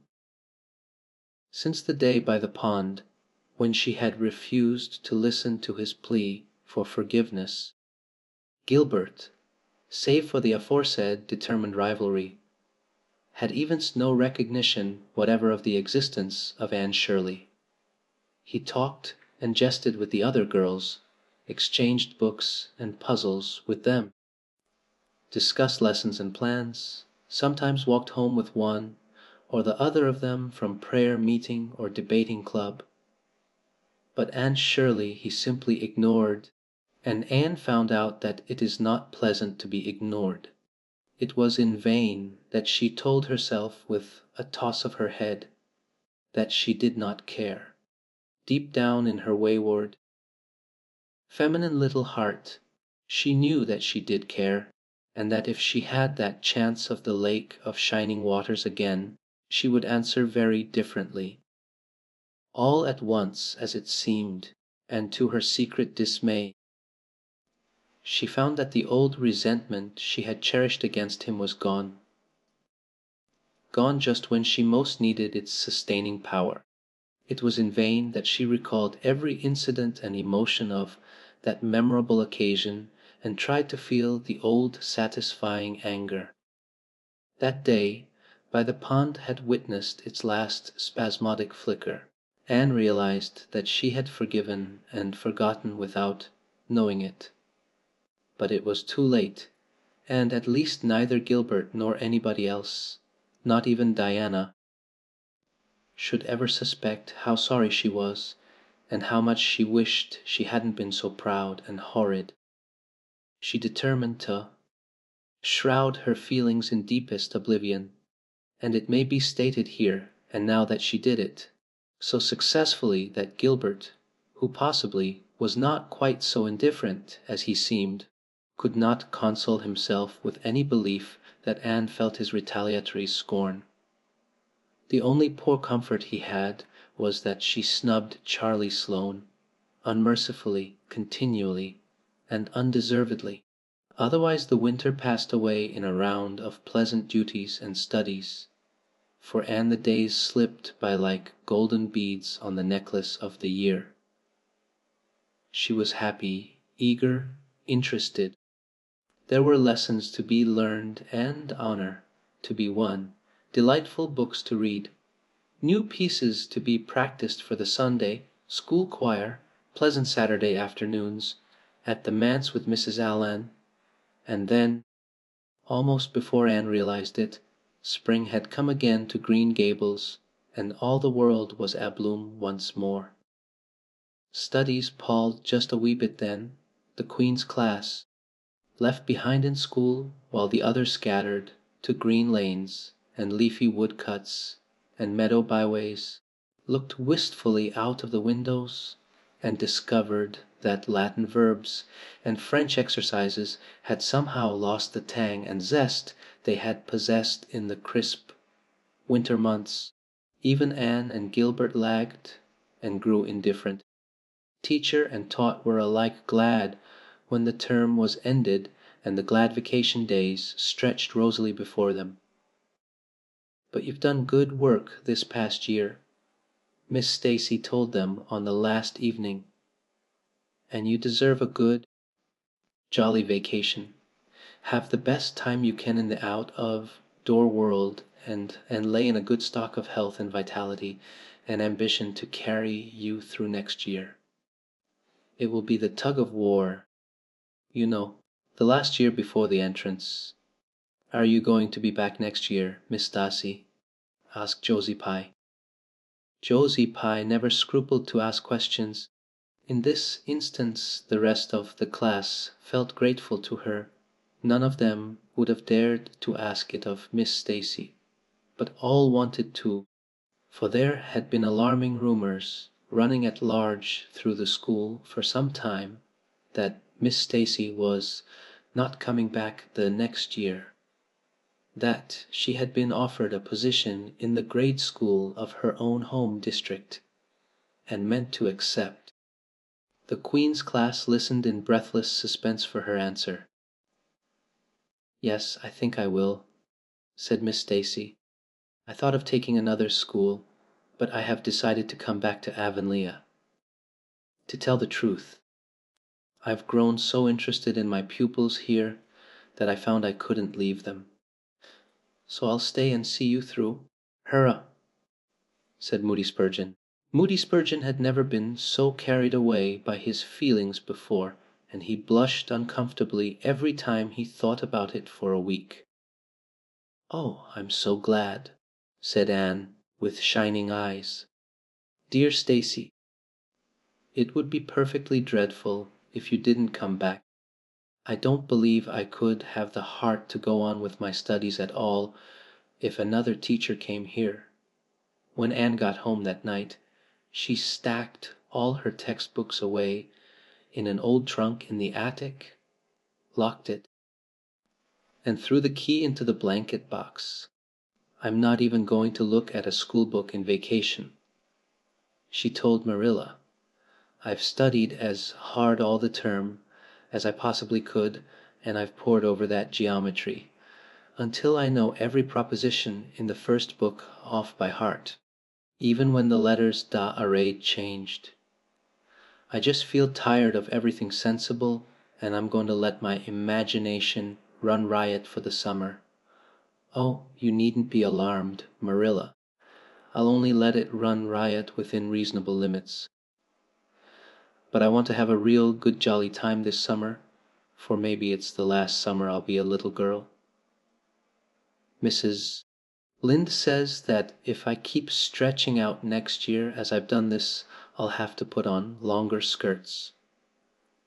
She says I'm all running to legs and eyes, and when I put on longer skirts I shall feel that I have to live up to them and be very dignified. It won't even do to believe in fairies then, I'm afraid, so I'm going to believe in them with all my whole heart this summer. I think we're going to have a very gay vacation. Ruby Gillis is going to have a birthday party soon, and there's the Sunday school picnic and the missionary concert next month. And Mr. Barry says that some evening he'll take Diana and me over to the White Sands Hotel and have dinner there. They have dinner there in the evening, you know. Jane Andrews was over once last summer, and she says it was a dazzling sight to see the electric lights and the flowers and all the lady guests in such beautiful dresses. Jane says it was her first glimpse into high life, and she'll never forget it to her dying day. Mrs. Lynde came up the next afternoon to find out why Marilla had not been at the aid meeting on Thursday. When Marilla was not at aid meeting, people knew there was something wrong at Green Gables. Matthew had a bad spell with his heart Thursday, Marilla explained, and I didn't feel like leaving him. "Oh, yes, he's all right again now, but he takes them spells oftener than he used to, and I'm anxious about him. The doctor says he must be careful to avoid excitement.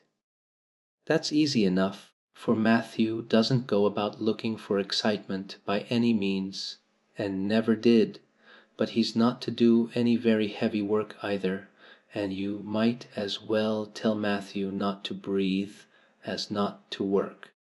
Come and lay off your things, Rachel. You'll stay to tea. Well, seeing you're so pressing, perhaps I might as well," Stay said. Mrs. Rachel, who had not the slightest intention of doing anything else. Mrs. Rachel and Marilla sat comfortably in the parlor while Anne got the tea and made hot biscuits that were light and white enough to defy even Mrs. Rachel's criticism. "I must say Anne has turned out a real smart girl," admitted Mrs. Rachel, as Marilla accompanied her to the end of the lane at sunset. "She must be a great help to you." "She is," said Marilla, "and she's real steady and reliable now. I used to be afraid she'd never get over her feather-brained ways, but she has, and I wouldn't be afraid to trust her in anything now. I never would have thought she'd have turned out so well that first day I was here 3 years ago," said Mrs. Rachel. "Lawful heart, shall I ever forget that tantrum of hers? When I went home that night I says to Thomas, says I, mark my words, Thomas, Marilla Cuthbert 'll live to rue the step she's took, but I was mistaken and I'm real glad of it.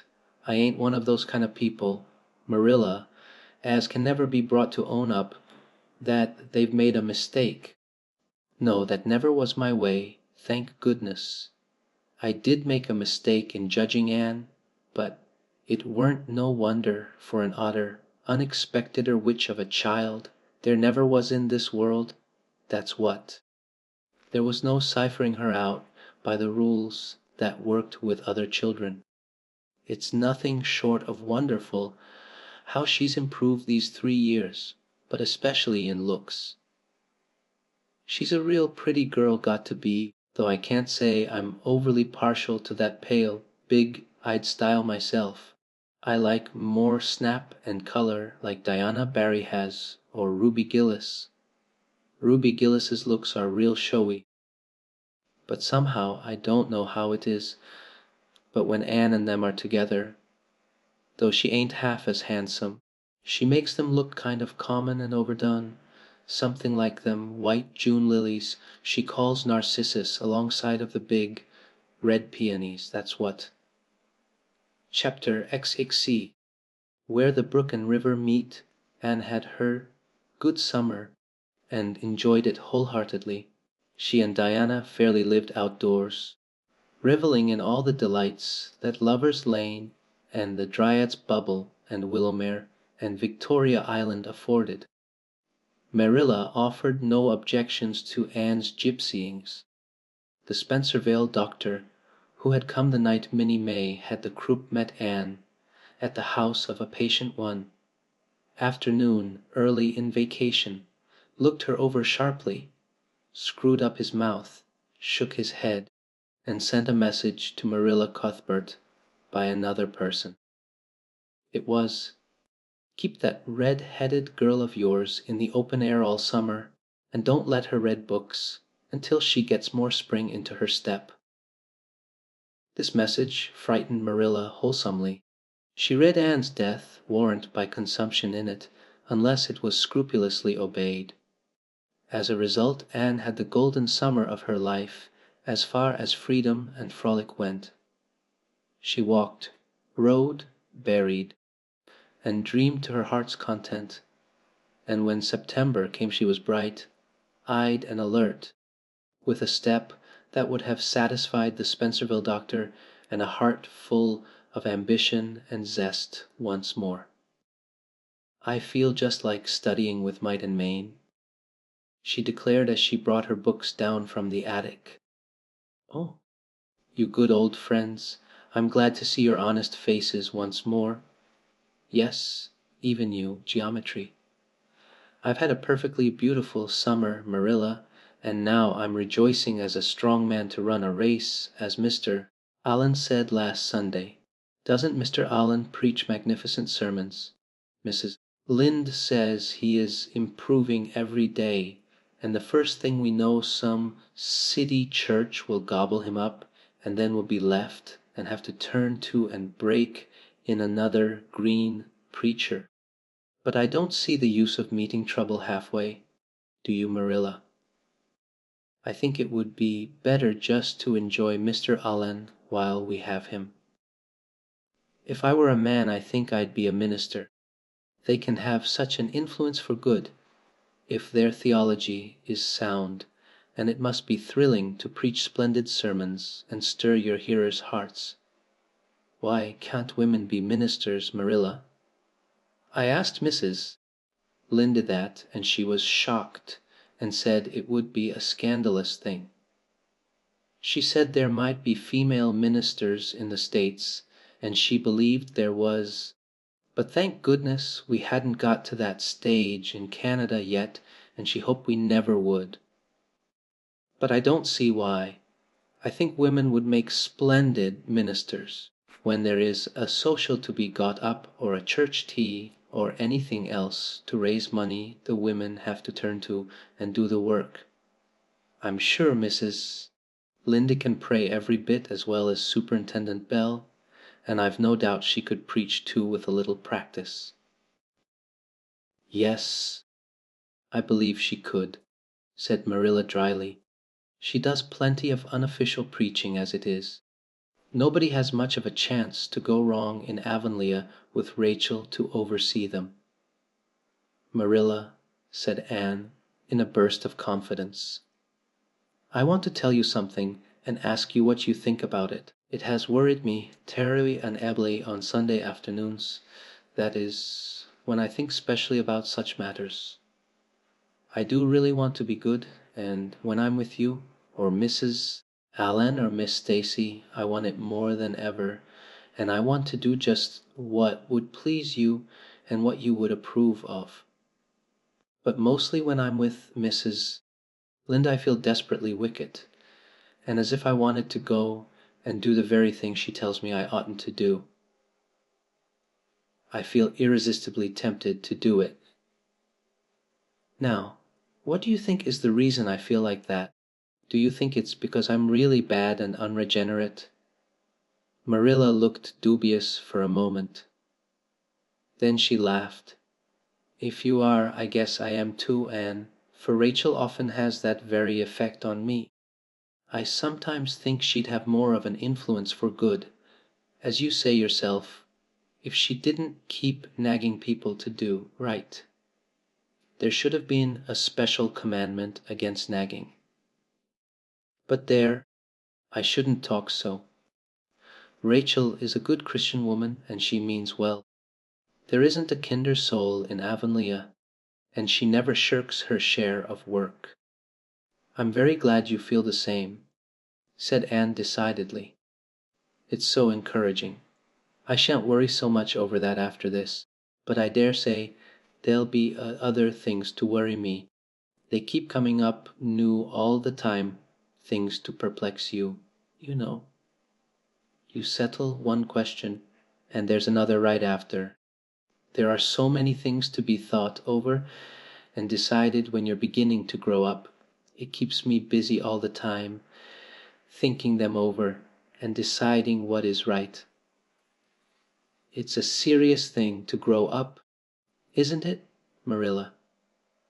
But when I have such good friends as you and Matthew and Mrs. Allen and Miss Stacy, I ought to grow up successfully. And I'm sure it will be my own fault if I don't.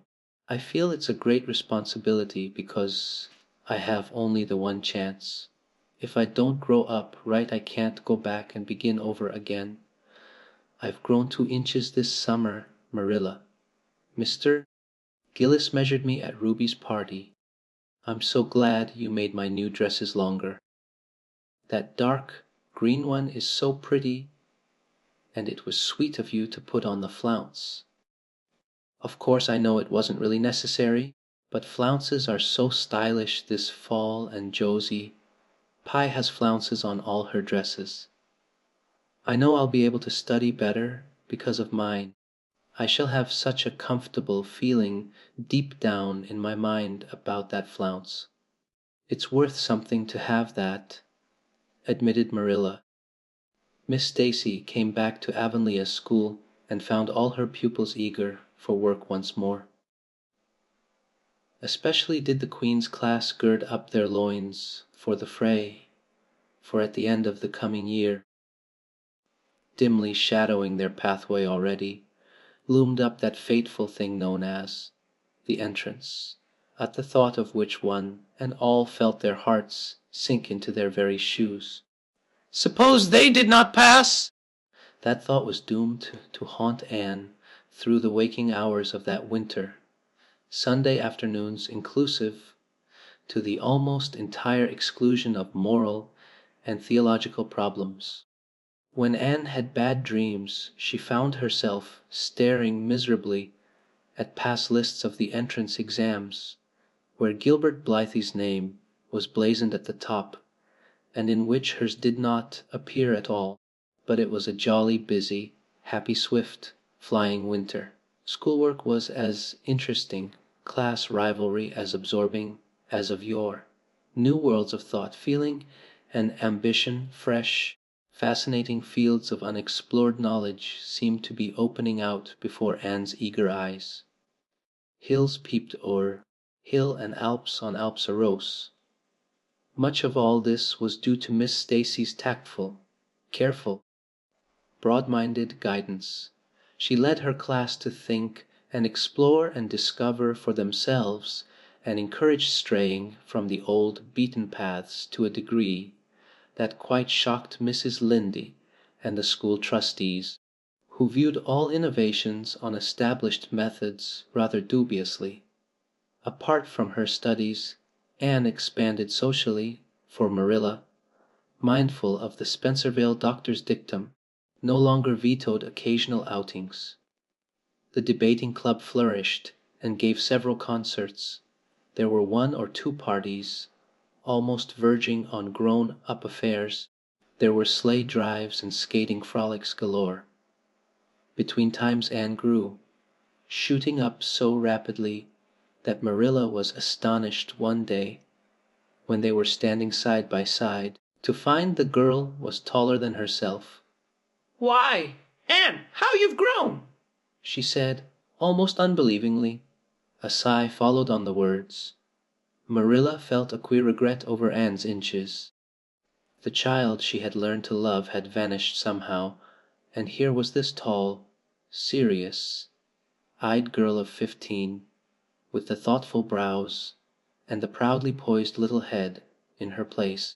Marilla loved the girl as much as she had loved the child, but she was conscious of a queer, sorrowful sense of loss. And that night, when Anne had gone to prayer meeting with Diana, Marilla sat alone in the wintry twilight and indulged in the weakness of a cry. Matthew, coming in with a lantern, caught her at it and gazed at her in such consternation that Marilla had to laugh through her tears. "I was thinking about Anne," she explained. "She's got to be such a big girl, and she'll probably be away from us next winter. I'll miss her terrible.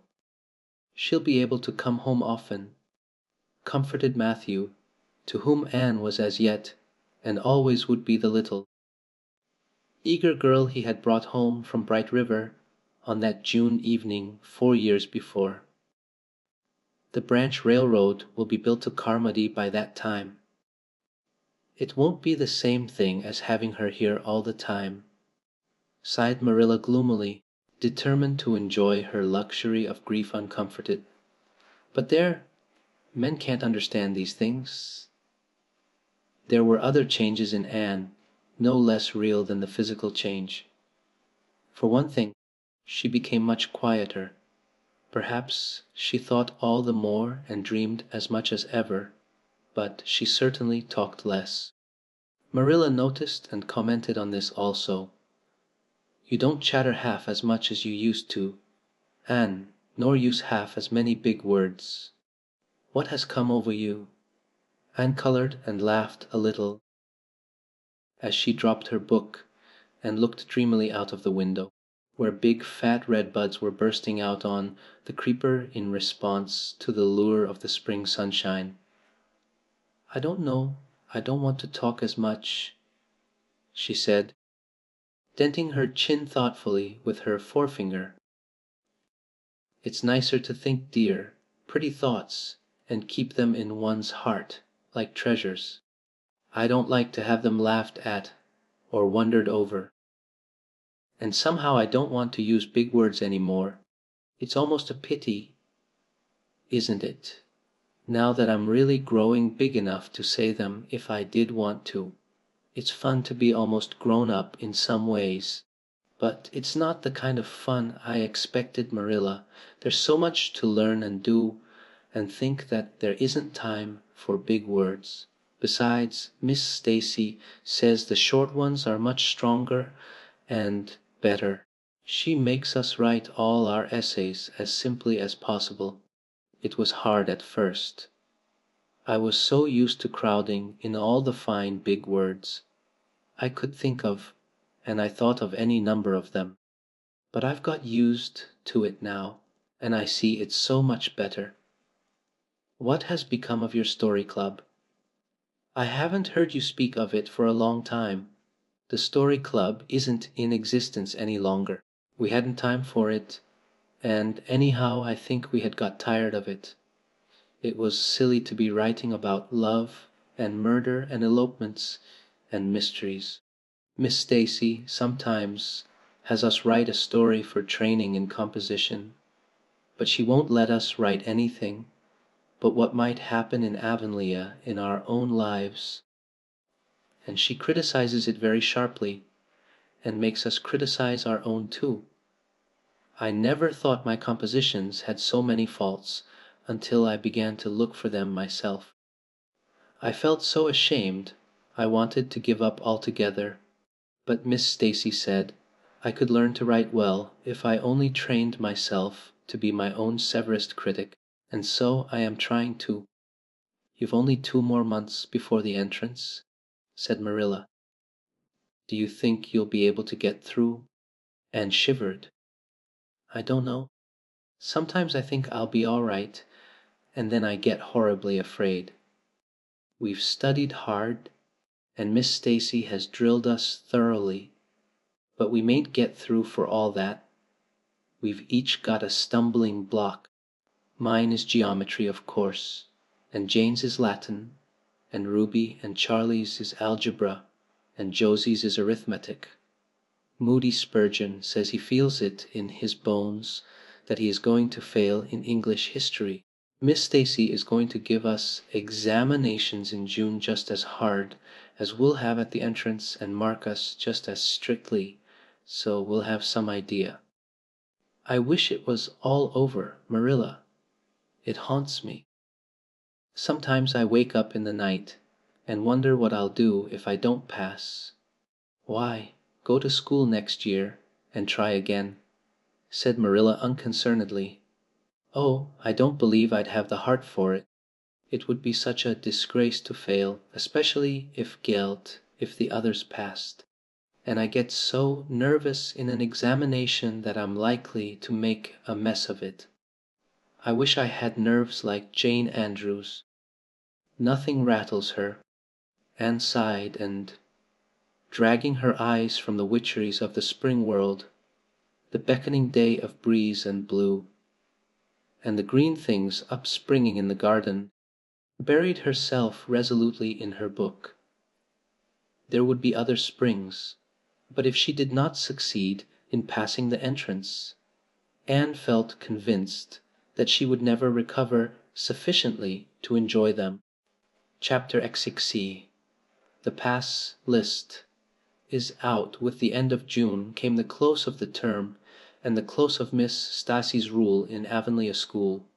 Anne and Diana walked home that evening feeling very sober indeed. Red eyes and damp handkerchiefs bore convincing testimony to the fact that Miss Stacy's farewell words must have been quite as touching as Mr. Phillips's had been under similar circumstances 3 years before. Diana looked back at the schoolhouse from the foot of the spruce hill and sighed deeply. It does seem as if it was the end of everything, doesn't it? She said dismally. You oughtn't to feel half as badly as I do, said Anne, hunting vainly for a dry spot on her handkerchief. You'll be back again next winter, but I suppose I've left the dear old school forever, if I have good luck, that is. It won't be a bit the same. Miss Stacy won't be there, nor you nor Jane nor Ruby probably. I shall have to sit all alone, for I couldn't bear to have another desk-mate after you. Oh, we have had jolly times, haven't we, Anne? It's dreadful to think they're all over." Two big tears rolled down by Diana's nose. "If you would stop crying I could," said Anne imploringly. "Just as soon as I put away my hanky, I see you brimming up, and that starts me off again. As Mrs. Lynde says, if you can't be cheerful, be as cheerful as you can. After all, I dare say I'll be back next year. This is one of the times that I know I'm not going to pass. They're getting alarmingly frequent. Why, you came out splendidly in the exams Miss Stacy gave. Yes, but those exams didn't make me nervous. When I think of the real thing you can't imagine what a horrid cold fluttery feeling comes round my heart. And then my number is 13 and Josie Pye says it's so unlucky. I'm the not superstitious, and I know it can make no difference. But still I wish it wasn't 13. I do wish I was going in with you," said Diana. "Wouldn't we have a perfectly elegant time? But I suppose you'll have to cram in the evenings. No, Miss Stacy has made us promise not to open a book at all. She says it would only tire and confuse us, and we are to go out walking and not think about the exams at all and go to bed early. It's good advice, but I expect it will be hard to follow. Good advice is apt to be, I think. Prissy Andrews told me that she sat up half the night every night of her entrance week and crammed for dear life, and I had determined to sit up at least as long as she did. It was so kind of your Aunt Josephine to ask me to stay at Beechwood while I'm in town. You'll write to me while you're in, won't you?" "I'll write Tuesday night and tell you how the first day goes," promised Anne. "I'll be haunting the post office Wednesday," vowed Diana. Anne went to town the following Monday, and on Wednesday Diana haunted the post office, as agreed, and got her letter. "Dearest Diana," wrote Anne, "here it is Tuesday night, and I'm writing this in the library at Beechwood. Last night I was horribly lonesome all alone in my room and wished so much you were with me. I couldn't cram, because I'd promised Miss Stacy not to, but it was as hard to keep from opening my history as it used to be to keep from reading a story before my lessons were learned. This morning Miss Stacy came for me, and we went to the academy, calling for Jane and Ruby and Josie on our way. Ruby asked me to feel her hands, and they were as cold as ice. Josie said I looked as if I hadn't slept a wink, and she didn't believe I was strong enough to stand the grind of the teacher's course even if I did get through. There are times and seasons even yet when I don't feel that I've made any great headway in learning to like Josie Pye. When we reached the academy, there were scores of students there from all over the island. The first person we saw was Moody Spurgeon sitting on the steps and muttering away to himself. Jane asked him what on earth he was doing, and he said he was repeating the multiplication table over and over to steady his nerves, and for pity's sake not to interrupt him, because if he stopped for a moment he got frightened and forgot everything he ever knew. But the multiplication table kept all his facts firmly in their proper place. When we were assigned to our rooms, Miss Stacy had to leave us. Jane and I sat together, and Jane was so composed that I envied her. No need of the multiplication table for good, steady, sensible Jane. I wondered if I looked as I felt, and if they could hear my heart thumping clear across the room. Then a man came in and began distributing the English examination sheets. My hands grew cold then, and my head fairly whirled around as I picked it up. Just one awful moment, Diana. I felt exactly as I did 4 years ago when I asked Marilla if I might stay at Green Gables, and then everything cleared up in my mind and my heart began beating again. I forgot to say that it had stopped altogether, for I knew I could do something with that paper anyhow. At noon we went home for dinner, and then back again for history in the afternoon. The history was a pretty hard paper, and I got dreadfully mixed up in the dates. Still, I think I did fairly well today. But oh, Diana, tomorrow the geometry exam comes off, and when I think of it, it takes every bit of determination I possess to keep from opening my Euclid. If I thought the multiplication table would help me any, I would recite it from now till tomorrow morning. I went down to see the other girls this evening. On my way I met Moody Spurgeon, wandering distractedly around.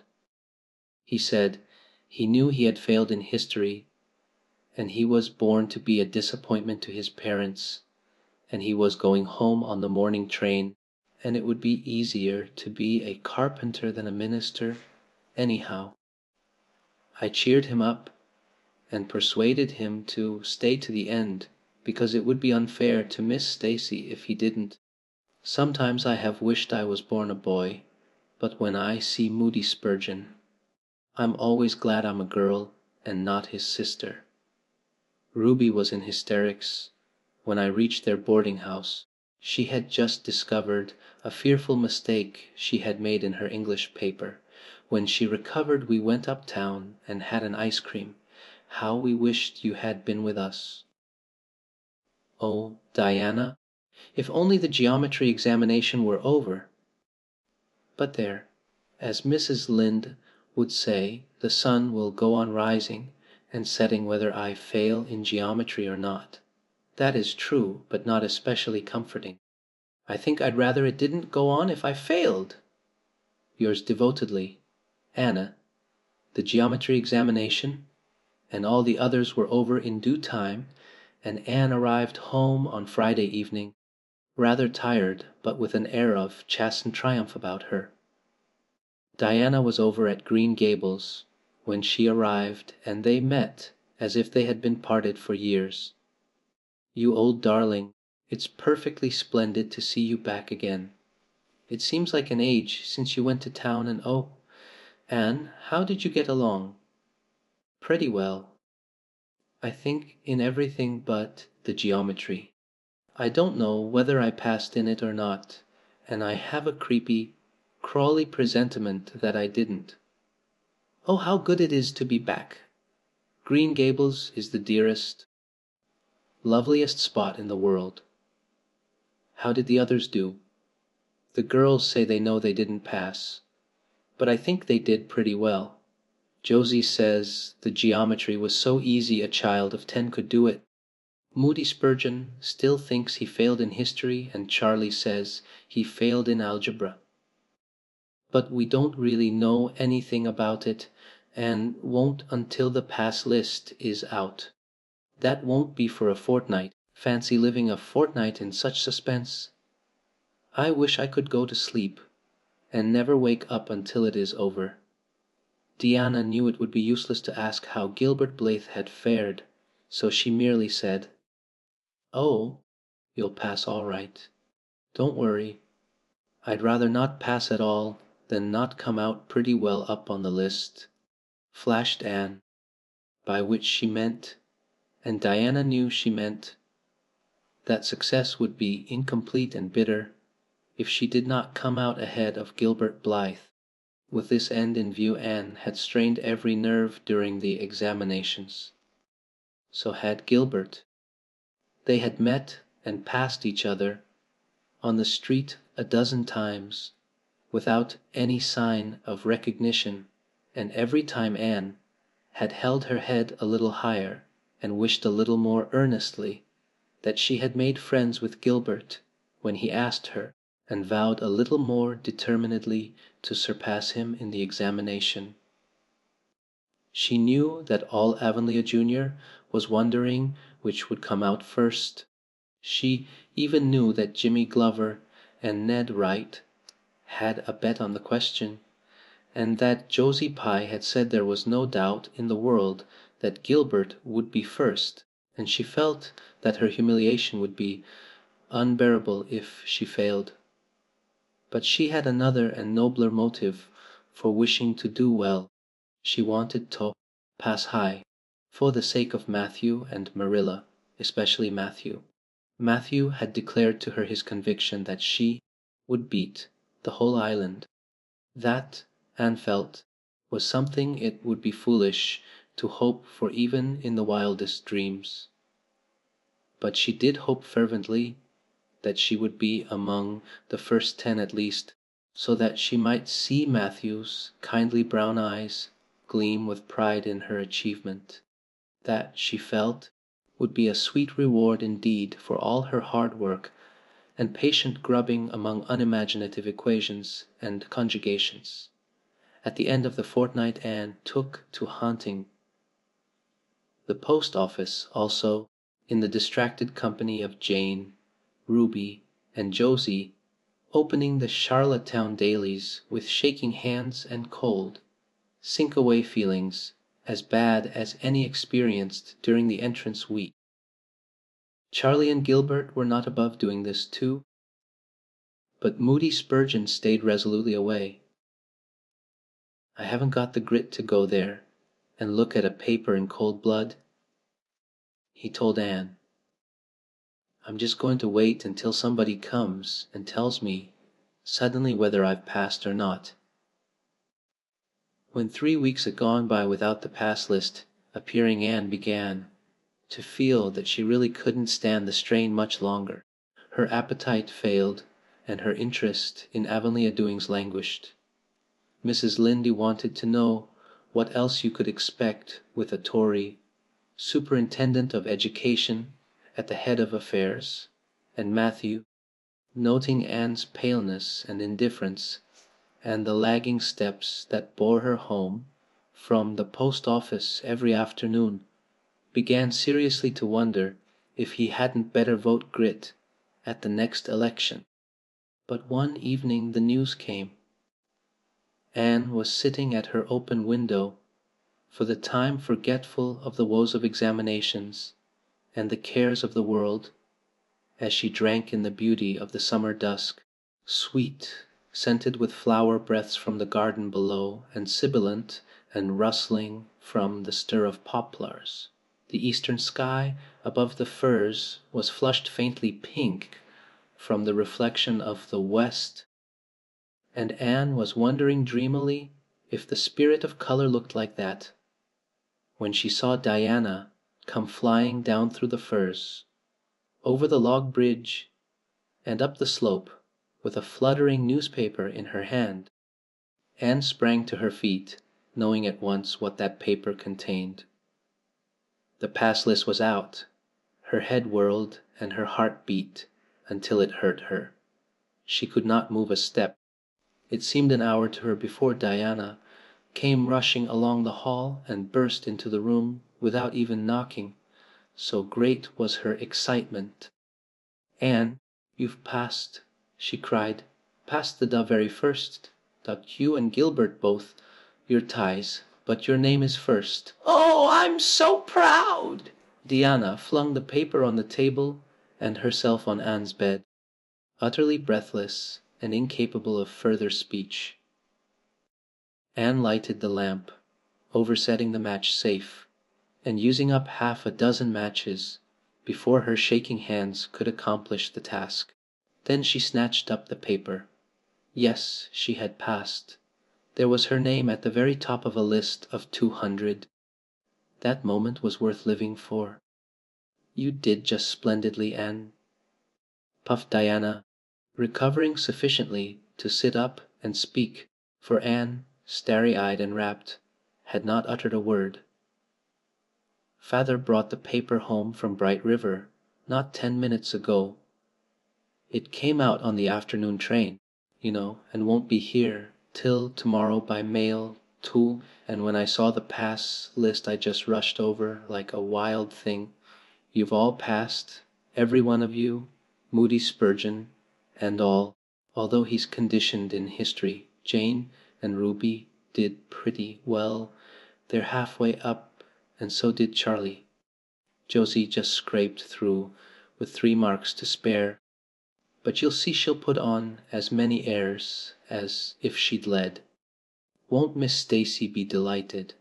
Oh, Anne, what does it feel like to see your name at the head of a pass list like that? If it were me, I know I'd go crazy with joy.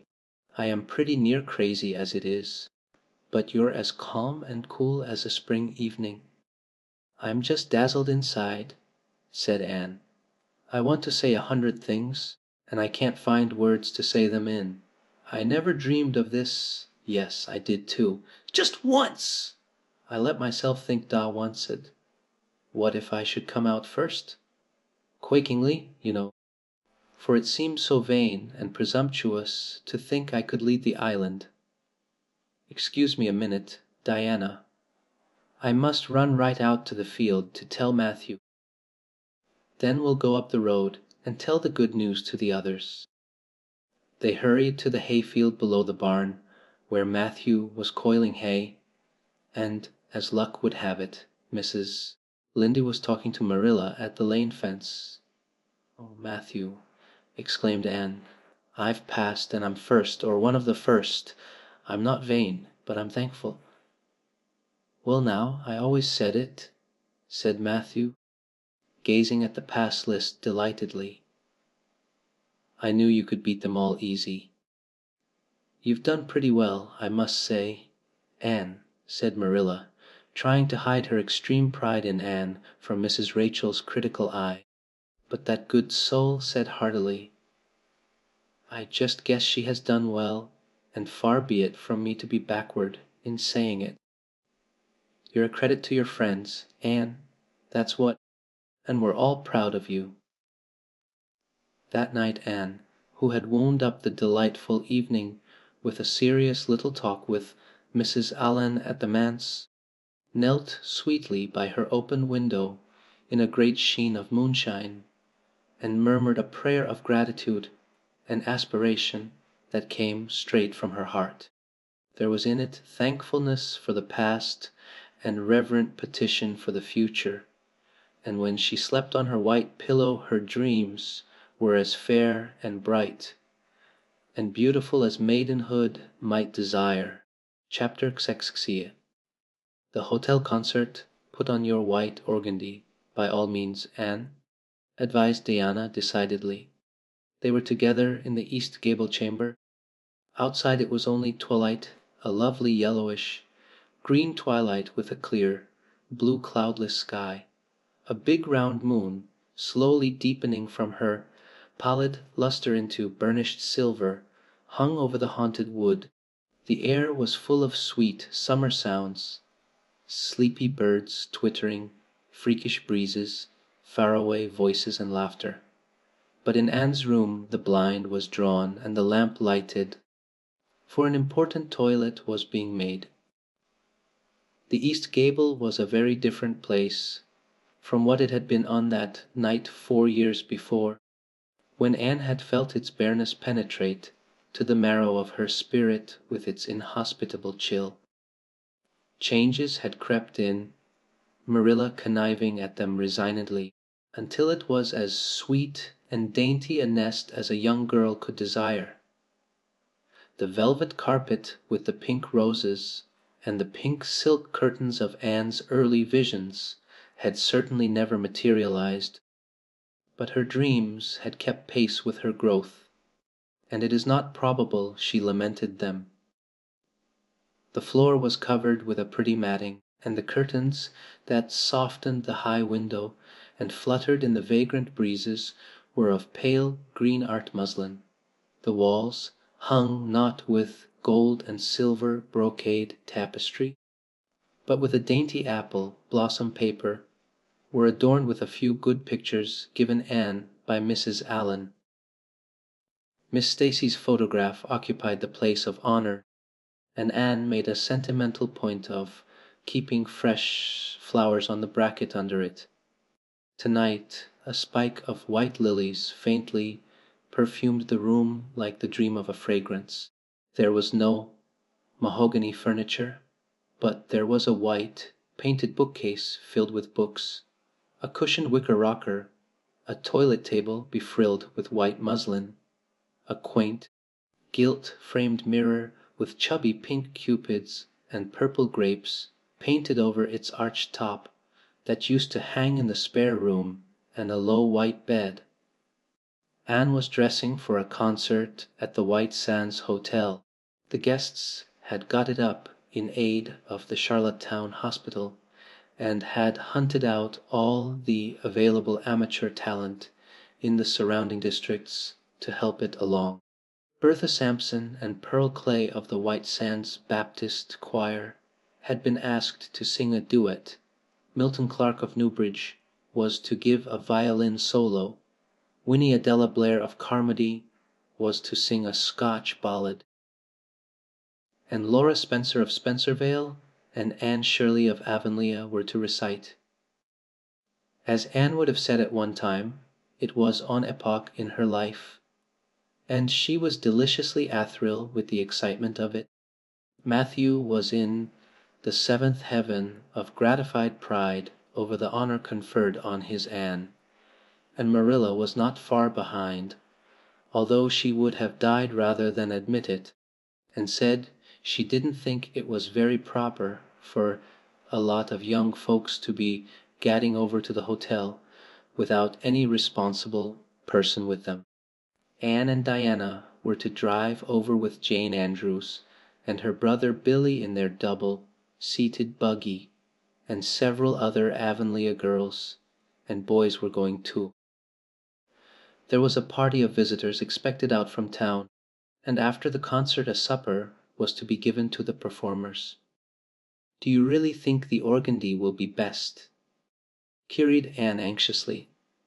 "I don't think it's as pretty as my blue, flowered muslin, and it certainly isn't so fashionable.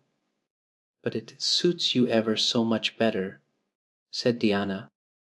"It's so soft and frilly and clinging. The muslin is stiff and makes you look too dressed up. But the organdy seems as if it grew on you, and sighed and yielded." Diana was beginning to have a reputation for notable taste in dressing, and her advice on such subjects was much sought after. She was looking very pretty herself on this particular night in a dress of the lovely wild rose pink from which Anne was forever debarred. But she was not to take any part in the concert, so her appearance was of minor importance. All her pains were bestowed upon Anne, who, she vowed, must, for the credit of Avonlea, be dressed and combed and adorned to the Queen's taste. Pull out that frill a little more, so. Here, let me tie your sash now for your slippers. I'm going to braid your hair in 2 thick braids and tie them halfway up with big white bows. No, don't pull out a single curl over your forehead. Just have the soft part. There is no way you do your hair suits you so well, Anne, and Mrs. Alan says you look like a Madonna when you part it so. I shall fasten this little white house rose just behind your ear. There was just one on my bush, and I saved it for you. Shall I put my pearl beads on?" asked Anne. "Matthew brought me a string from town last week, and I know he'd like to see them on me." Diana pursed up her lips, put her black head on one side critically, and finally pronounced in favor of the beads, which were thereupon tied around Anne's slim, milk, white throat. "There's something so stylish about you, Anne," said Diana, with unenvious admiration. "You hold your head with such an air. I suppose it's your figure. I am just a dumpling. I've always been afraid of it, and now I know it is so. Well, I suppose I shall just have to resign myself to it. But you have such dimples," said Anne, smiling affectionately into the pretty, vivacious face so near her own. "Lovely dimples, like little dents in cream. I have given up all hope of dimples. My dimple dream will never come true, but so many of my dreams have that I mustn't complain. Am I all ready now?" "All ready," assured Diana, as Marilla appeared in the doorway, a gaunt figure with grayer hair than of yore and no fewer angles, but with a much softer face. "Come right in and look at our elocutionist, Marilla. Doesn't she look lovely?" Marilla emitted a sound between a sniff and a grunt. "She looks neat and proper. I like that way of fixing her hair. But I expect she'll ruin that dress driving over there in the dust and dew with it. And it looks most too thin for these damp nights. Organdy's the most unserviceable stuff in the world anyhow, and I told Matthew so when he got it. But there is no use in saying anything to Matthew nowadays. Time was when he would take my advice, but now he just buys things for Anne regardless, and the clerks at Carmody know they can palm anything off on him. Just let them tell him thing is pretty and fashionable, and Matthew plunks his money down for it. Mind you keep your skirt clear of the wheel, Anne, and put your warm jacket on." Then Marilla stalked downstairs, thinking proudly how sweet Anne looked, with that one moonbeam from the forehead to the crown, and regretting that she could not go to the concert herself to hear her girl recite. "I wonder if it is too damp for my dress," said Anne anxiously. "Not a bit of it," said Diana, pulling up the window blind. "It's a perfect night, and there won't be any dew. Look at the moonlight. I'm so glad my window looks east into the sun rising," said Anne, going over to Diana. "It's so splendid to see the morning coming up over those long hills and glowing through those sharp fir tops. It's new every morning, and I feel as if I washed my very soul in that bath of earliest sunshine. Oh, Diana, I love this little room so dearly. I don't know how I'll get along without it when I go to town next month." "Don't speak of your going away tonight," begged Diana. "I don't want to think of it. It makes me so miserable. And I do want to have a good time this evening. What are you going to recite, Anne? And are you nervous?" "Not a bit. I've recited so often in public I don't mind at all now. I've decided to give The Maiden's Vow. It's so pathetic. Laura Spencer is going to give a comic recitation, but I'd rather make people cry than laugh." "What will you recite if they encore you?" "They won't dream of encoring me," scoffed Anne, who was not without her own secret hopes that they would, and already visioned herself telling Matthew all about it at the next morning's breakfast table. "There are Billy and Jane now. I hear the wheels. Come on." Billy Andrews insisted that Anne should ride on the front seat with him, so she unwillingly climbed up. She would have much preferred to sit back with the girls, where she could have laughed and chattered to her heart's content. There was not much of either laughter or chatter in Billy. He was a big, fat, stolid youth of 20, with a round, expressionless face and a painful lack of conversational gifts. But he admired Anne immensely, and was puffed up with pride over the prospect of driving to White Sands with that slim, upright figure beside him.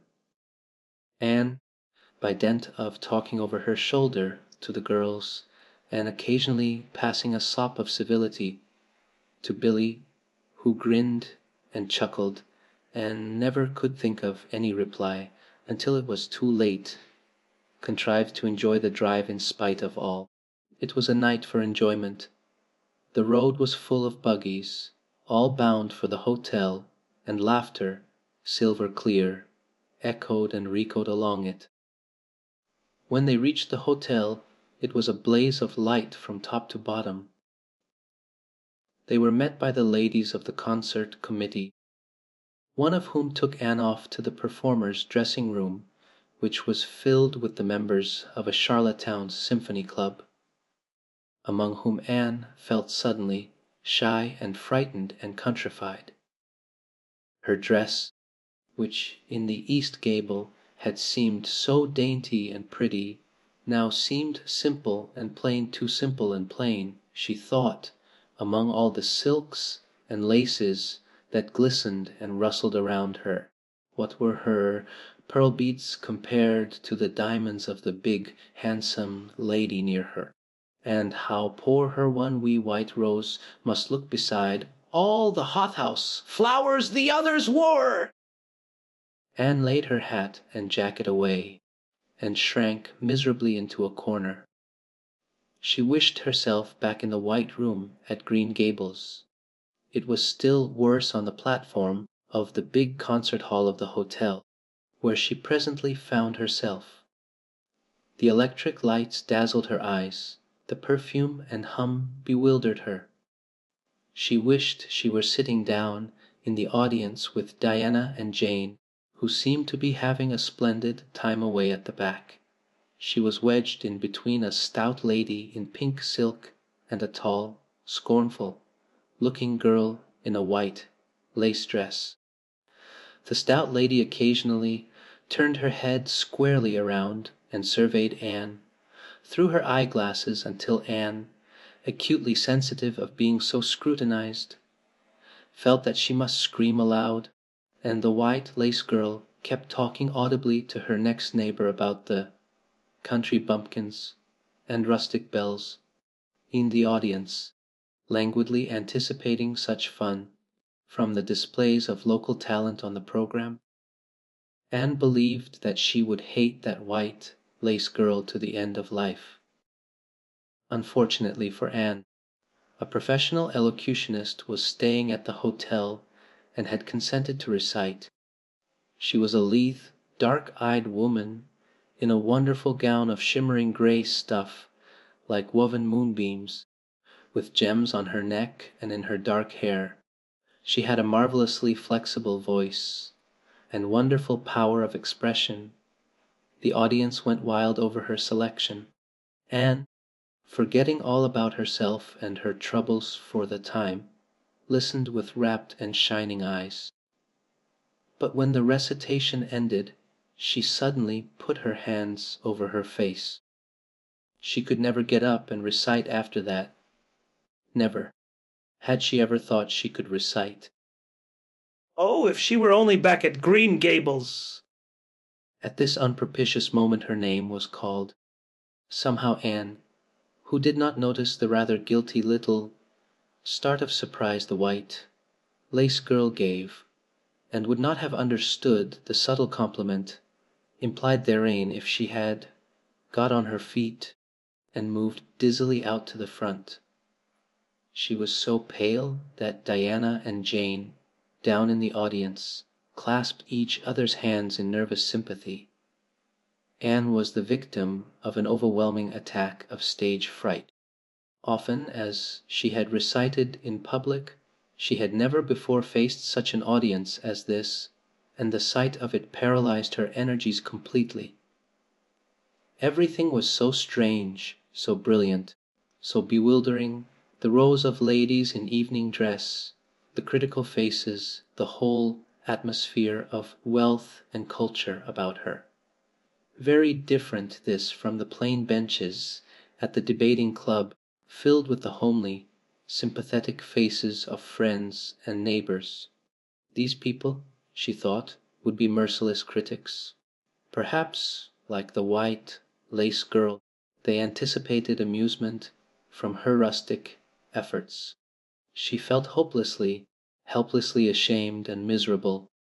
Her knees trembled, her heart fluttered, a horrible faintness came over her. Not a word could she utter, and the next moment she would have fled from the platform, despite the humiliation which, she felt, must ever after be her portion if she did so. But suddenly, as her dilated, frightened eyes gazed out over the audience, she saw Gilbert Blythe away at the back of the room, bending forward with a smile on his face, a smile which seemed to Anne at once triumphant and taunting. In reality it was nothing of the kind. Gilbert was merely smiling with appreciation of the whole affair in general and of the effect produced by Anne's slender white form and spiritual face against a background of palms in particular. Josie Pye, whom he had driven over, sat beside him, and her face certainly was both triumphant and taunting. But Anne did not see Josie, and would not have cared if she had. She drew a long breath and flung her head up proudly, courage and determination tingling over her like an electric shock. She would not fail before Gilbert Blythe. He should never be able to laugh at her. Never, never. Her fright and nervousness vanished, and she began her recitation, her clear, sweet voice reaching to the farthest corner of the room without a tremor or a break. Self-possession was fully restored to her, and in the reaction from that horrible moment of powerlessness, she recited as she had never done before. When she finished there were bursts of honest applause. Anne, stepping back to her seat, blushing with shyness and delight, found her hand vigorously clasped and shaken by the stout lady in pink silk. "My dear, you did splendidly," she puffed. "I've been crying like a baby, actually I have. They're encoring you. They're bound to have you back." "Oh, I can't go," said Anne confusedly. "But yet I must, or Matthew will be disappointed. He said they would encore me." "Then don't disappoint Matthew," said the pink lady, laughing. Smiling, blushing, limpid-eyed, Anne tripped back and gave a quaint, funny little selection that captivated her audience still further. The rest of the evening was quite a little triumph for her. When the concert was over, the stout, pink lady, who was the wife of an American millionaire, took her under her wing and introduced her to everybody, and everybody was very nice to her. The professional elocutionist, Mrs. Evans, came and chatted with her, telling her that she had a charming voice and interpreted her selections beautifully. Even the white lace girl paid her a languid little compliment. They had supper in the big, beautifully decorated dining room. Diana and Jane were invited to partake of this, also, since they had come with Anne. But Billy was nowhere to be found, having decamped in mortal fear of some such invitation. He was in waiting for them, with the team however. When it was all over, and the three girls came merrily out into the calm, white moonshine radiance, and breathed deeply, and looked into the clear sky beyond the dark boughs of the firs. Oh, it was good to be out again in the purity and silence of the night. How great and still and wonderful everything was, with the murmur of the sea sounding through it, and the darkling cliffs beyond like grim giants guarding enchanted coasts. "Hasn't it been a perfectly splendid time?" sighed Jane as they drove away. "I just wish I was a rich American and could spend my summer at a hotel and wear jewels and low-necked dresses and have ice cream and chicken salad every blessed day. I'm sure it would be ever so much more fun than teaching school." "Anne, your recitation was simply great, although I thought at first you were never going to begin. I think it was better than Mrs. Evans's." "Oh, no, don't say things like that, Jane," said Anne quickly, "because it sounds silly. It couldn't be better than Mrs. Evans's, for she is a professional, and I'm only a schoolgirl." with a little knack of reciting. I'm quite satisfied if the people just liked mine pretty well. I've a compliment for you, Anne, said Diana. At least I think it must be a compliment because of the tone he said it in. Part of it was anyhow. There was an American sitting behind Jane and me, such a romantic-looking man with coal-black hair and eyes. Josie Pye says he is a distinguished artist, and that her mother's cousin in Boston is married to a man that used to go to school with him. Well, we heard him say, didn't we, Jane? Who is that girl on the platform with the splendid Titian hair? She has a face I should like to paint. There now, Anne. But what does Titian hair mean? Being interpreted it means plain red, I guess, laughed Anne. Titian was a very famous artist who liked to paint red-haired women. Did you see all the diamonds those ladies wore? Sighed Jane. They were simply dazzling. Wouldn't you just love to be rich, girls? What are rich? Said Anne staunchly.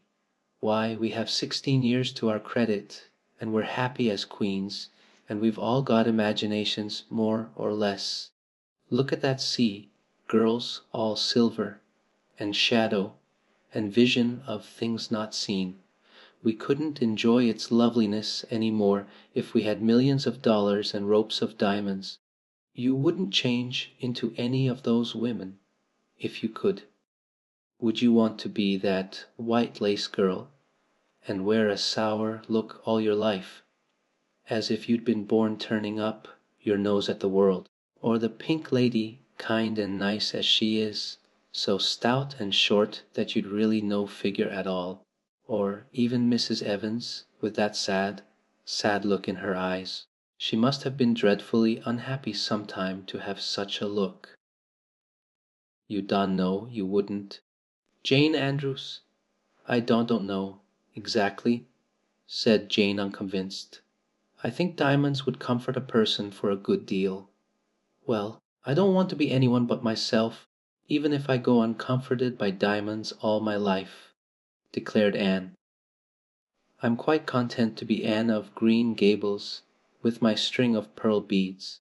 I know Matthew gave me as much love with them as ever went with Madame the Pink Lady's jewels. Chapter X. A Queen's Girl. The next 3 weeks were busy ones at Green Gables, for Anne was getting ready to go to Queen's, and there was much sewing to be done, and many things to be talked over and arranged. Anne's outfit was ample and pretty, for Matthew saw to that, and Marilla for once made no objections whatever to anything he purchased or suggested. More one evening she went up to the east gable with her arms full of a delicate pale green material. Anne, here's something for a nice light dress for you. I don't suppose you really need it. You've plenty of pretty waists, but I thought maybe you'd like something real dressy to wear if you were asked out anywhere of an evening in town, to a party or anything like that. I hear that Jane and Ruby and Josie have got evening dresses, as they call them, and I don't mean you shall be behind them. I got Mrs. Allen to help me pick it in town last week, and we'll get Emily Gillis to make it for you. Emily has got taste, and her fits aren't to be equaled. Oh, Marilla, it's just lovely, said Anne. Thank you so much. I don't believe you ought to be so kind to me.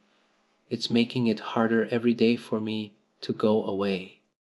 The green dress was made up with as many tucks and frills and shirrings as Emily's taste permitted, and put it on one evening for Matthew's and Marilla's benefit, and recited The Maiden's Vow for them in the kitchen, as Marilla watched the bright, animated face and graceful motions. Her thoughts went back to the evening Anne had arrived at Green Gables, and memory recalled a vivid picture of the odd, frightened child in her preposterous yellowish, brown wincey dress, the heartbreak looking out of her tearful eyes. Something in the memory brought tears to Marilla's own eyes. "I declare, my recitation has made you cry, Marilla," said Anne gaily, stooping over Marilla's chair to drop a butterfly kiss on that lady's cheek. Now, I call that a positive triumph. "No, I wasn't crying over your piece," said Marilla, who would have scorned to be betrayed into such weakness by any poetry stuff. "I just couldn't help thinking of the little girl you used to be, Anne, and I was wishing you could have stayed a little girl, even with all your queer ways. You've grown up now, and you're going away, and you look so tall and stylish and so different altogether in that dress, as if you didn't belong in Avonlea at all too, and I just got lonesome thinking it all over." Marilla! And sat down on Marilla's gingham lap, took Marilla's lined face between her hands, and looked gravely and tenderly into Marilla's eyes. "I'm not a bit changed, not really. I'm only just pruned down and branched out. The real dummy, up back here, is just the same. It won't make a bit of difference where I go or how much I change outwardly. At heart I shall always be your little Anne, who will love you and Matthew and dear Green Gables more and better every day of her life." Anne laid her fresh young cheek against Marilla's faded one and reached out a hand to pat Matthew's shoulder. Marilla would have given much just then to have possessed Anne's power of putting her feelings into words. But nature and habit had willed it otherwise, and she could only put her arms close about her girl and hold her tenderly to her heart, wishing that she need never let her go. Matthew, with a suspicious moisture in his eyes, got up and went out of doors. Under the stars of the blue summer night he walked agitatedly across the yard to the gate under the poplars. "Well now, I guess she ain't been much spoiled," he muttered proudly. "I guess my putting in my oar occasional never did much harm after all. She's smart and pretty and loving too, which is better than all the rest. She's been a blessing to us, and there never was a luckier mistake than what Mrs. Spencer made if it was the luck. I don't believe it was any such thing. It was Providence, because the Almighty saw we needed her, I reckon." The day finally came when Anne must go to town. She and Matthew drove in one fine September morning after a tearful parting with Diana and an untearful practical one, on Marilla's side at least, with Marilla.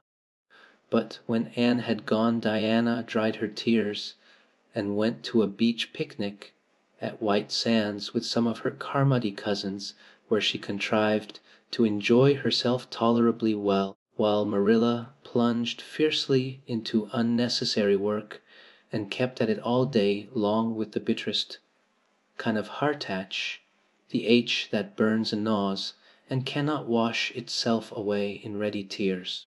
But that night when Marilla went to bed, acutely and miserably conscious that the little gable room at the end of the hall was untenanted by any vivid young life, and unstirred by any soft breathing, she buried her face in her pillow and wept for her girl in a passion of sobs that appalled her when she grew calm enough to reflect how very wicked it must be to take on so about a sinful fellow creature.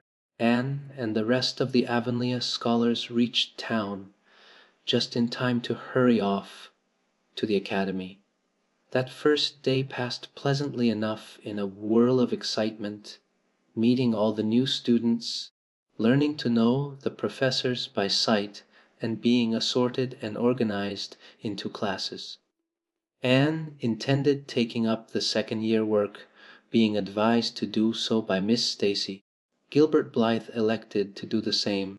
This meant getting a first-class teacher's license in 1 year instead of 2, if they were successful, but it also meant much more and harder work.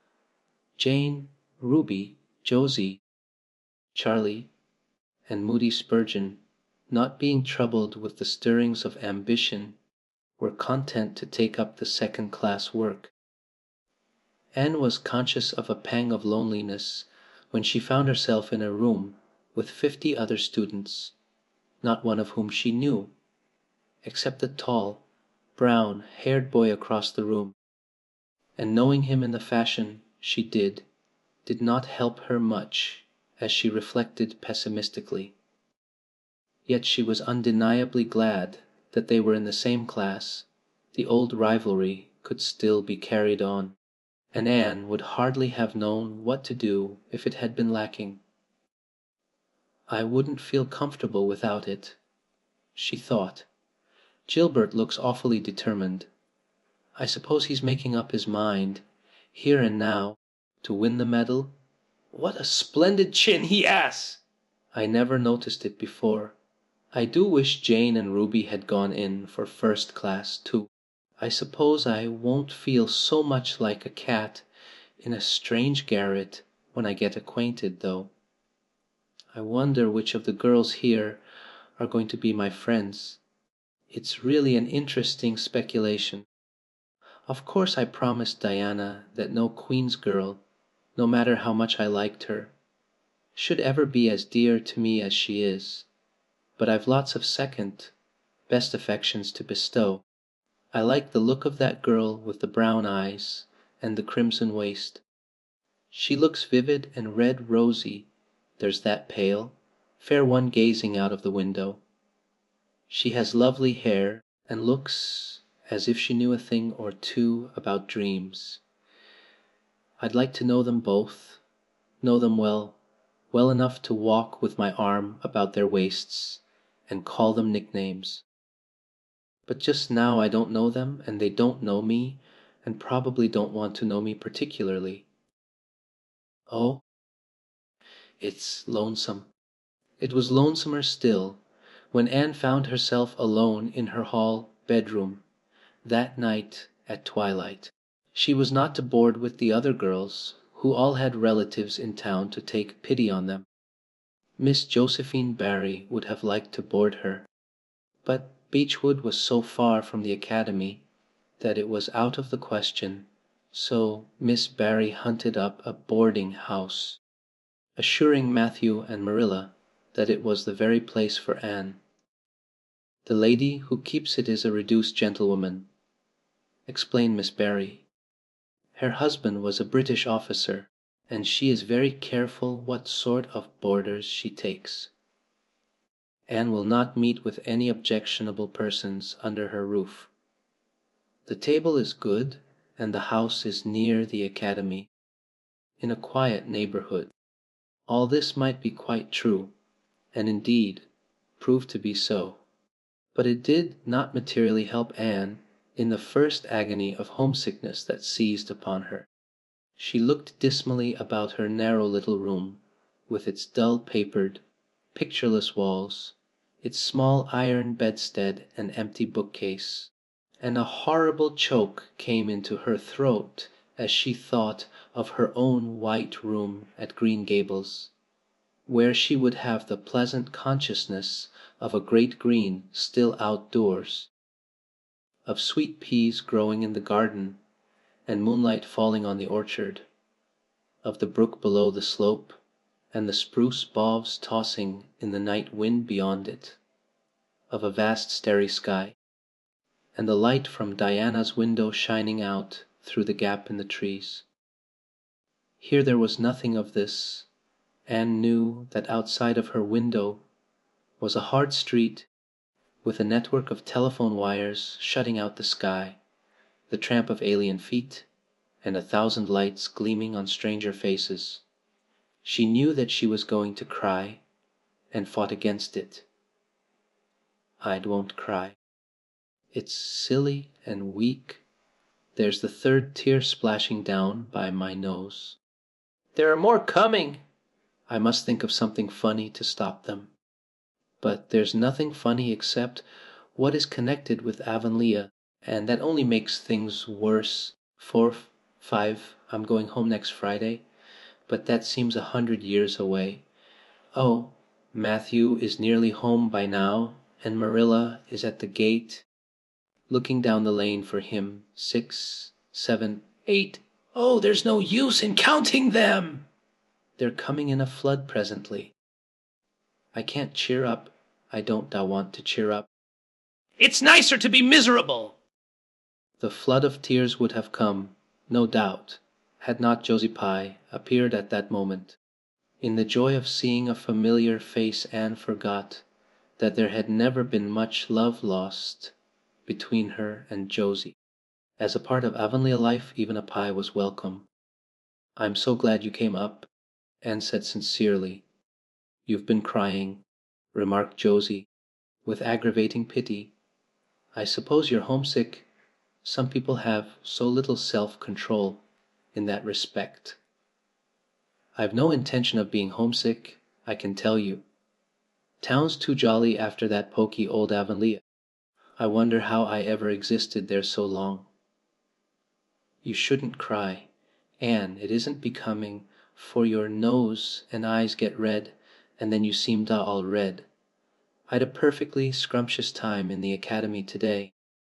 Our French professor is simply a duck. His mustache would give you kerwallopes of the heart. Have you anything eatable around, Anne?" "I'm literally starving." "Ah. I guessed likely Marilla'd load you up with cake. That's why I called round. Otherwise I'd have gone to the park to hear the band play with Frank Stockley. He boards same place as I do, and he's a sport.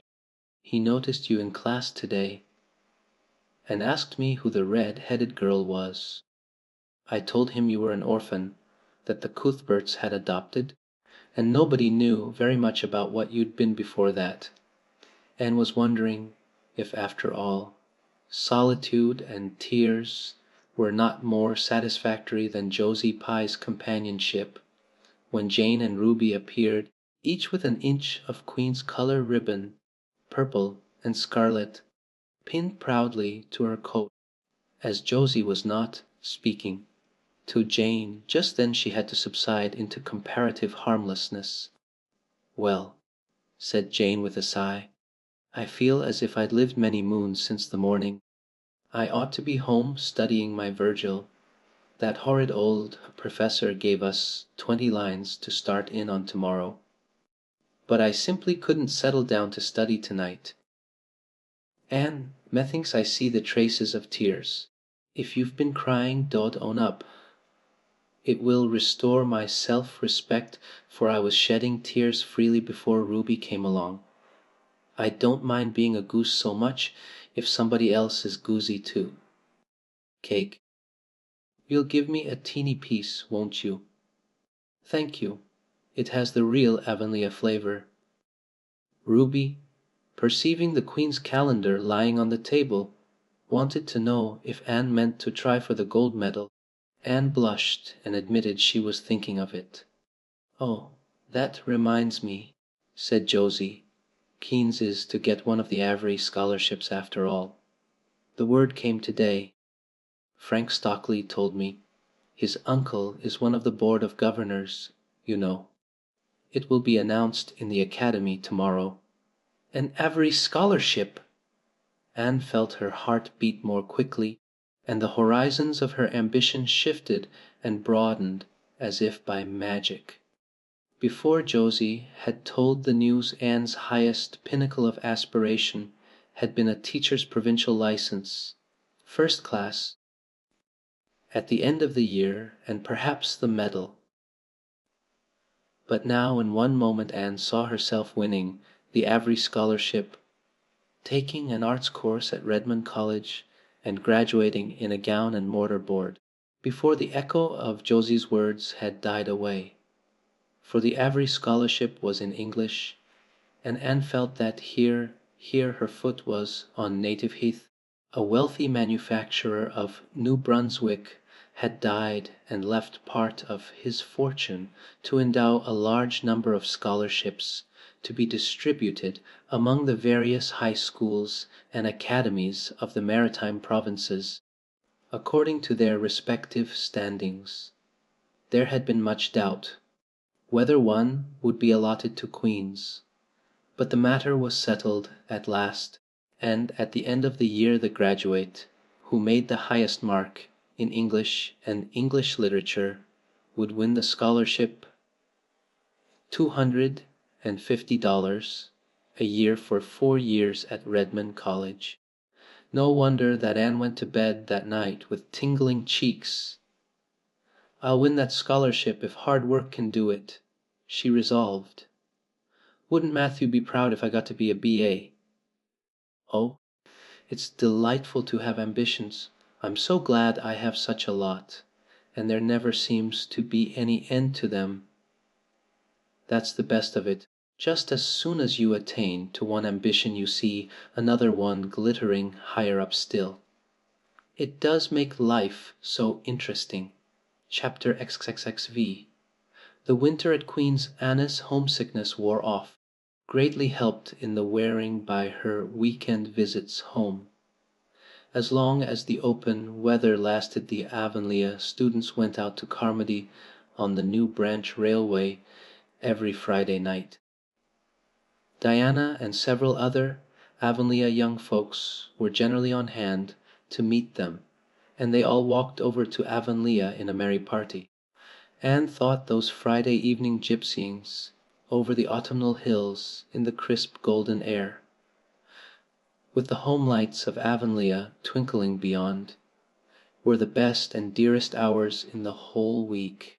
Gilbert Blythe nearly always walked with Ruby Gillis and carried her satchel for her. Ruby was a very handsome young lady, now thinking herself quite as grown up as she really was. She wore her skirts as long as her mother would let her, and did her hair up in town, though she had to take it down when she went home. She had large, bright, blue eyes, a brilliant complexion, and a plump showy figure. She laughed a great deal, was cheerful and good-tempered, and enjoyed the pleasant things of life frankly. "But I shouldn't think she was the sort of girl Gilbert would like," whispered Jane to Anne. Anne did not think so either, but she would not have said so for the Avery scholarship. She could not help thinking, too, that it would be very pleasant to have such a friend as Gilbert to jest and chatter with, and exchange ideas about books and studies and ambitions.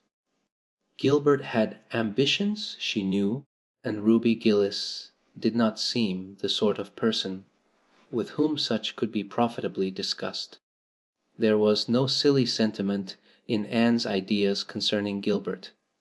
Boys were to her, when she thought about them at all, merely possible good comrades. If she and Gilbert had been friends, she would not have cared how many other friends he had nor with whom he walked. She had a genius for friendship. Girl friends she had in plenty, but she had a vague consciousness that masculine friendship might also be a good thing to round out one's conceptions of companionship and furnish broader standpoints of judgment and comparison.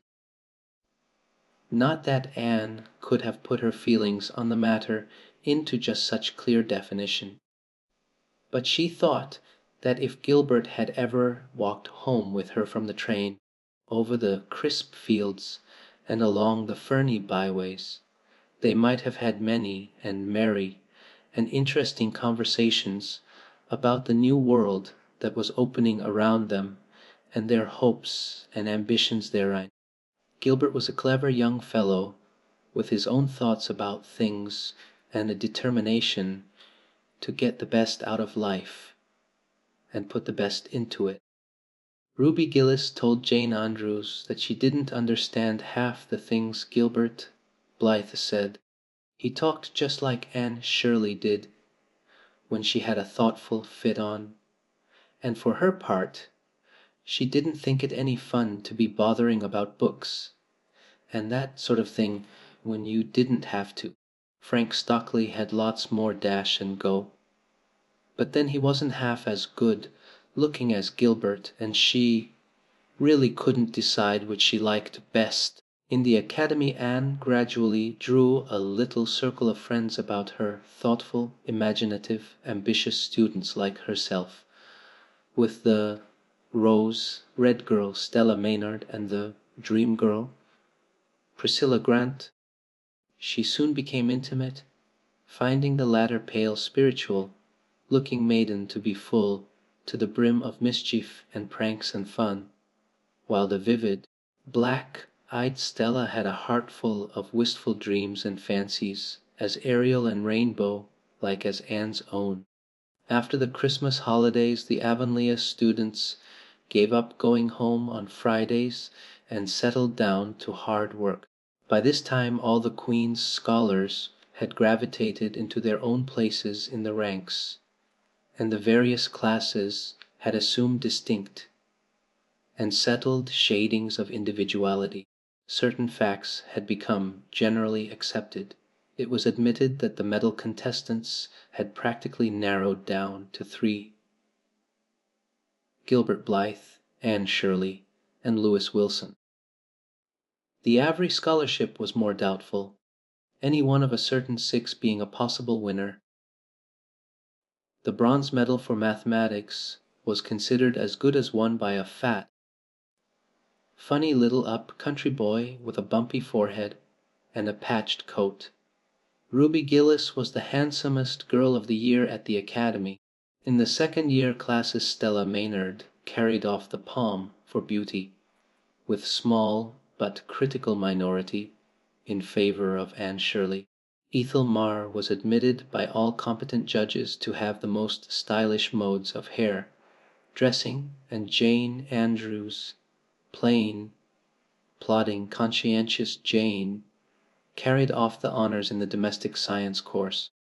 Even Josie Pye attained a certain preeminence as the sharpest tongued young lady in attendance at Queen's. So it may be fairly stated that Miss Stacy's old pupils held their own in the wider arena of the academical course. Anne worked hard and steadily. Her rivalry with Gilbert was as intense as it had ever been in Avonlea school, although it was not known in the class at large. But somehow the bitterness had gone out of it. Anne no longer wished to win for the sake of defeating Gilbert, rather for the proud consciousness of a well-won victory over a worthy foeman.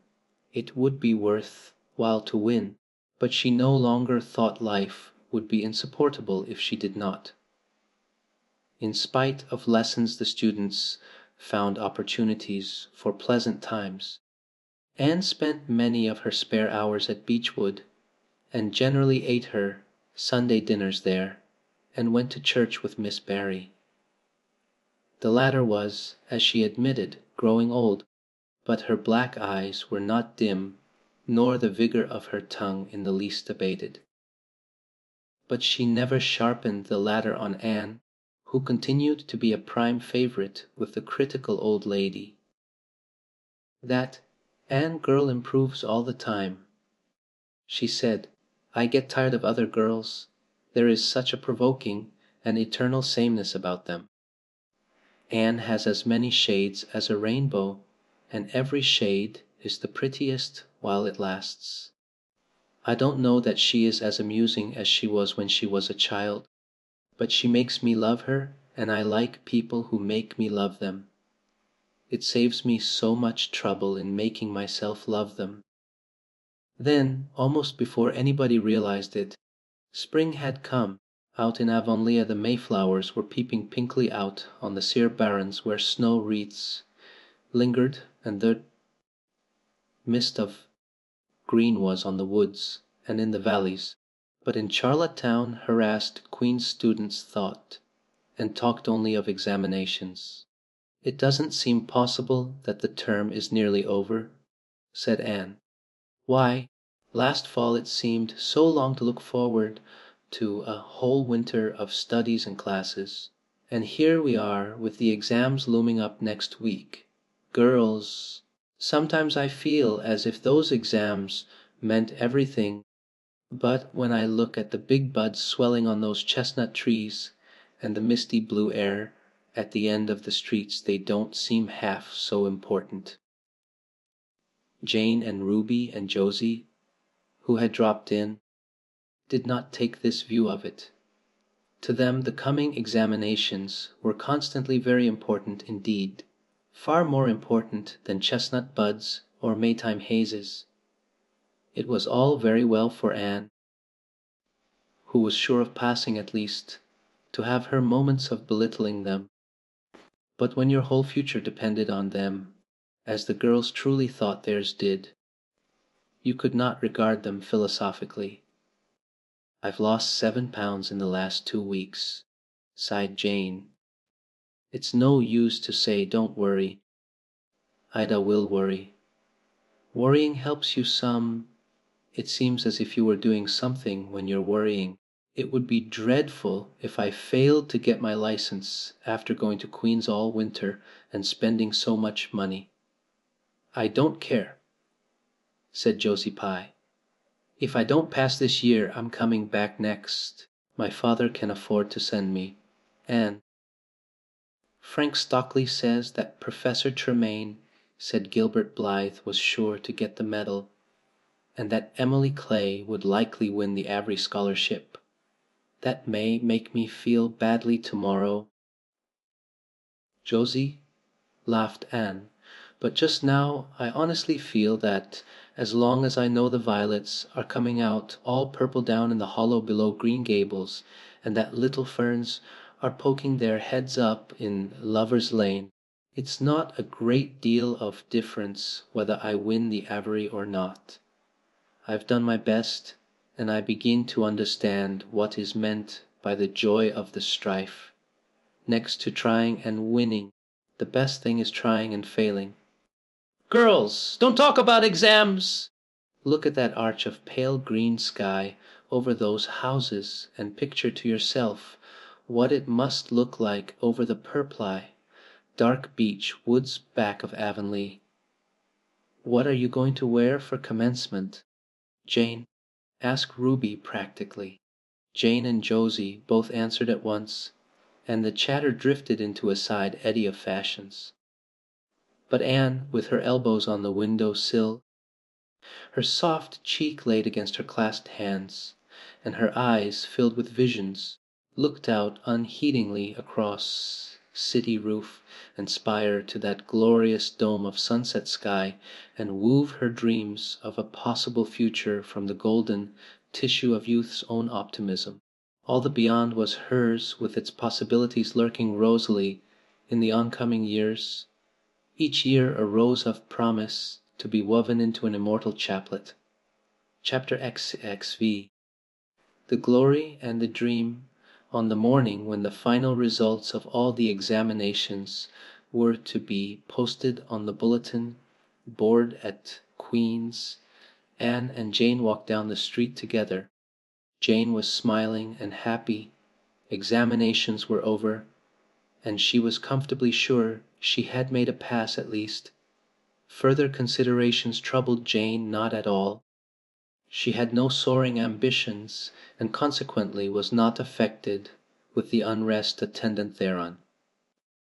For we pay a price for everything we get or take in this world, and although ambitions are well worth having, they are not to be cheaply won, but exact their dues of work and self-denial, anxiety and discouragement. Anne was pale and quiet. In 10 more minutes she would know who had won the medal and who the Avery. Beyond those 10 minutes there did not seem, just then, to be anything worth being called time. "Of course you'll win one of them anyhow," said Jane, who couldn't understand how the faculty could be so unfair as to order it otherwise. "I have not hope of the Avery," said Anne.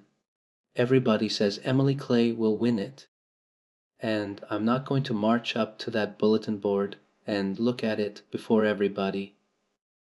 I haven't the moral courage. I'm going straight to the girls' dressing room.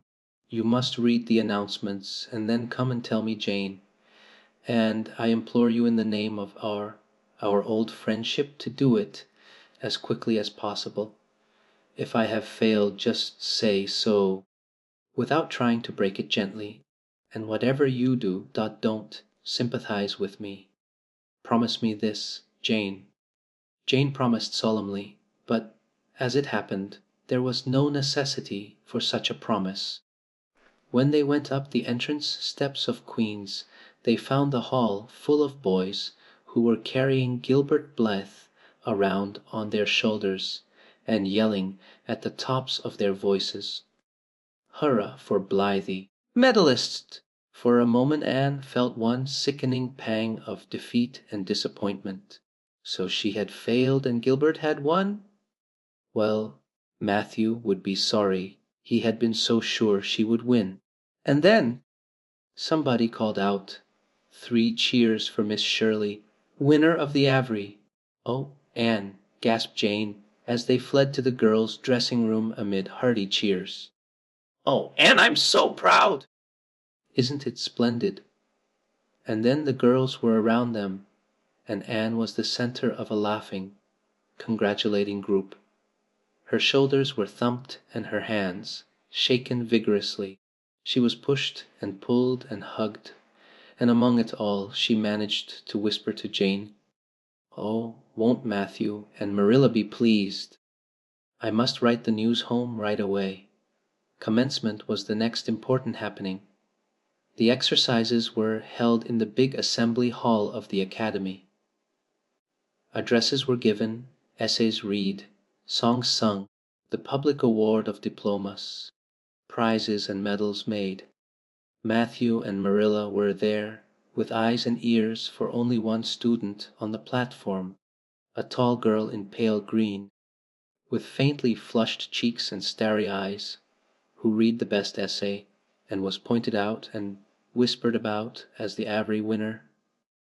"Reckon you're glad we kept her, Marilla," whispered Matthew, speaking for the first time since he had entered the hall when Anne had finished her essay.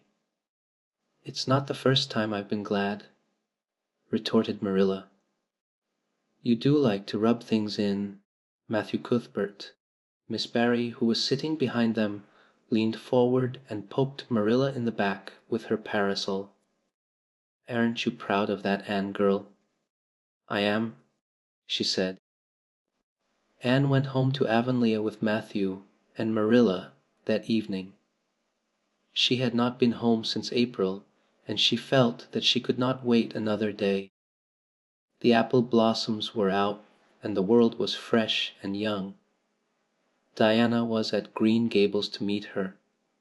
In her own white room, where Marilla had set a flowering house rose on the window sill, Anne looked about her and drew a long breath of happiness. "Oh, Diana, it's so good to be back again. It's so good to see those pointed firs coming out against the pink sky too, and that white orchard and the old Snow Queen. Isn't the breath of the mint delicious?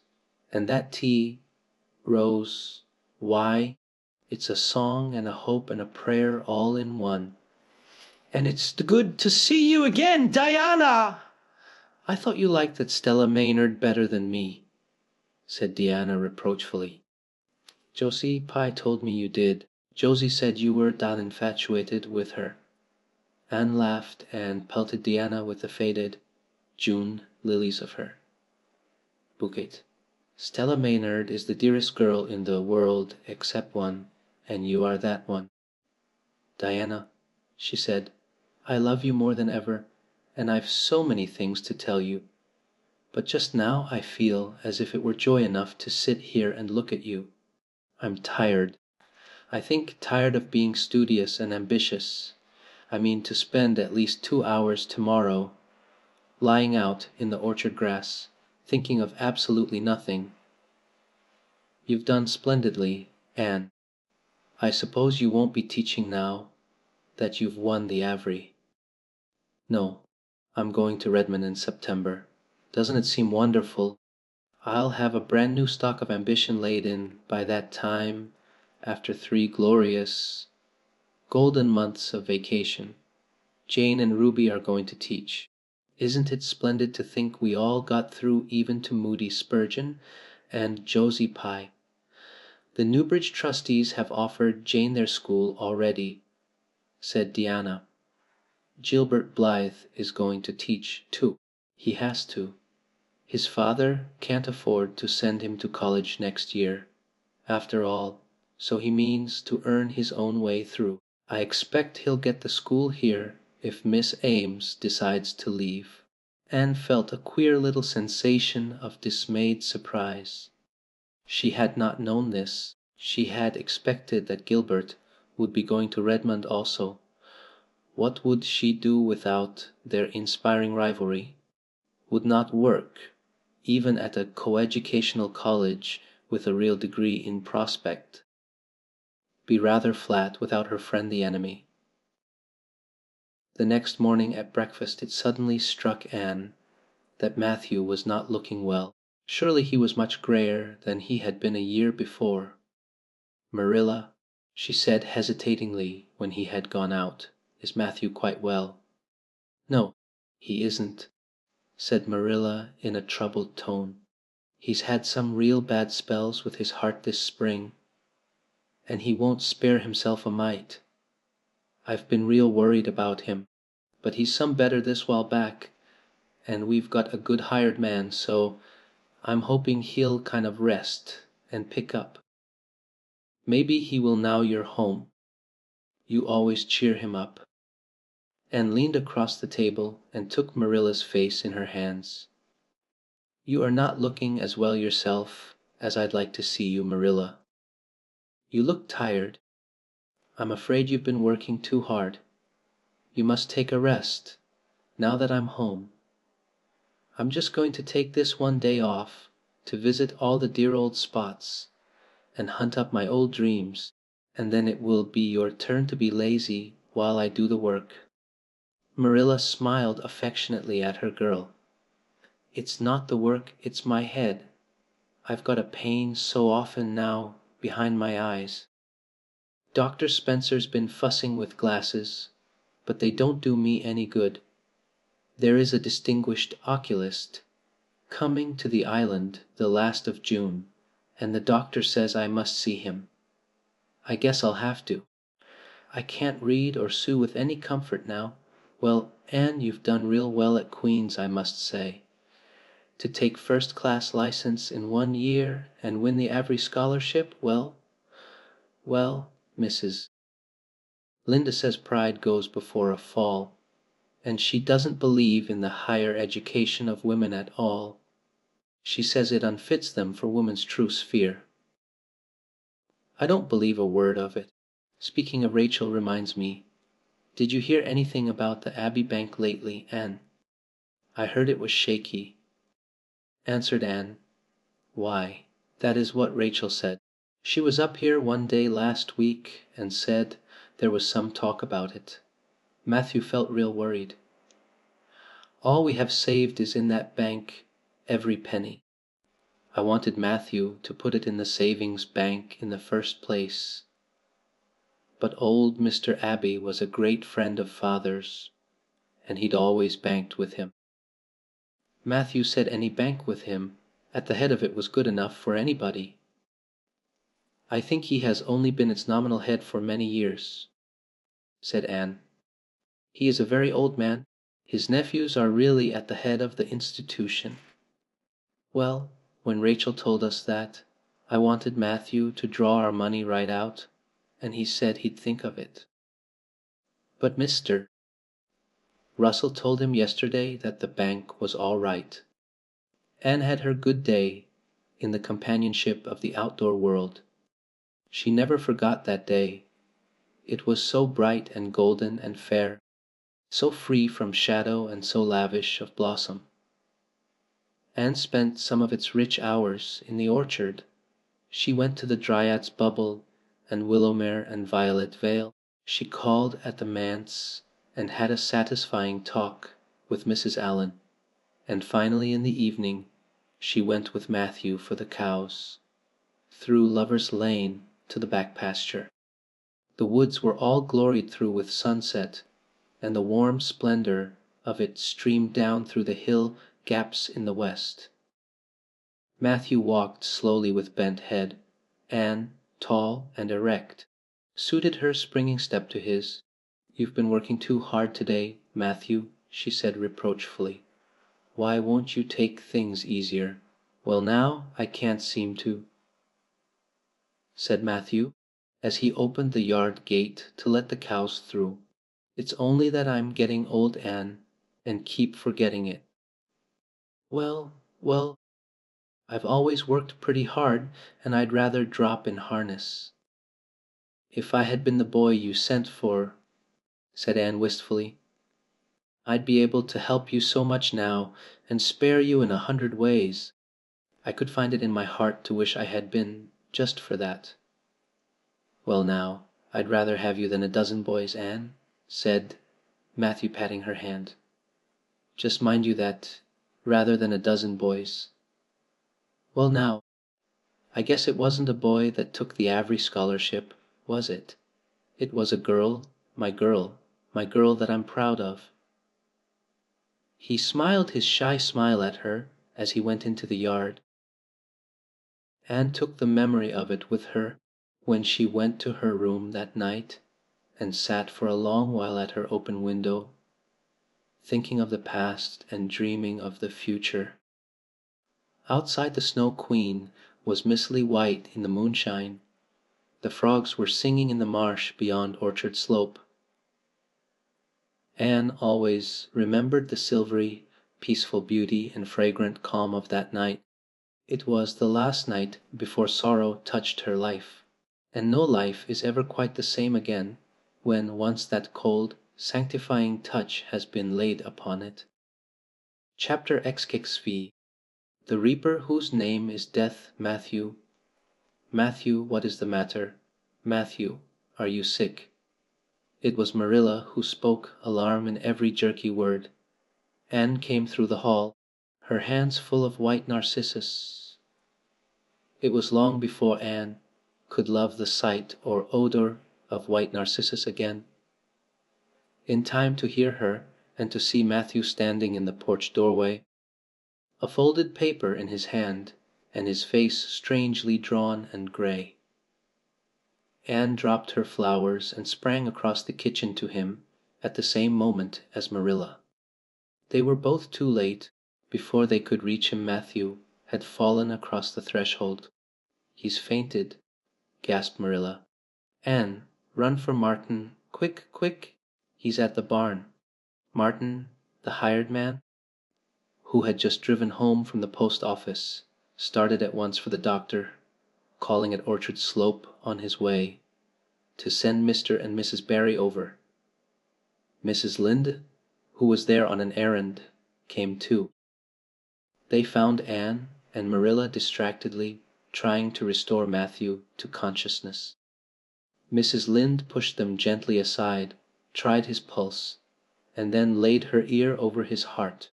She looked at their anxious faces sorrowfully, and the tears came into her eyes.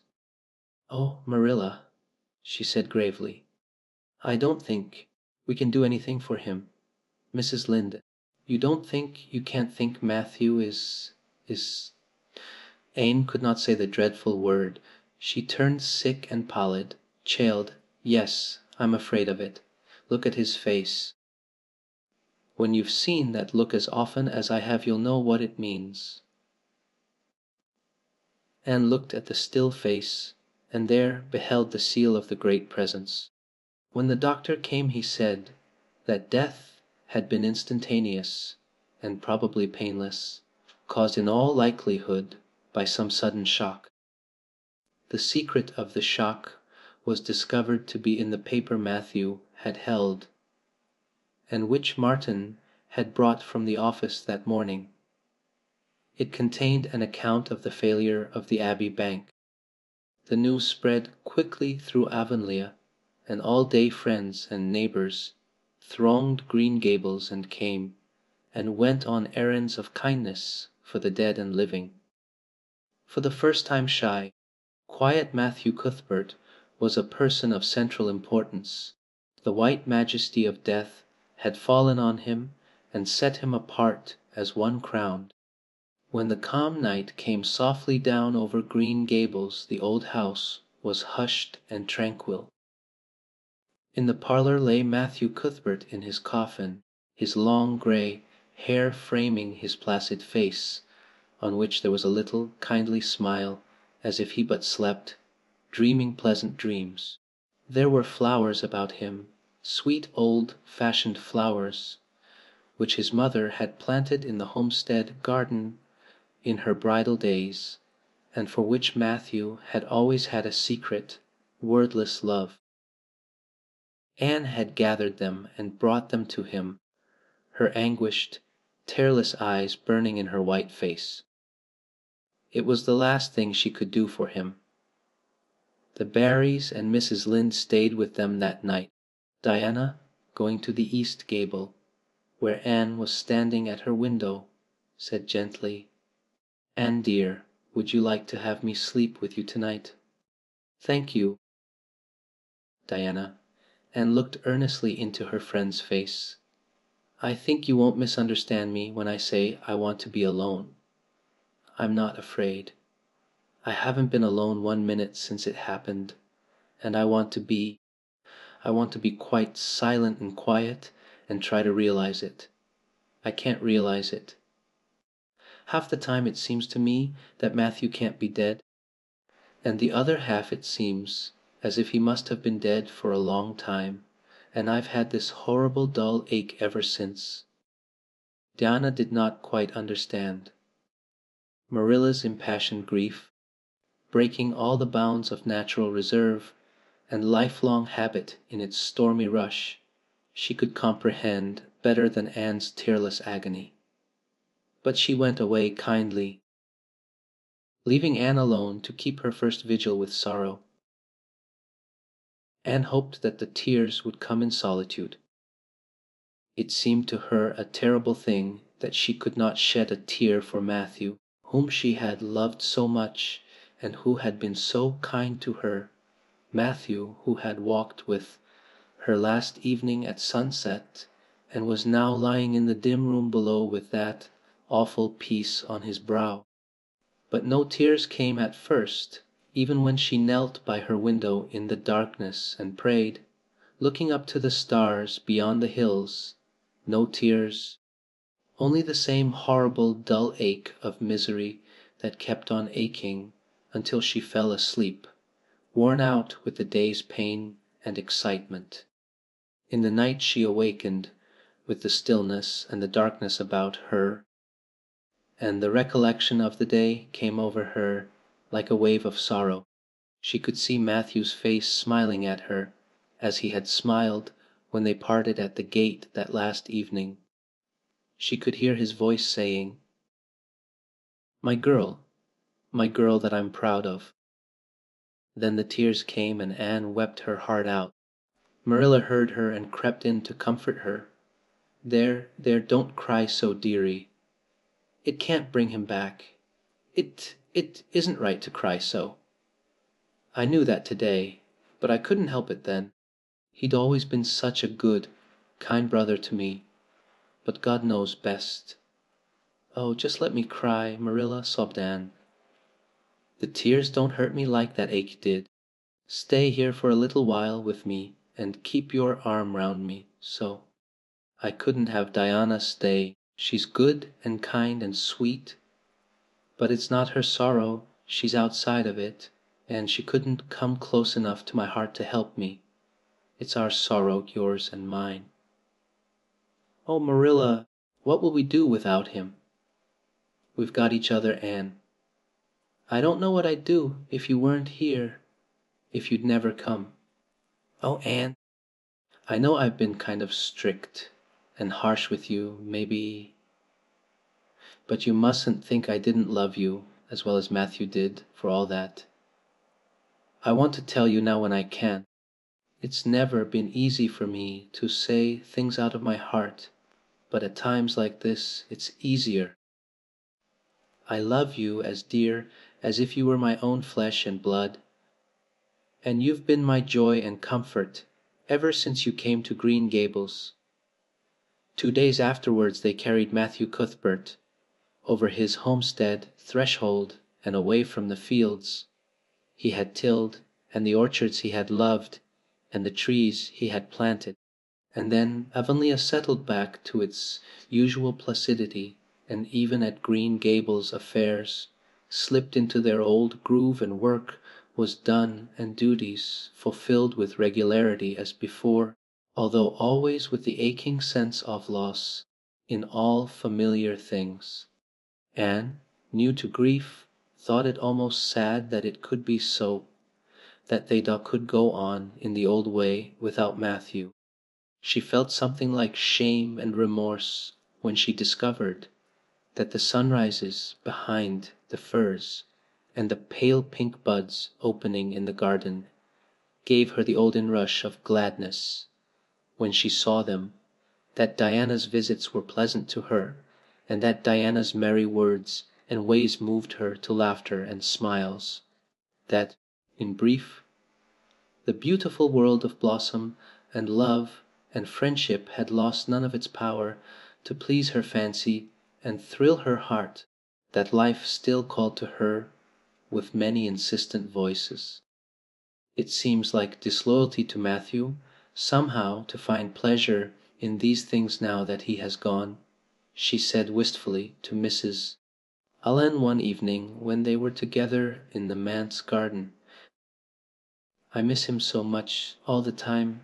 And yet, Mrs. Allen, the world and life seem very beautiful and interesting to me for all.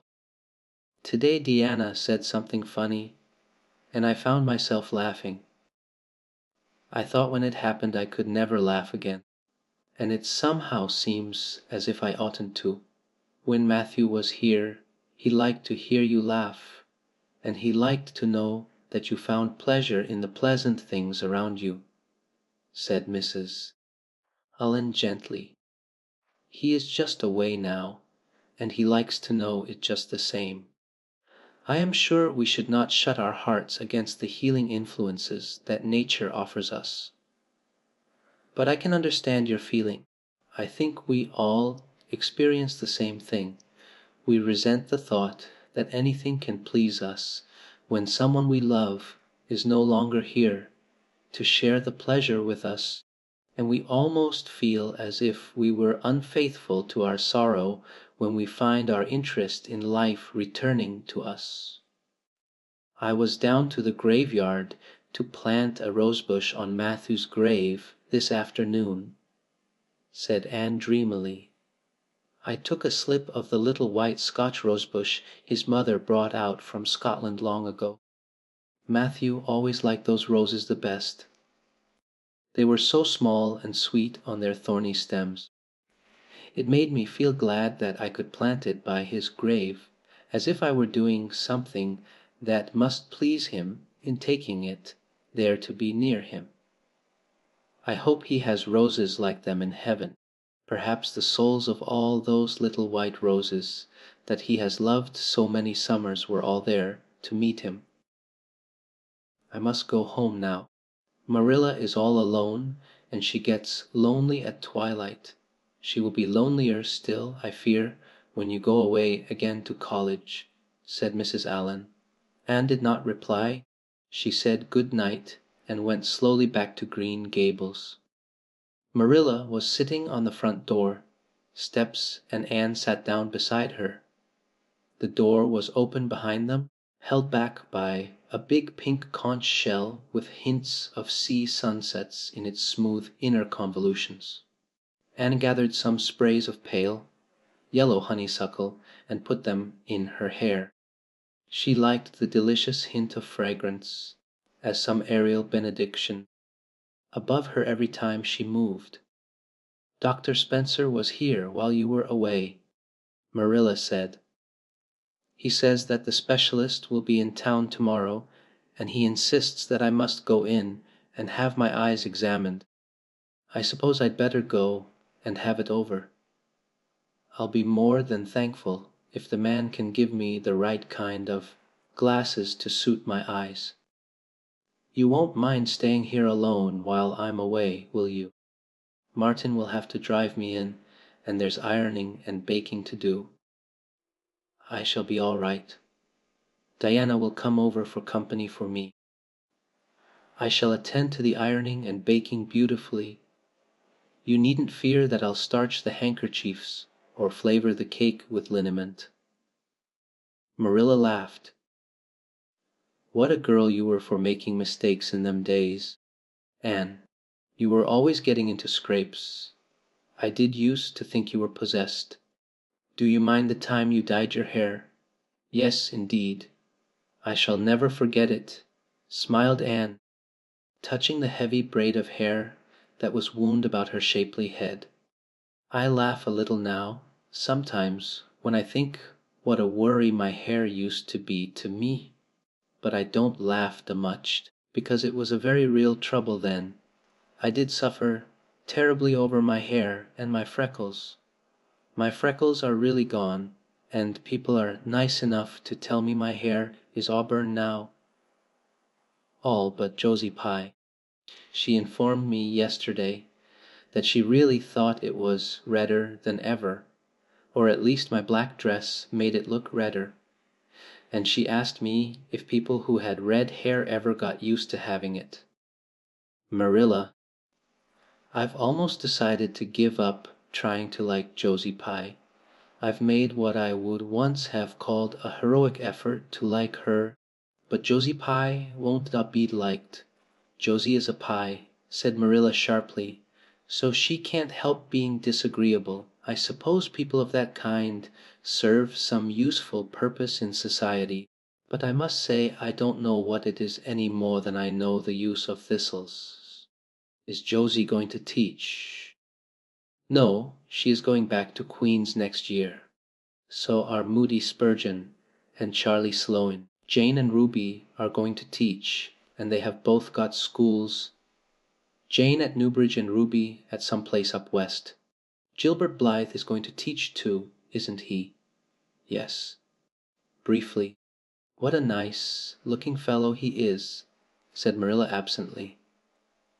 I saw him in church last Sunday, and he seems so tall and manly.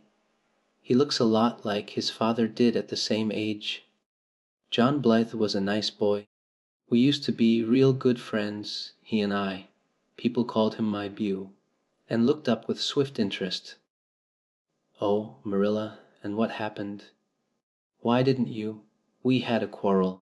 I wouldn't forgive him when he asked me to. I meant to, after a while, but I was sulky and angry, and I wanted to punish him first. He never came back. The Blythes were all mighty independent, but I always felt rather sorry. I've always kind of wished I'd forgiven him when I had the chance. So you've had a bit of romance in your life, too, said Anne, softly.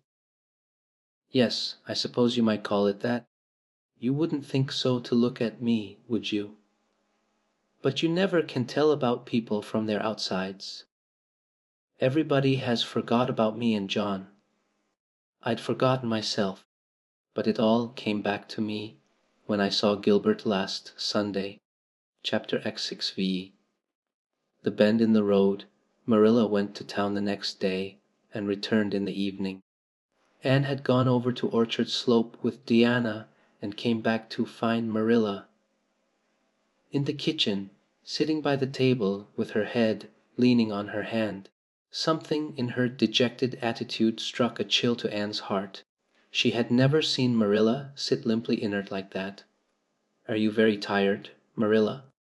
Yes. No, I don't know, said Marilla warily, looking up. I suppose I am tired, but I haven't thought about it. It's not that. Did you see the oculist? What did he say? Asked Anne anxiously. Yes, I saw him. He examined my eyes. He says that if I give up all reading and sewing entirely, and any kind of work that strains the eyes, and if I'm careful not to cry, and if I wear the glasses he's given me, He thinks my eyes may not get any worse and my headaches will be cured. But if I don't, he says I'll certainly be stone blind in 6 months. Blind! Anne, just think of it. For a minute Anne, after her first quick exclamation of dismay, was silent. It seemed to her that she could not speak. Then she said bravely, but with a catch in her voice, "Marilla, don't think of it. You know he has given you hope.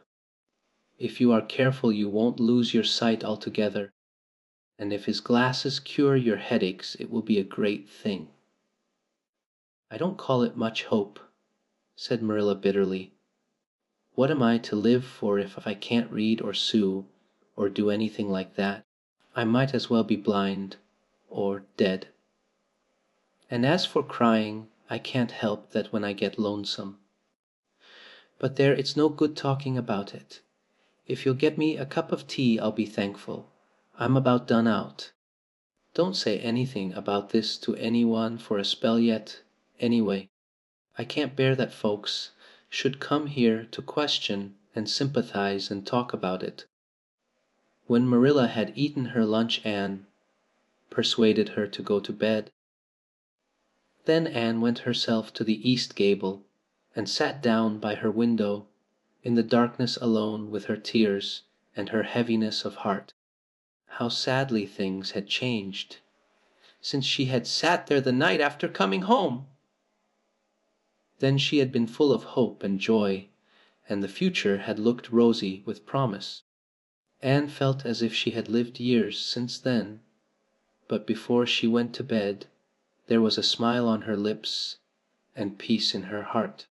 She had looked her duty courageously in the face and found it a friend as duty ever is when we meet it frankly.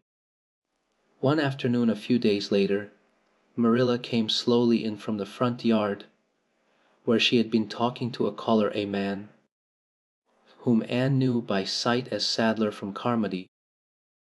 Anne wondered what he could have been saying to bring that look to Marilla's face. What did Mr. Sadler want, Marilla? Marilla sat down by the window and looked at Anne. There were tears in her eyes in defiance of the oculist's prohibition, and her voice broke as she said, "He heard that I was going to sell Green Gables, and he wants to buy it." "Buy it!" "Buy Green Gables." Anne wondered if she had heard aright. "Oh, Marilla, you don't mean to sell Green Gables?" "Anne, I don't know what else is to be done. I've thought it all over.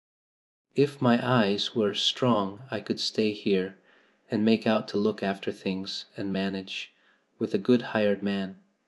But as it is I can't. I may lose my sight altogether, and anyway I'll not be fit to run things.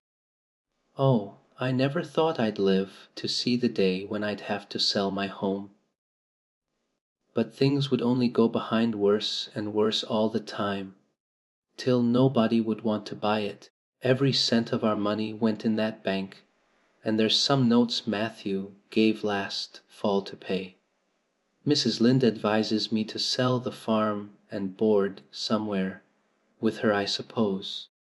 It won't bring much, it's small and the buildings are old. But it'll be enough for me to live on, I reckon.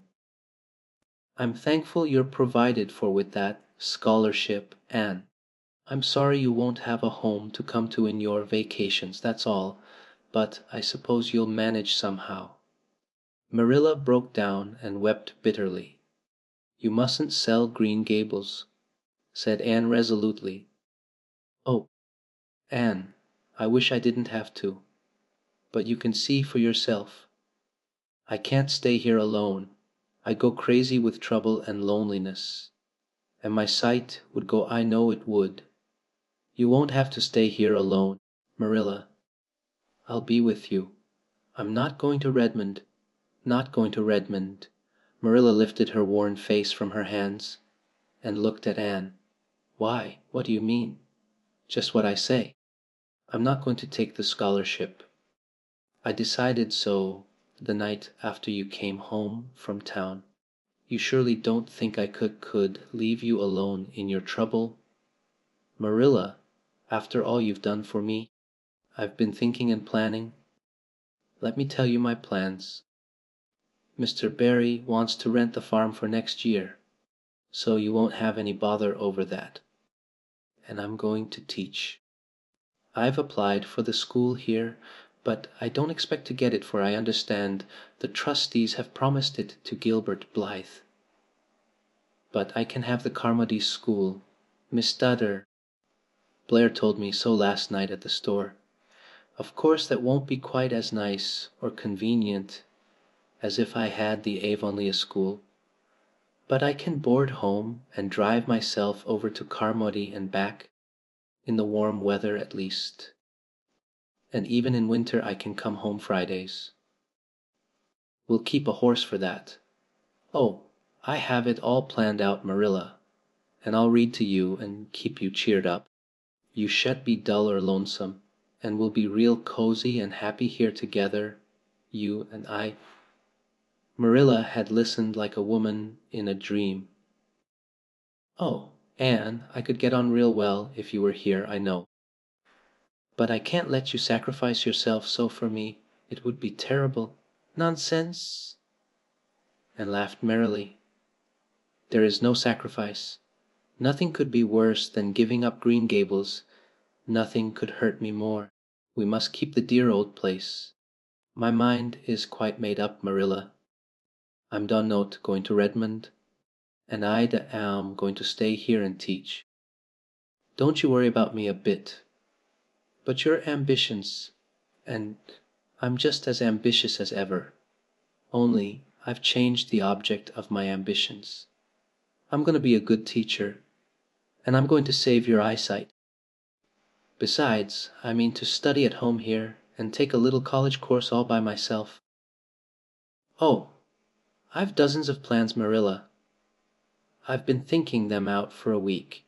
I shall give life here my best, and I believe it will give its best to me in return. When I left Queens my future seemed to stretch out before me like a straight road. I thought I could see along it for many a milestone. Now there is a bend in it. I don't know what lies around the bend, but I'm going to believe that the best does. It has a fascination of its own, that bend, Marilla. I wonder how the road beyond it goes, what there is of green glory and soft, checkered light and shadows, what new landscapes, what new beauties, what curves and hills and valleys further on. I don't feel as if I ought to let you give it up, said Marilla, referring to the scholarship, but you can't prevent me. I'm 16 and a half, obstinate as a mule, as Mrs. Lynde once told me, laughed Anne. Oh, Marilla, don't you go pitying me. I don't like to be pitied, and there is no need for it. I'm heart glad over the very thought of staying at dear Green Gables. Nobody could love it as you and I do, so we must keep it. You blessed girl, said Marilla, yielding. I feel as if you'd given me new life. I guess I ought to stick out and make you go to college, but I know I can't, so I ain't going to try. I'll make it up to you, though. Anne.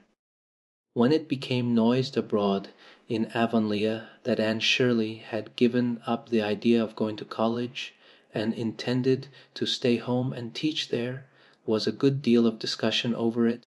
Most of the good folks, not knowing about Marilla's eyes, thought she was foolish. Mrs. Allan did not. She told Anne so in approving words that brought tears of pleasure to the girl's eyes. Neither did good Mrs. Lynde. She came up one evening and found Anne and Marilla sitting at the front door in the warm, scented summer dusk. They liked to sit there when the twilight came down, and the white moths flew about in the garden, and the odor of mint filled the dewy air. Mrs. Rachel deposited her substantial person upon the stone bench by the door, behind which grew a row of tall pink and yellow hollyhocks. with a long breath of mingled weariness and relief. "I declare I'm getting glad to sit down. I've been on my feet all day, and 200 pounds is a good bit for 2 feet to carry round. It's a great blessing not to be fat, Marilla. I hope you appreciate it. Well, Anne, I hear you've given up your notion of going to college. I was real glad to hear it. You've got as much education now as a woman can be comfortable with. I don't believe in girls going to college with the men and cramming their heads full of Latin and Greek and all that nonsense. But I'm going to study Latin and Greek just the same, Mrs. Lynde," said Anne, laughing. "I'm going to take my arts course right here at Green Gables and study everything that I would at college." Mrs. Lynde lifted her hands in holy horror. "Anne Shirley, you'll kill yourself.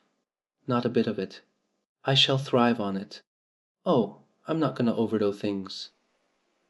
As Josiah Allen's wife says, I shall be medium, but I'll have lots of spare time in the long winter evenings, and I've no vocation for fancy work. I'm going to teach over at Carmody, you know. I don't know it. I guess you're going to teach right here in Avonlea. The trustees have decided to give you the school." "Mrs. Lynde," cried Anne, springing to her feet in her surprise. "Why?" "I thought they had promised it to Gilbert Blythe. So they did. But as soon as Gilbert heard that you had applied for it, he went to them.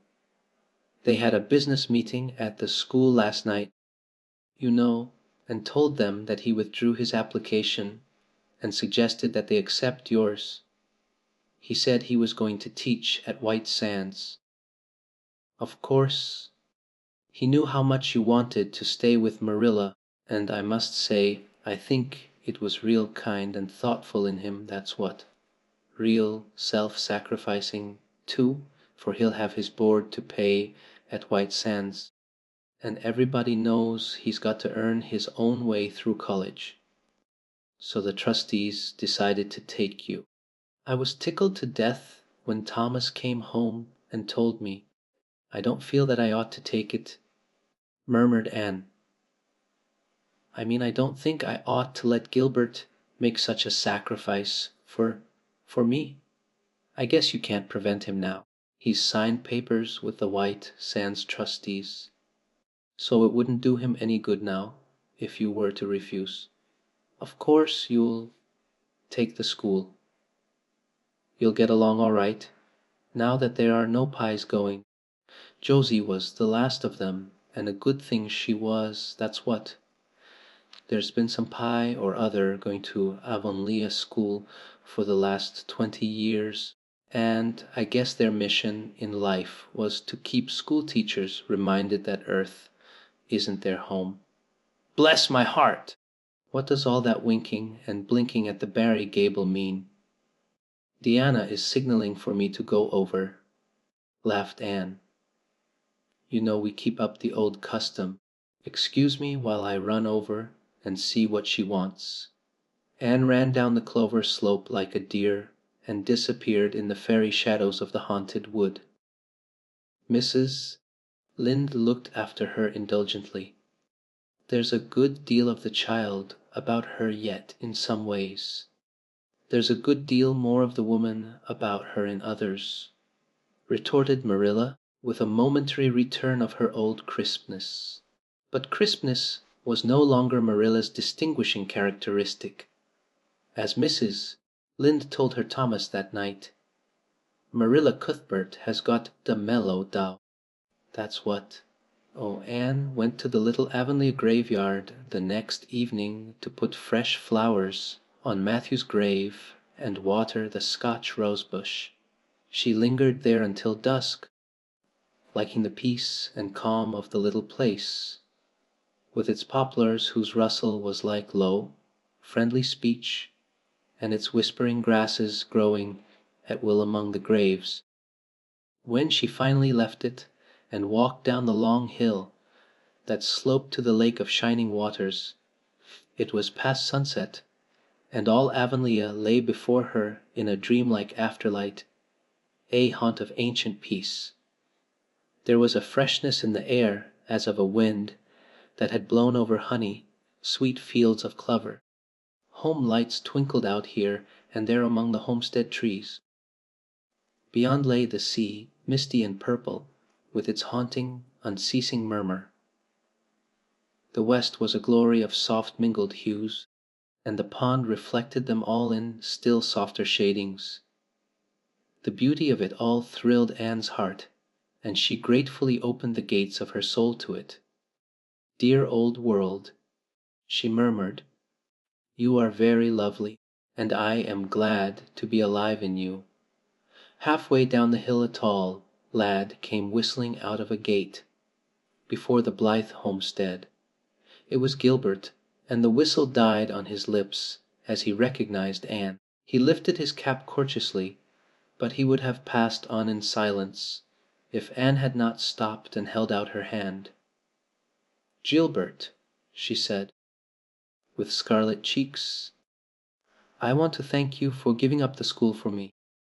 It was very good of you, and I want you to know that I appreciate it." Gilbert took the offered hand eagerly. "It wasn't particularly good of me at all, Anne. I was pleased to be able to do you some small service. Are we going to be friends after this? Have you really forgiven me my old fault?" Anne laughed and tried unsuccessfully to withdraw her hand. "I forgave you that day by the pond landing, although I didn't know it. What a stubborn little goose I was. I may as well make a complete confession. I've been sorry ever since. We are going to be the best of friends," said Gilbert jubilantly. "We were born to be good friends, Anne. You've thwarted destiny enough. I know we can help each other in many ways. You are going to keep up your studies, aren't you? So am I. Come, I'm going to walk home with you." Marilla looked curiously at Anne when the latter entered the kitchen. "Who was that came up the lane with you, Anne?" "Gilbert Blythe," answered Anne, vexed to find herself blushing. "I met him on Barry's Hill. I didn't think you and Gilbert Blythe were such good friends that you'd stand for half an hour at the gate talking to him," said Marilla with a dry smile. We've been good enemies, but we have decided that it will be much more sensible to be good friends in the future.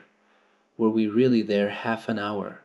It seemed just a few minutes, but you see, we have 5 years lost conversations to catch up with, Marilla."